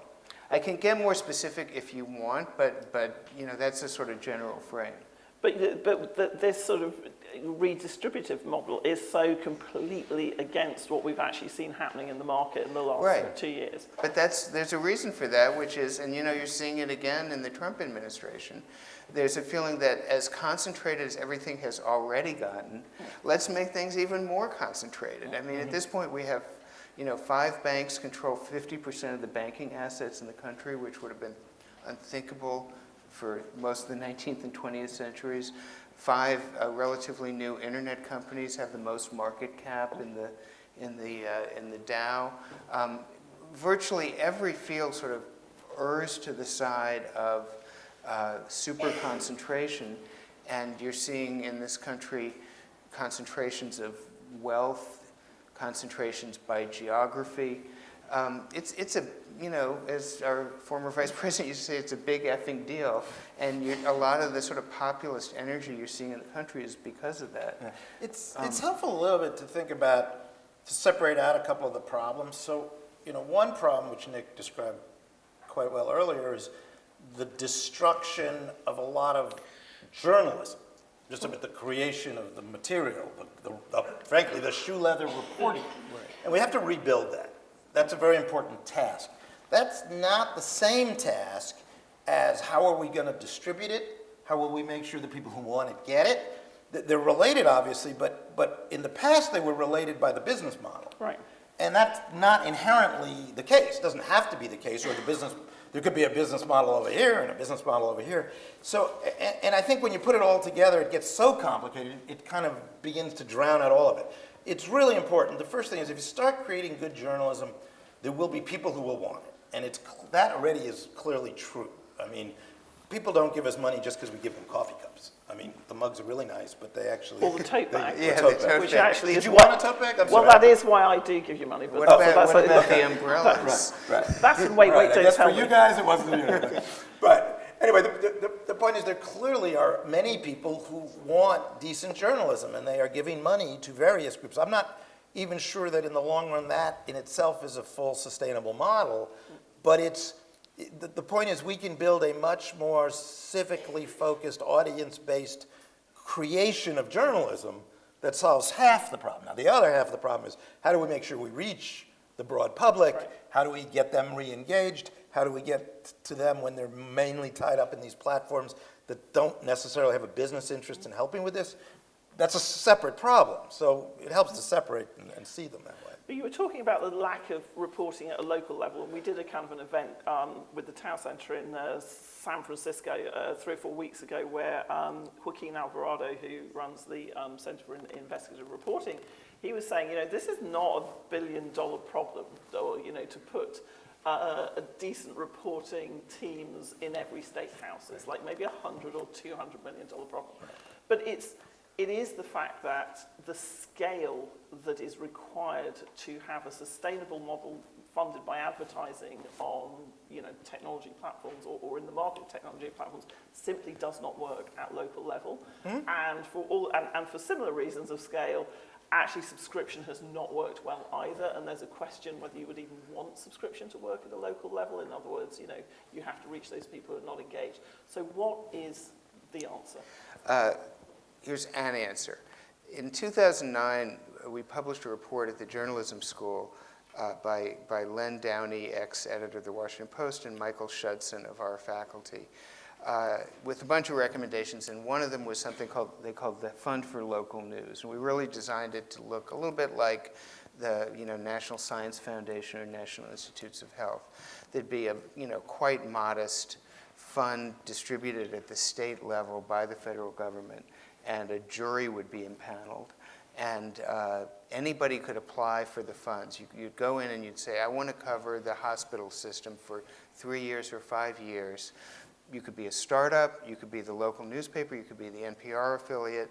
You just say, here's what I'm going to deliver on, and then choose among the applicants, make a round of grants, and then you'd come back after 3 years or 5 years and say, okay, we delivered or we didn't deliver, and part of the delivery would be what audience did you attract, and then you could be renewed.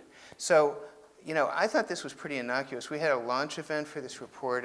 We got 100% negative reaction to this from journalists, saying you're calling for state control of the media. You were there, remember, Arya? And there was this great moment when, at this event at the New York Public Library, Jeff Jarvis got up and he said, you are calling for state control of the media. And I said, wait a minute, Jeff, you are a government employee and nobody's shutting you up, so how come they would shut these people up? And he said, well, I have tenure, you know. But anyway, it's just, to me, it's weird how people, everybody we know kind of lives within these webs of rules, but assumes that in the case of professionalized journalism, which has costs associated with it, which has a clear social benefit, which the market economy is not providing, which Facebook and Google have ignored many entreaties to go into and produce themselves, that anything like what I just proposed, maybe that's just to start the conversation, is, you know, as my little sister used to say, anathema, and you cannot discuss it. Right. So that I find frustrating. Do you sense, though, this is sort of for the whole panel, that there is actually a sort of a sea change in that? So again, kind of like when I got here 7 years ago, people were really horrified at the idea that the free market, you know, wouldn't provide great journalism. I came from the land of the BBC, where you know, it's natural that actually all the terrible journalism is provided by the free market, and all the good journalism is provided by the license fee, and the Guardian, which I worked for. So, but that sort of, does it feel as though there has been a sea change? You know, we've had a sea change in terms of people wanting to. Can we have a stream change or a trickle change instead of this whole sea change? Kind of a coastal swell change kind of thing. So I think there's actually been two changes.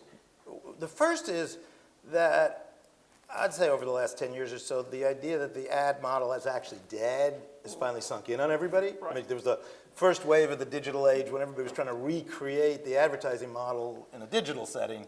I think everybody sort of accepted that. So now they're all trying to build essentially the public radio model, which is some version of a subscription subscription membership model.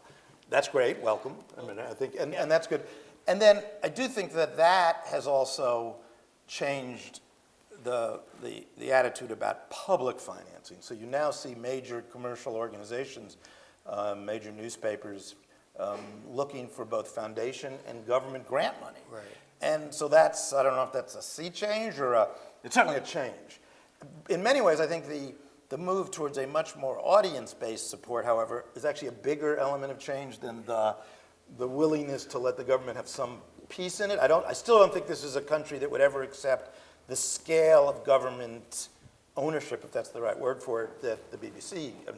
I was actually just the other day up at a conversation in Toronto with the head of news at the CBC and the head of news at the BBC and myself, and it was really quite striking, the range from, you know, the extraordinary level of support that the BBC gets from a dedicated tax. Well, not to call it a tax, a fee. It's a license fee. It's a tax. It gets it because you. If it quacks like a tax, and how does that go? Also, if you go to prison if you don't pay it. So. I'd say that's a tax. Okay, anyway. They've got rid of that clause now. So they get that. The CBC gets less than half that volume of money in a smaller country, I don't know, per capita. But per capita they get less, and obviously we get far less, although all three of us have a dependency on government financing. So I don't think this country would ever accept a BBC model, nor do I think it's necessary, frankly. We don't need that level of support to have a robust journalistic network. But just on this, so I'm going to come to questions in the audience, so if you have one, stick your hand in the air. But just sort of mentioning things like the BBC, CBC, etc., and NPR, when we're talking about, we seem to be talking about a landscape at the moment where the functions of publishing, this is a paper that we put out at the Town Centre a couple of weeks ago called the Platform Press, where we're saying basically the functions of publishing have moved up a level, and they are now being overtaken, they have been taken over by large-scale platforms, and the potential kind of arc for that is that publishing as a category of activity for organizations that employ journalists goes away or ceases to be a sort of a viable way of making money. You know, so in other words, you have the prospect of weakened institutions. You have these incredibly powerful, wealthy platforms for publishing, which really encourage individuals and flatten the kind of corporate brand. If we're going into that world, do we not want very strong institutions to protect press freedom and stand outside a system which is also used by the surveillance state? And by institutions, do you mean journalistic institutions? Yeah, I think absolutely we do, and it's very important. I mean, I think we're in an interesting moment because we still have a number of journalistic institutions that are, while very engaged with these platforms, still have their own levels of independence. So, I mean, NPR is only one of a number of examples, but NPR has a total audience every week of about 80 million people. Half of that audience, thereabout, is still on the radio, a platform we have total control over. The platform companies don't have any influence over that at this moment. Another part of that audience is on digital devices streaming the audio, either audio that was originally created for the radio or just audio we create for streaming. And while we sometimes get help from the platforms in directing audience, most of our audience does not come from the platforms. And then we have a more traditional, I can't believe I'm talking about the kind of digital audience that others are familiar on, where I'd say a little over half our audience on npr.org comes directly from Facebook, and another 25% comes from Google. So that platform is very dependent, obviously. So we have a range of ways of reaching people, some of which are highly dependent on these platforms and some of which aren't dependent at all. And that's given us a certain amount, for the moment, of ability to have a conversation without worrying that our business will just be shut down if they don't like what we say. Right. So, go ahead. A couple quick thoughts on this. First of all, in terms of the sea change, or maybe, pond change. Pond change, yeah. 10 years ago, when you'd be in a meeting like this, there'd always be somebody there who would say, essentially, if there were no journalists at all, the public would be better informed, because the journalists function to suppress information, not create information. There was a tremendous faith in crowdsourcing and participatory journalism. And so there really has been a change due to having a natural experiment in this, where even people like our friend Clay Shirky will say, yes, you need journalists. Yes, they have to have jobs. Yes, they have to work in organizations. So the problem is,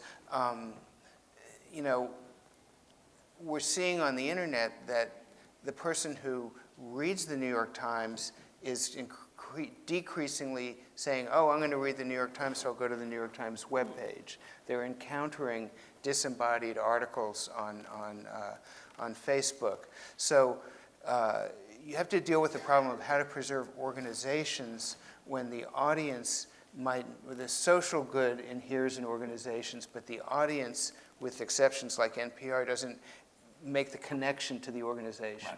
I mean, I had some of you may remember, if we go back 20 years, Mike Kinsley wrote an article in the New Yorker about what the internet was going to mean for journalism. And he said, isn't it wonderful, we can just publish our content and get rid of the bother of distribution, all those printing presses and delivery trucks.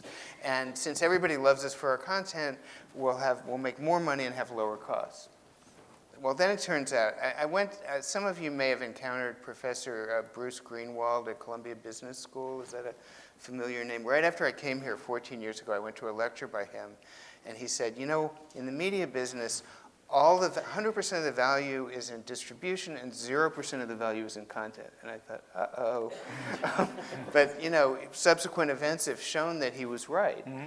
So yes, on the institutions and organizations, but it's a complicated problem because the platforms have attracted the audience. Right, yeah. Yeah, and I just keep plugging what we're talking about into this global information ecosystem, which is it's just the way I always see it, the way in which the media in this country relates to the media in the UK, or relates to the media throughout Europe, or relates to the global media. And so my question is, are the models and structures we're talking about is it going to be possible to replicate them in societies where the government, or violent forces for that matter, exercise power and control over the information that people have access to. So what I find is, you have effective, to make the distinction between public and state media, virtually every country has state media. Only a handful of countries have truly effective, independent public media. That's a relative rarity. Most countries, in addition to state media, have some market-driven or some quasi-market-driven media. They're confronting many of the same challenges that we're describing here, although in many instances it's maybe 10 years behind.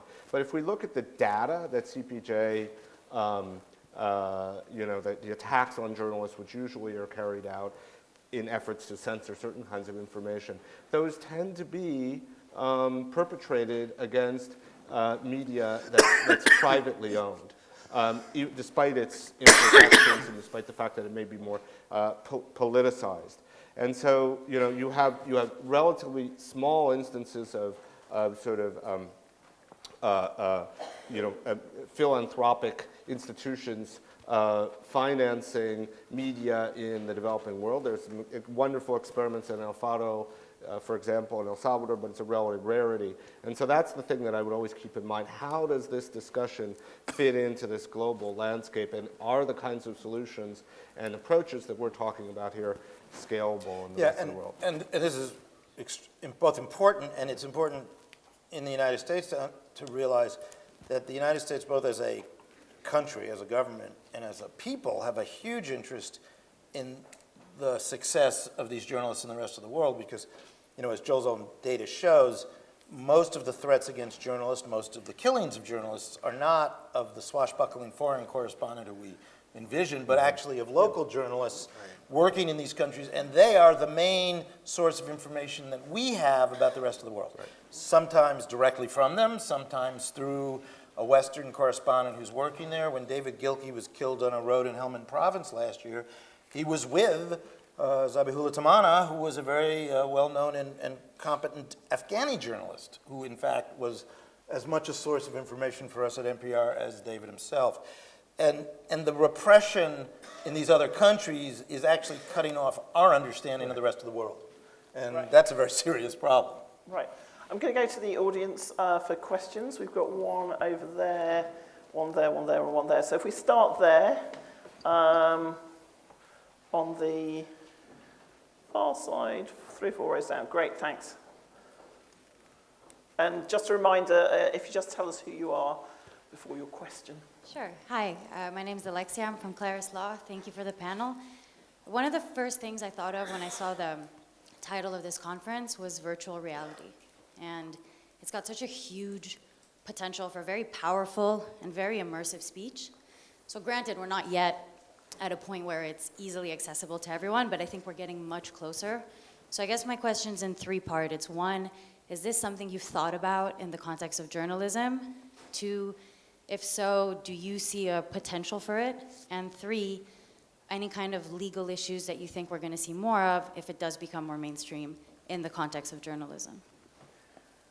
We've actually done a report on virtual reality in journalism. We did it a couple of years ago at the Tower Centre. So we do think about it a lot, and I think, so I'd be interested in what the panel think about this as well. You're absolutely right that when we talk about sort of fake news, we're entering an era where you can have entirely fake kind of everything. And there are places like, Microsoft Labs, where they're doing something called synthetic reality, which is kind of like step beyond. We have Mark Zuckerberg talking about how great augmented reality is and how rubbing out that line between what's kind of real and not real is a great thing, and how it can make people sort of empathize with stories. But there's, from a journalistic point of view, it's a microcosm of this problem of great opportunities, but also really sort of significant challenges if what you're trying to do is give people a real sense of the world. Yeah, we have experimented with it a bit, just so we understand how it works, what it does. I think one of the there's a couple big challenges to the use of virtual reality in a journalistic setting. One is it's expensive. You know, it takes a lot to roll out the work, so I'm not sure where and when it'll be most useful in that setting. The other is a subtler thing, but every journalist and certainly every editor has to think about this all the time with everything we do. You know, journalism is some kind of a marriage, some kind of a mashup between cerebral and emotional elements, and we all understand that purely cerebral journalism actually has a lot of trouble engaging, and purely emotional journalism is actually often unfair, wrong, overheated. And every form of journalism has a different value quotient. Radio is very intimate, kind of warm. It brings you in. You feel like you know the person, whether you ever heard of them or not. Text is a bit more cerebral, intellectual. Photographs are obviously much more emotional and potentially can bring your empathy or fear or whatever emotion you'll have. Virtual reality heightens that decision tree 80 times. So it creates a really interesting challenge. It's neither good nor bad, but it's all how you use it.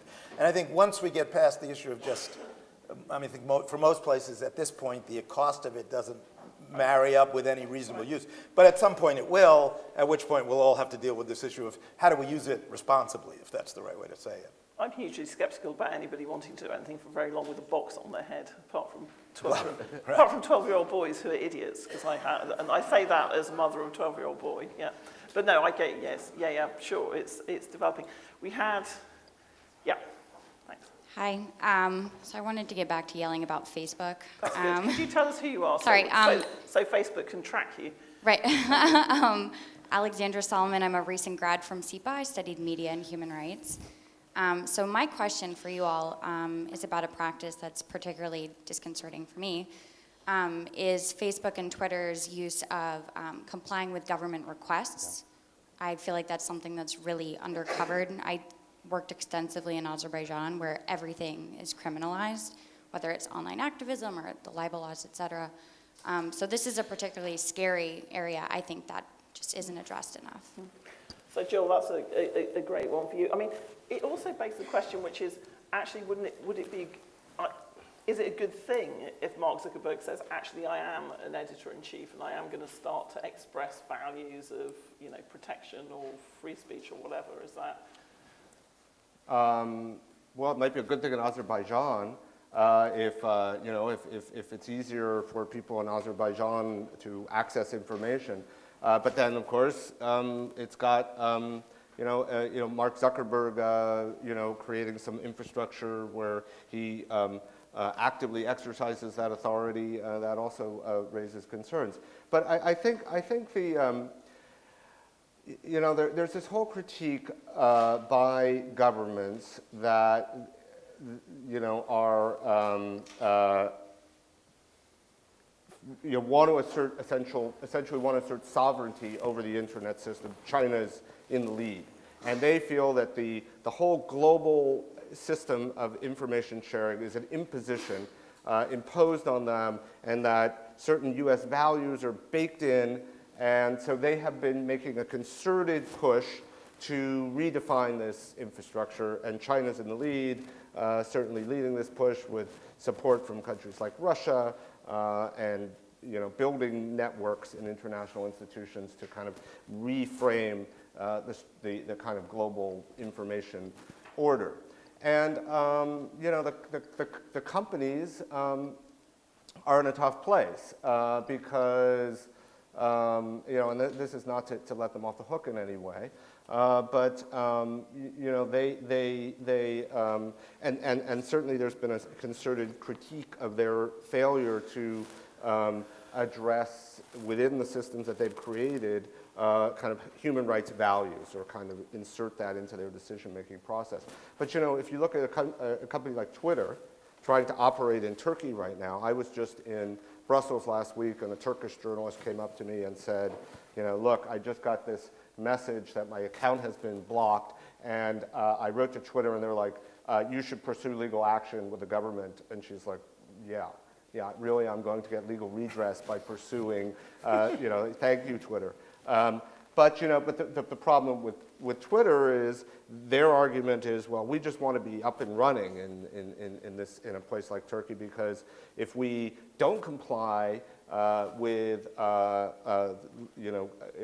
with these kinds of legal orders, even if they're illegitimate and even if they don't support the rights that are guaranteed to all people, all Turkish citizens under international law, we're not going to be able to operate at all. So, and then the other piece of that I think is also very alarming, going back to Aryeh's point, which is that when, and there are certainly, you can certainly have qualms about the power that these companies exercise in terms of sort of controlling this global information infrastructure. But the fact that they were US-based and US companies made them more resistant to these kinds of pressures. But they also had a certain amount of support from US government institutions when there was pushback. And so it's not clear at all how committed it hasn't been tested yet, but there's no evidence that Trump administration is fully committed to this global system and will defend it.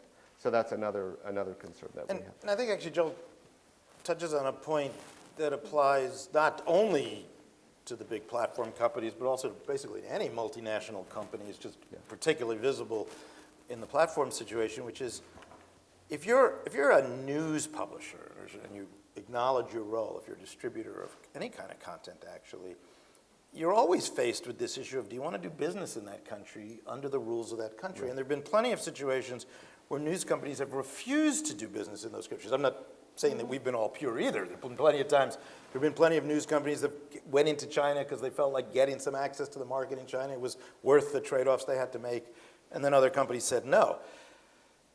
I think it's a completely legitimate question to ask a Twitter or a Facebook, are you really so valuable in the world that it's just important for you to be there, or would you actually be serving better by not being there if you can't operate in a way that preserves certain basic rights?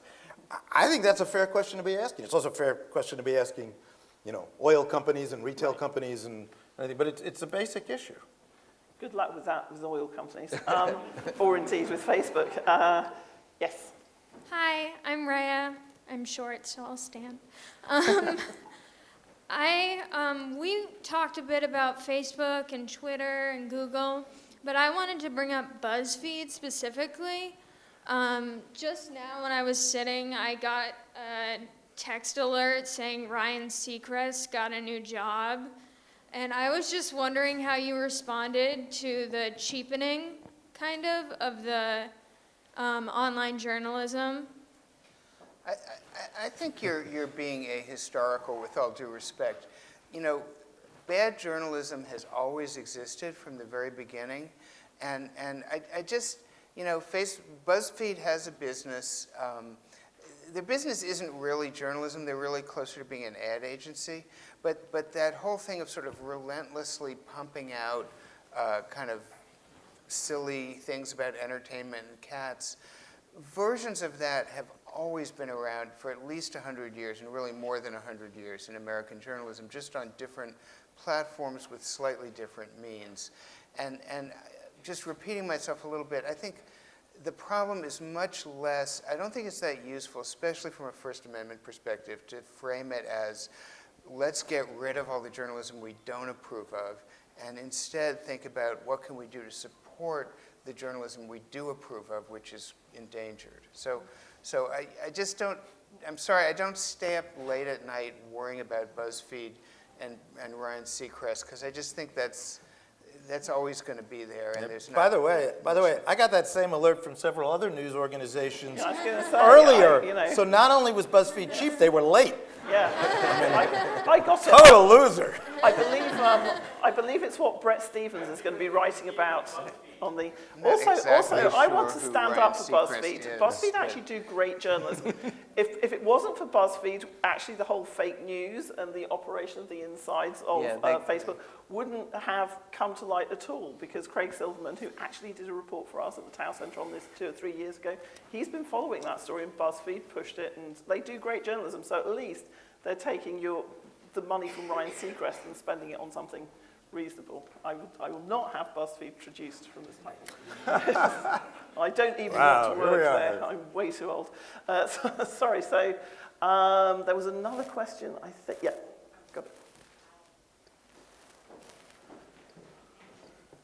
Hi, my name is Charlene Flick. I'm a journalism graduate. I'm a lawyer. And now I'm an entrepreneur in emerging technologies such as virtual reality. But my question doesn't relate to VR today. When I studied journalism years ago, I learned about the two-source rule in journalism. Verifiability and two independent sources. I'm wondering if it's dead today in modern journalism, and if you could speak to its role in furthering veracity and journalistic integrity. Thanks. So this is sources, yeah. Here's the thing. Journalism, as we all know, is not a licensed profession. It's not a profession like law is a profession. So many organizations, for example, NPR, have their own code of journalistic ethics. We, Columbia Journalism School, have our code of journalistic ethics. But these codes are enforceable within institutional structures. That's why institutions are so important. They are not enforceable systemically, particularly if you're a free speech devotee. So the easier part of the problem is to say, two-source rule is a little tight. There's some places where I think you need a three-source rule, et cetera. But these standards of verification of stories it's pretty doable to say that we can create standards and enforce them within work environments. What's incredibly hard is to say, we are going to make it impossible. Like if you want to go out, if you just leave this, say, I just feeling irresponsible, so I'm going to start an irresponsible news organization and get a web address and start publishing things that are just have one source instead of two sources. Nobody's going to stop you, and nobody really can stop you, and probably nobody should stop you. You might get sued. So yeah, you might get sued. So that's kind of the heart of the problem. And we're getting to the end. This is maybe the only panel on the Upper West Side on journalism I've ever been to where nobody's mentioned Fox News. So let me correct that and just say Fox News. No, I mean, what I mean is... Do they get Fox News here on the West Side? Yeah, I don't know. They actually watch Little Else. This is related to... It is virtual reality. It's not your question, but I just wanted to, make sure we didn't get through the whole conversation without it. So I would just say, usually somebody gets up and says, why can't you do something about Fox News? Or why can't we tell the Fox News audience that it's not really fair and balanced, and then they'll stop watching it. So that comes under the same heading. There's not that much you can do or maybe should do about Fox News and without running the risk of censorship. There's a question there.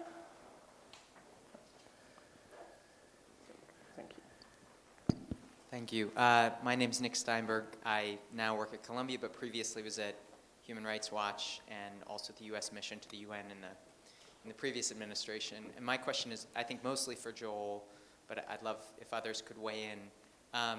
In the Bush years, there was kind of this sense that when George W. Bush would embrace human rights or advocate for whether it was free speech or other human rights issues abroad, that there was kind of a kiss of death, that it was a tainted endorsement, and in fact that it caused more trouble than it was worth for the good actors in said country abroad because of our own actions in the world. And my question for you, Joel, is how you think about constructively engaging this administration to be for good free speech principles abroad when we are violating them internally or not practicing what we preach. In other words, is it useful for the Trump administration to be prodding countries on improving their speech, or actually can it actually have a kind of a perverse effect where it's better that they do not speak out when you are inviting Duterte and Sisi and embracing all these autocrats? Yeah. Well, I mean, I think that's kind of why I asked Aryeh to provide sort of a historical overview of, what it has meant historically for even from a kind of strategic perspective for the U.S. to have a foreign policy linked to support for human rights. But the kind of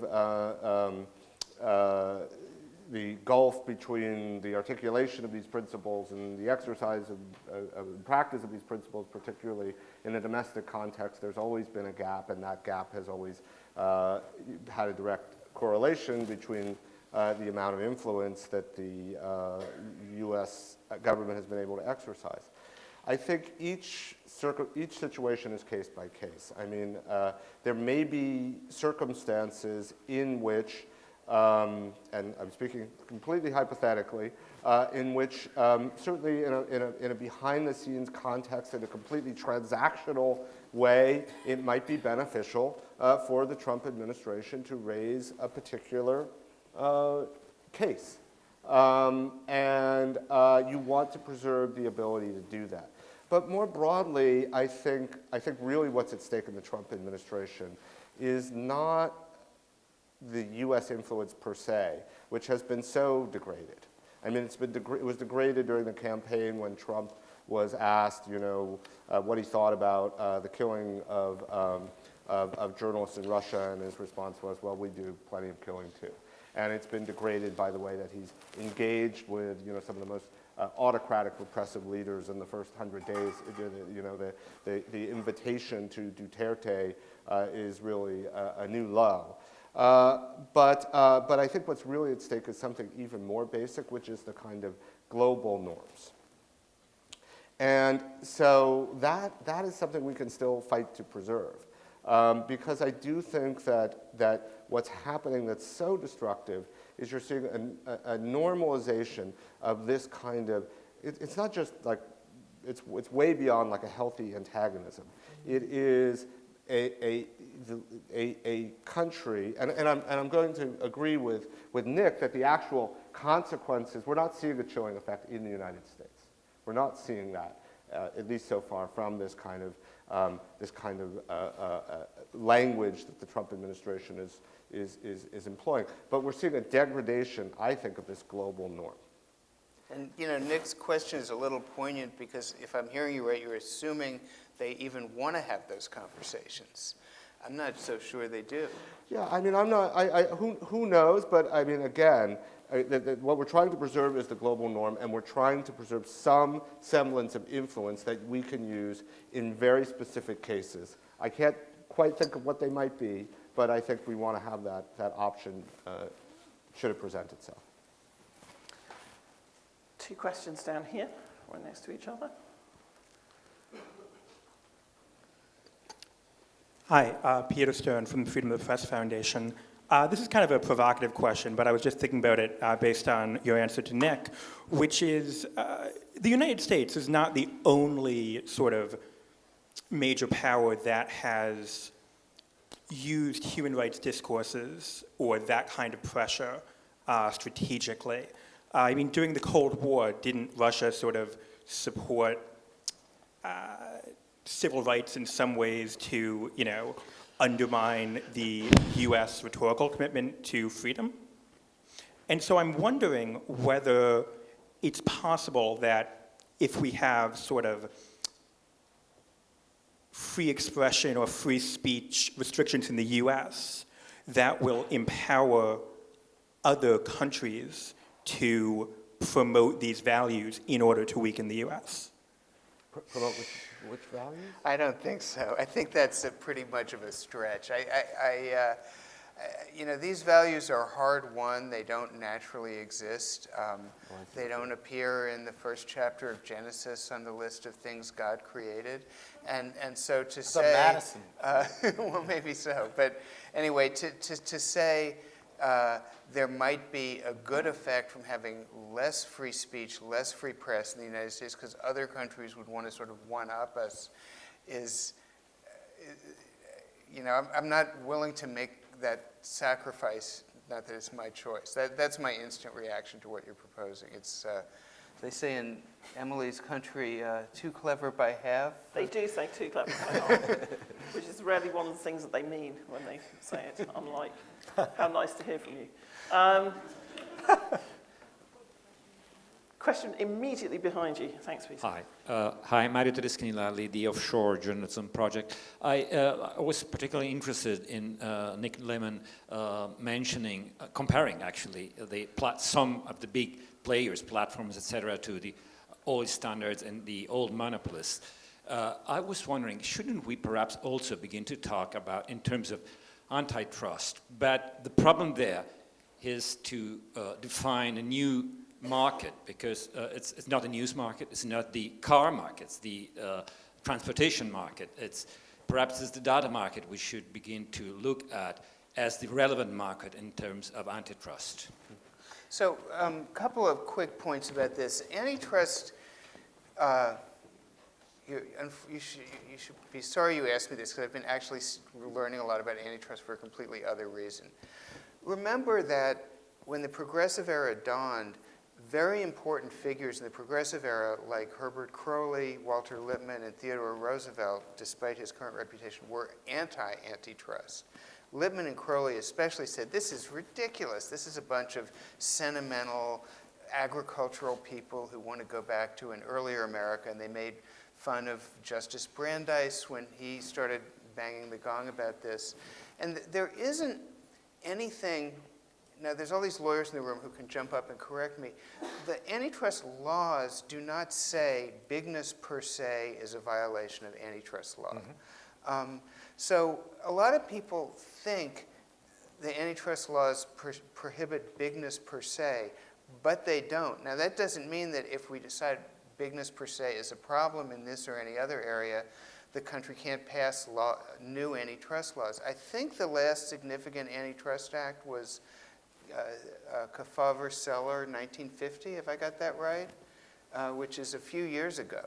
So it's been a pretty dormant legal area, at least at the level of legislation being passed.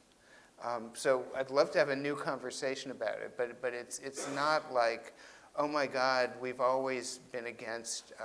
We've always been for breaking up big companies, and we've abandoned that tradition. I would also add, just as a journalist and from a journalist perspective, the way I see it is that right now we're still just leaving the phrase of breathless awe about these companies. Yes, exactly. And we don't even really, exactly our thinking is still pretty ill-formed. And we need a lot of good journalism, a lot of reporting, some good conversations about it. And then you as citizen can say to the Congress, we actually think something needs to be done or not. But right now, I think the thing we most need is, what are they actually doing? What do they actually do? What are they actually doing? That's a great note to end on. Great. Because we can have a whole other conference about that another day. So I just want to thank the panelists very much indeed. Thanks for being here. Okay, that's good. Thanks. Fabulous.